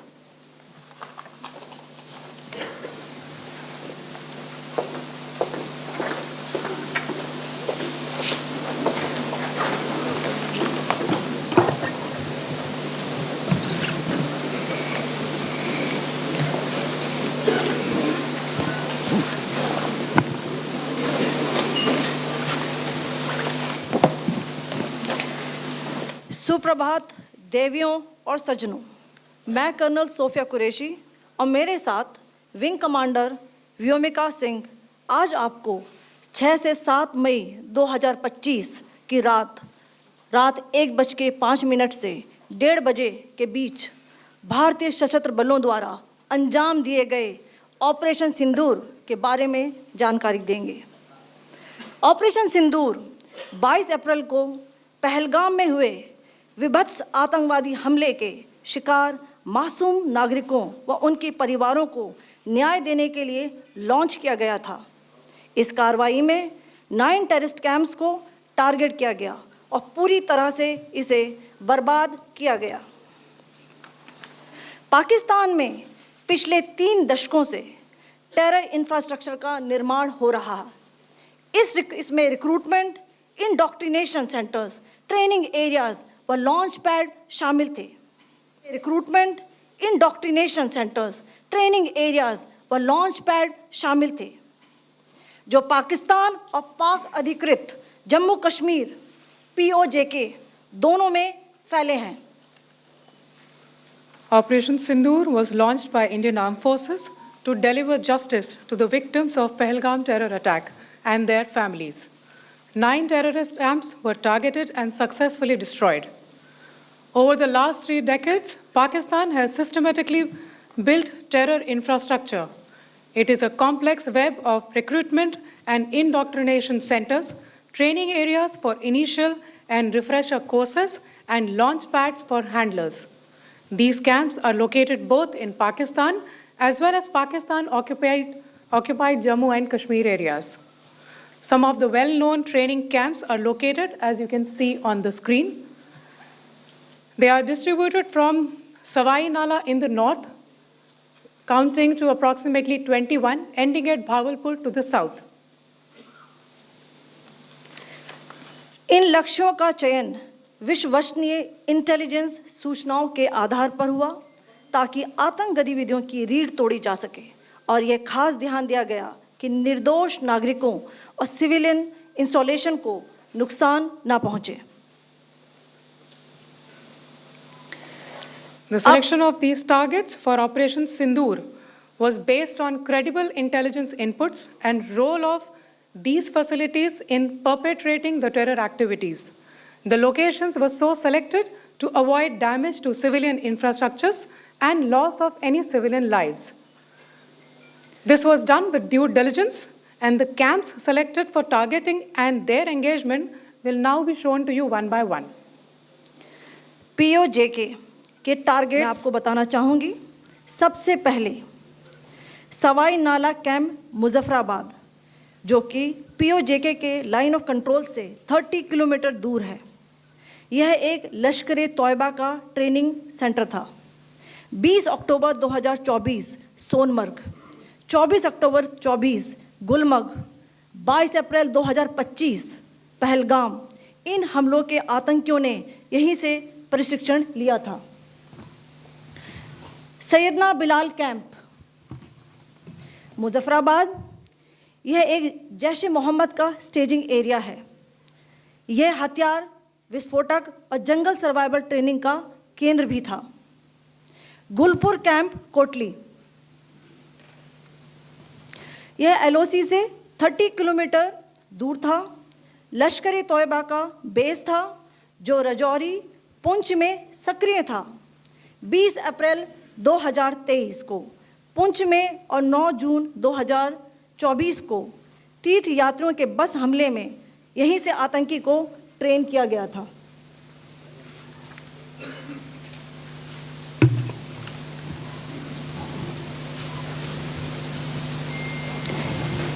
Barnala camp बिम्बर, ये LOC से 9 kilometre दूर है। यहाँ पर हथियार, handling, IED व जंगल survival का प्रशिक्षण केंद्र था। अब्बास कैंप कोटली,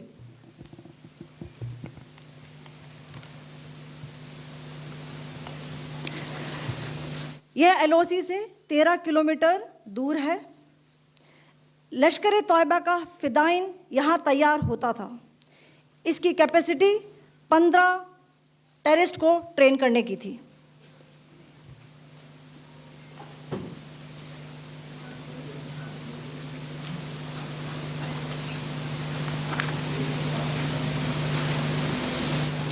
अब मैं पाकिस्तान के अंदर के टारगेट से अवगत कराना चाहूंगी। पहला, सर्जल कैंप सियालकोट,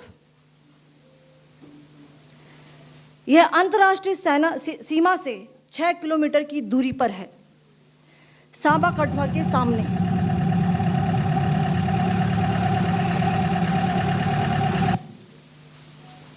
मार्च 2025 में जम्मू एंड कश्मीर पुलिस के 4 जवानों को की जो हत्या की गई थी, उन आतंकवादियों को इसी जगह पर ट्रेन किया गया था।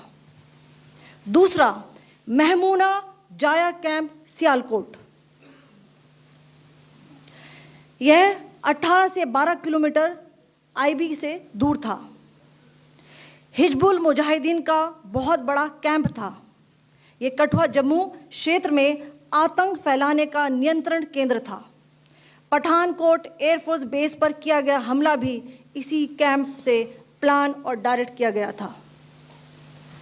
मरकज ताइबा मुरीद के, यह आईबी से 18 से 25 किलोमीटर दूरी पर है।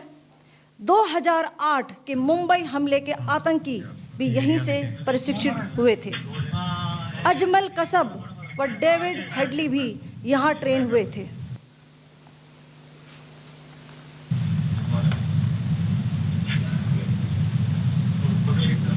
आगे दूसरा आया।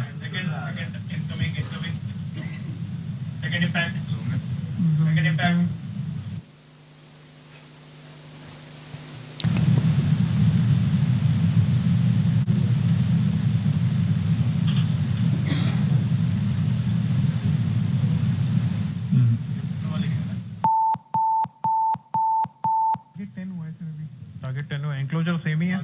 7 it is hit the target. हाँ हाँ।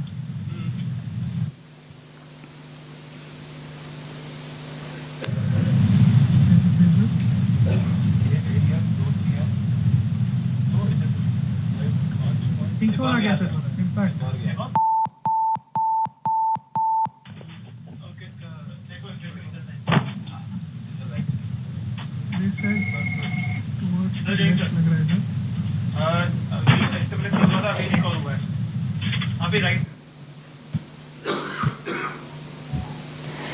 मरकज सुभान अल्लाह भावलपुर, ये इंटरनेशनल बाउंड्री से 100 किलोमीटर दूर है। जैश ए मोहम्मद का मुख्यालय था। यहाँ पर रिक्रूटमेंट, ट्रेनिंग व इंडोक्ट्रिनेशन का केंद्र भी था। शीर्ष आतंकी अक्सर यहाँ आते थे। मैं आप सबको बताना चाहती हूँ कि किसी भी सैन्य ठिकाने का निशाना नहीं बनाया गया और अभी तक किसी तरह की नागरिक क्षति की रिपोर्ट नहीं है। धन्यवाद। जय Hind. The strike on the terror camps were undertaken through precision capability. As shown to you, a niche technology weapons with careful selection of warheads was ensured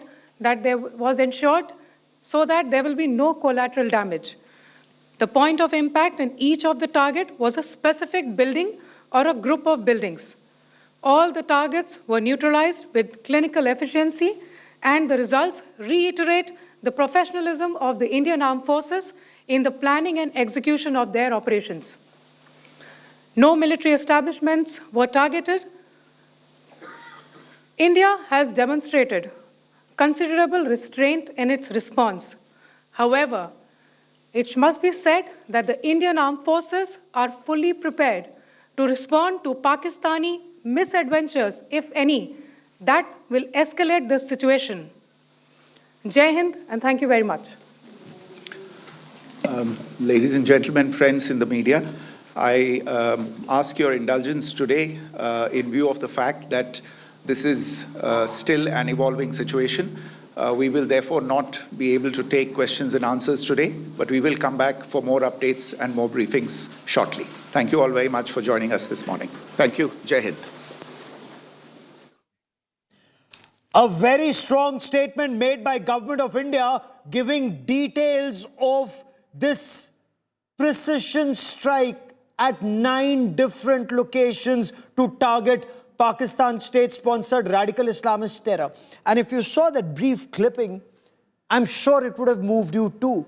Because for us, all of us reporters who've covered each and every one of these terrorist attacks and many on ground, whether it was an attack on the Indian Parliament, whether it was hijack of IC-814, whether it was the Akshardham temple that was attacked, whether it was 26/11 Mumbai terror attacks that we covered on ground and not just at the Taj, but at Cafe Leopold and at the Chhatrapati Shivaji terminus and at Ville Parle.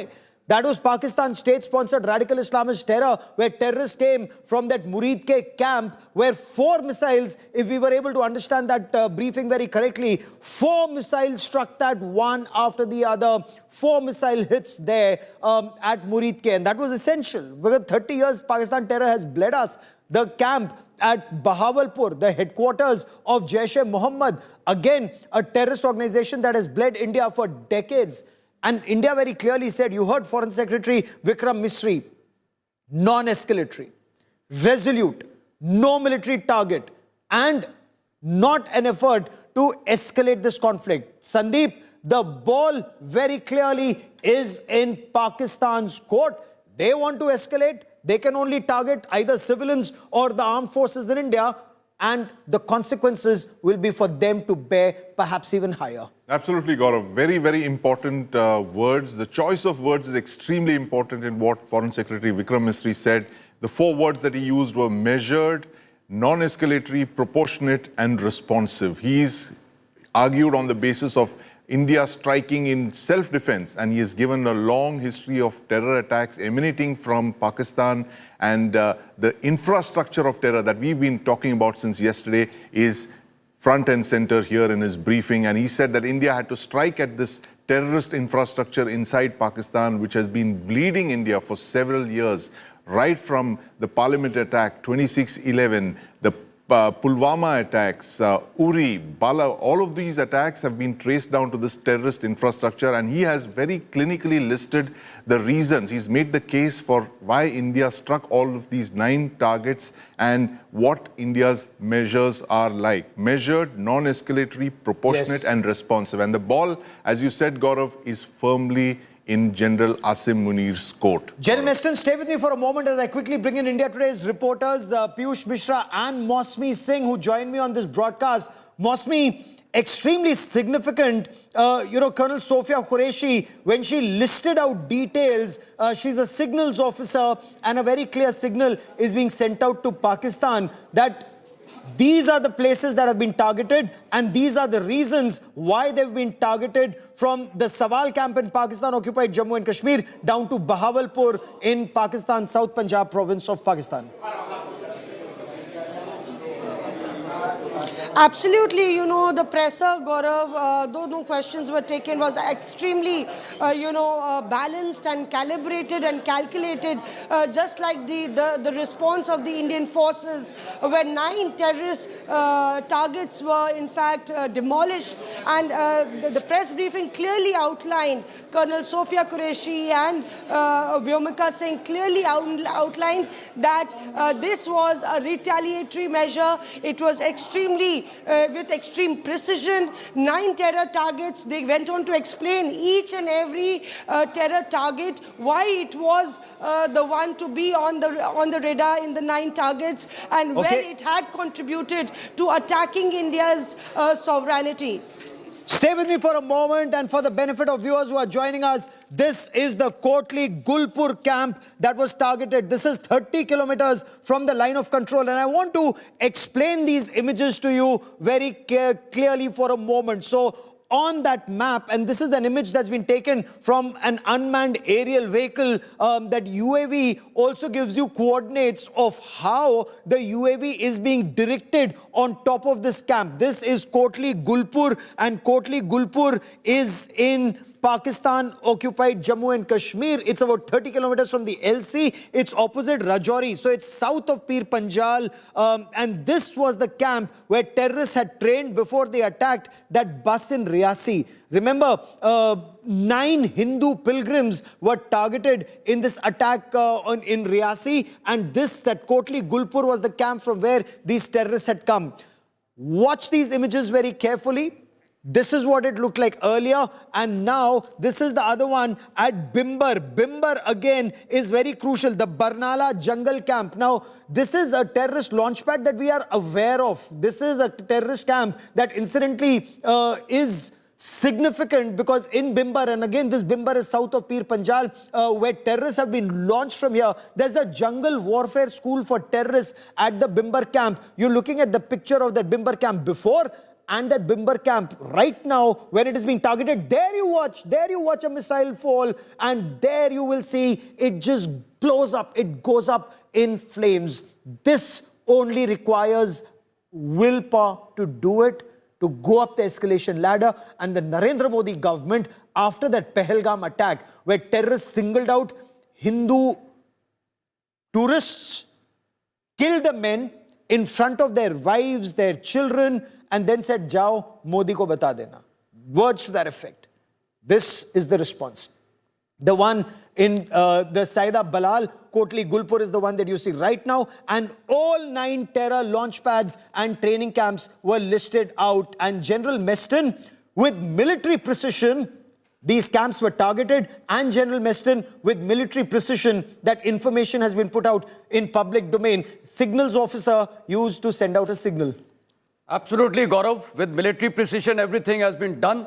And the fact of the matter is that the precision has also been the intelligence collected over a period of time from all possible assets, whether it is human intelligence, whether it is air surveillance, UAVs, etc. So with this precision-oriented intelligence, everything has been very precise. No collateral damage.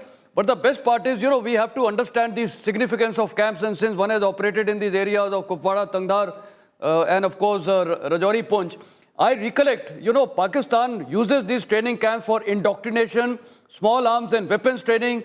Thereafter, they move them to some other camps for jungle survival, and to some other camp for, communication, because they have been told how to communicate, etc.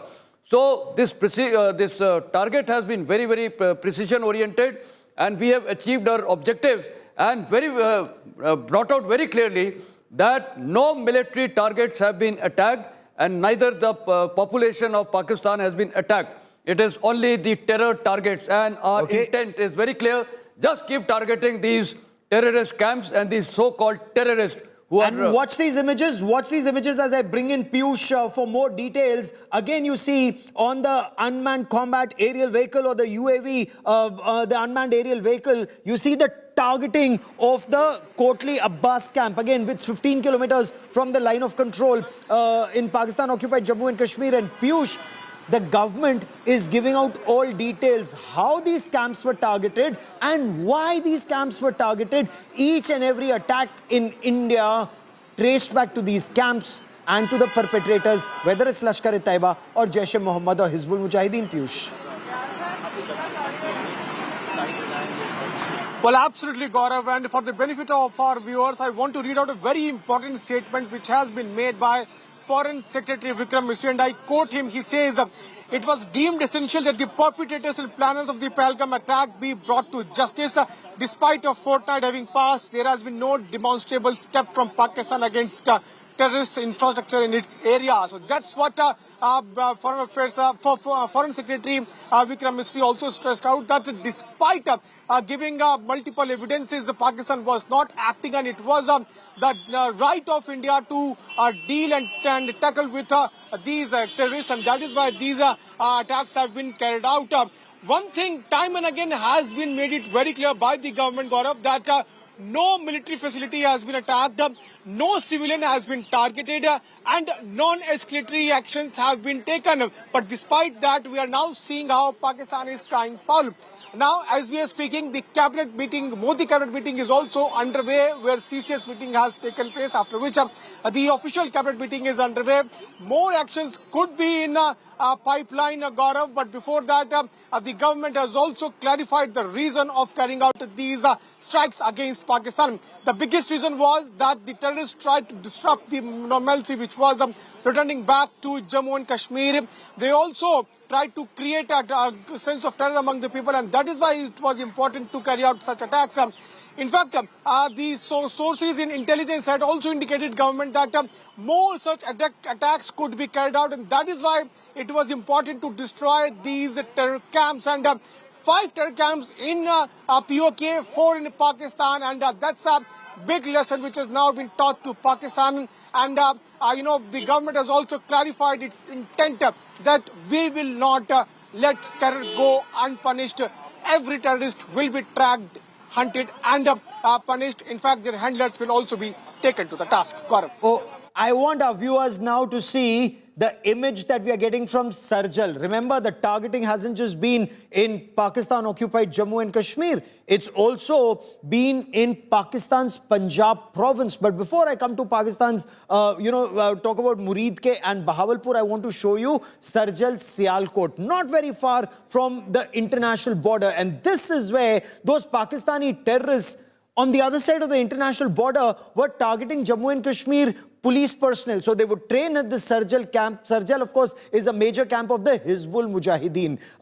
And there they would infiltrate into that Samba Katua belt, come into the Jammu Riyasi area, and they targeted 4 policemen.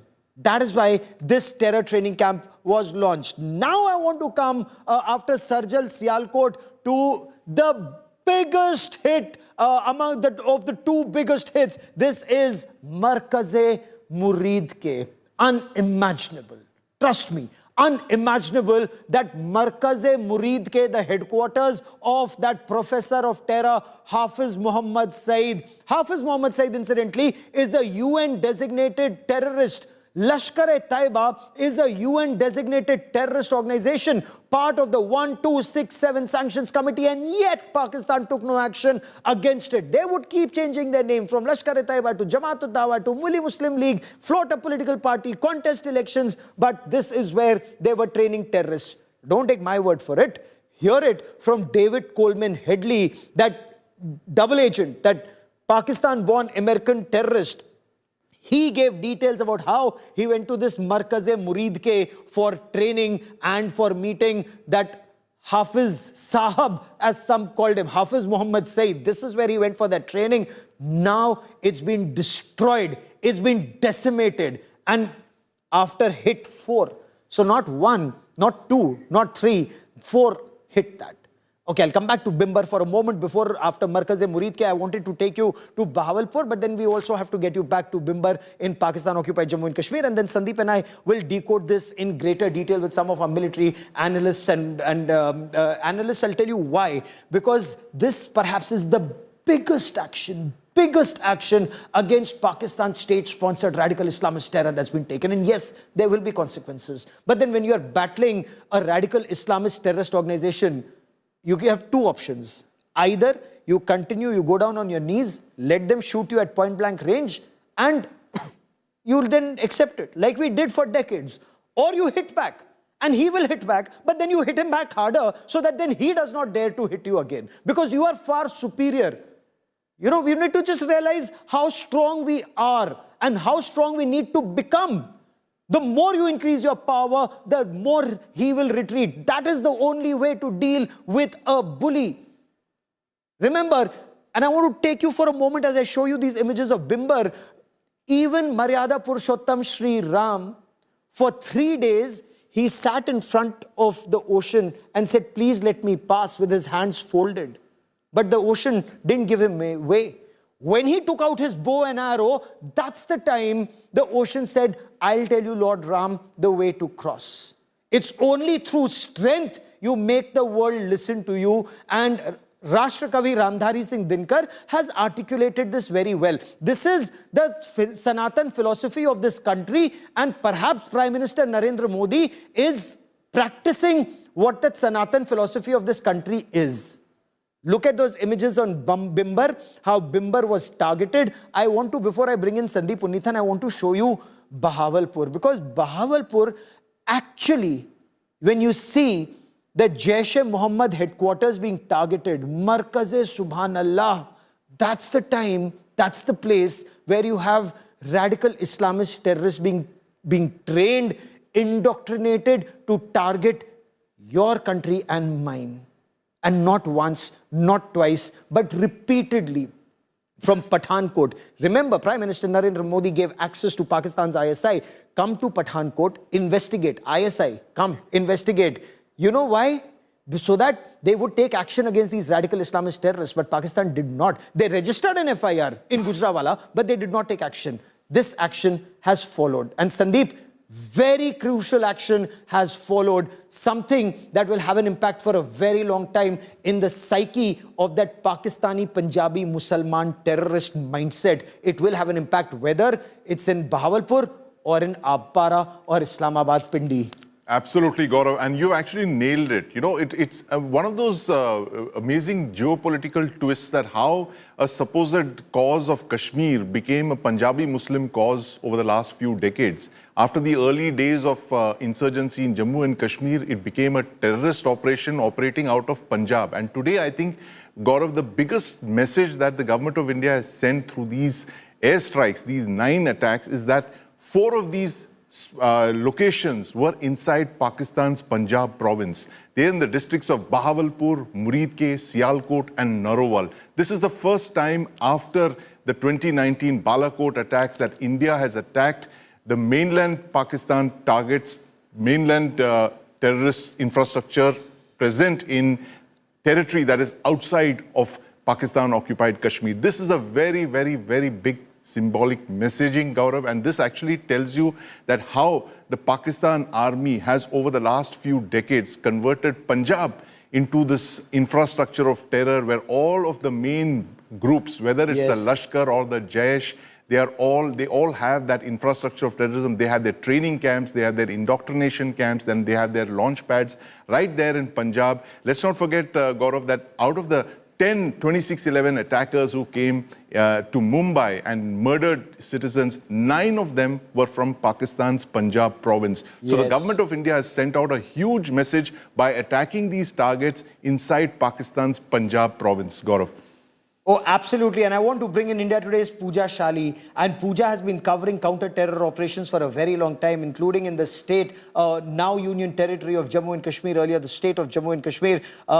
Pooja, as somebody who's covered counter-terror operations, as somebody who's seen, felt, and perhaps, if I may, grown up, looking at this Pakistan state-sponsored radical Islamist terror very closely in Jammu and Kashmir, when you look at these images of the nerve center of terror, of course, barring Abpara, which is the ISI headquarters in Pakistan, when you see the nerve center being targeted, you have details of the dossier that India has prepared on Pakistani terror. Pooja. This is the moment, Gaurav, that the whole country was waiting for and possibly for decades. I have in my hand 28 pages long dossier prepared by the government, exclusively accessed by India Today. No other channel has it. And the images that you're showing, Gaurav, I have in words and text. The research is unbelievable. This puts facts on ground about how and why did the Indian government take the decision to not attack simply Pakistan or POK, but the route of terror from Bahawalpur, Muridke to other parts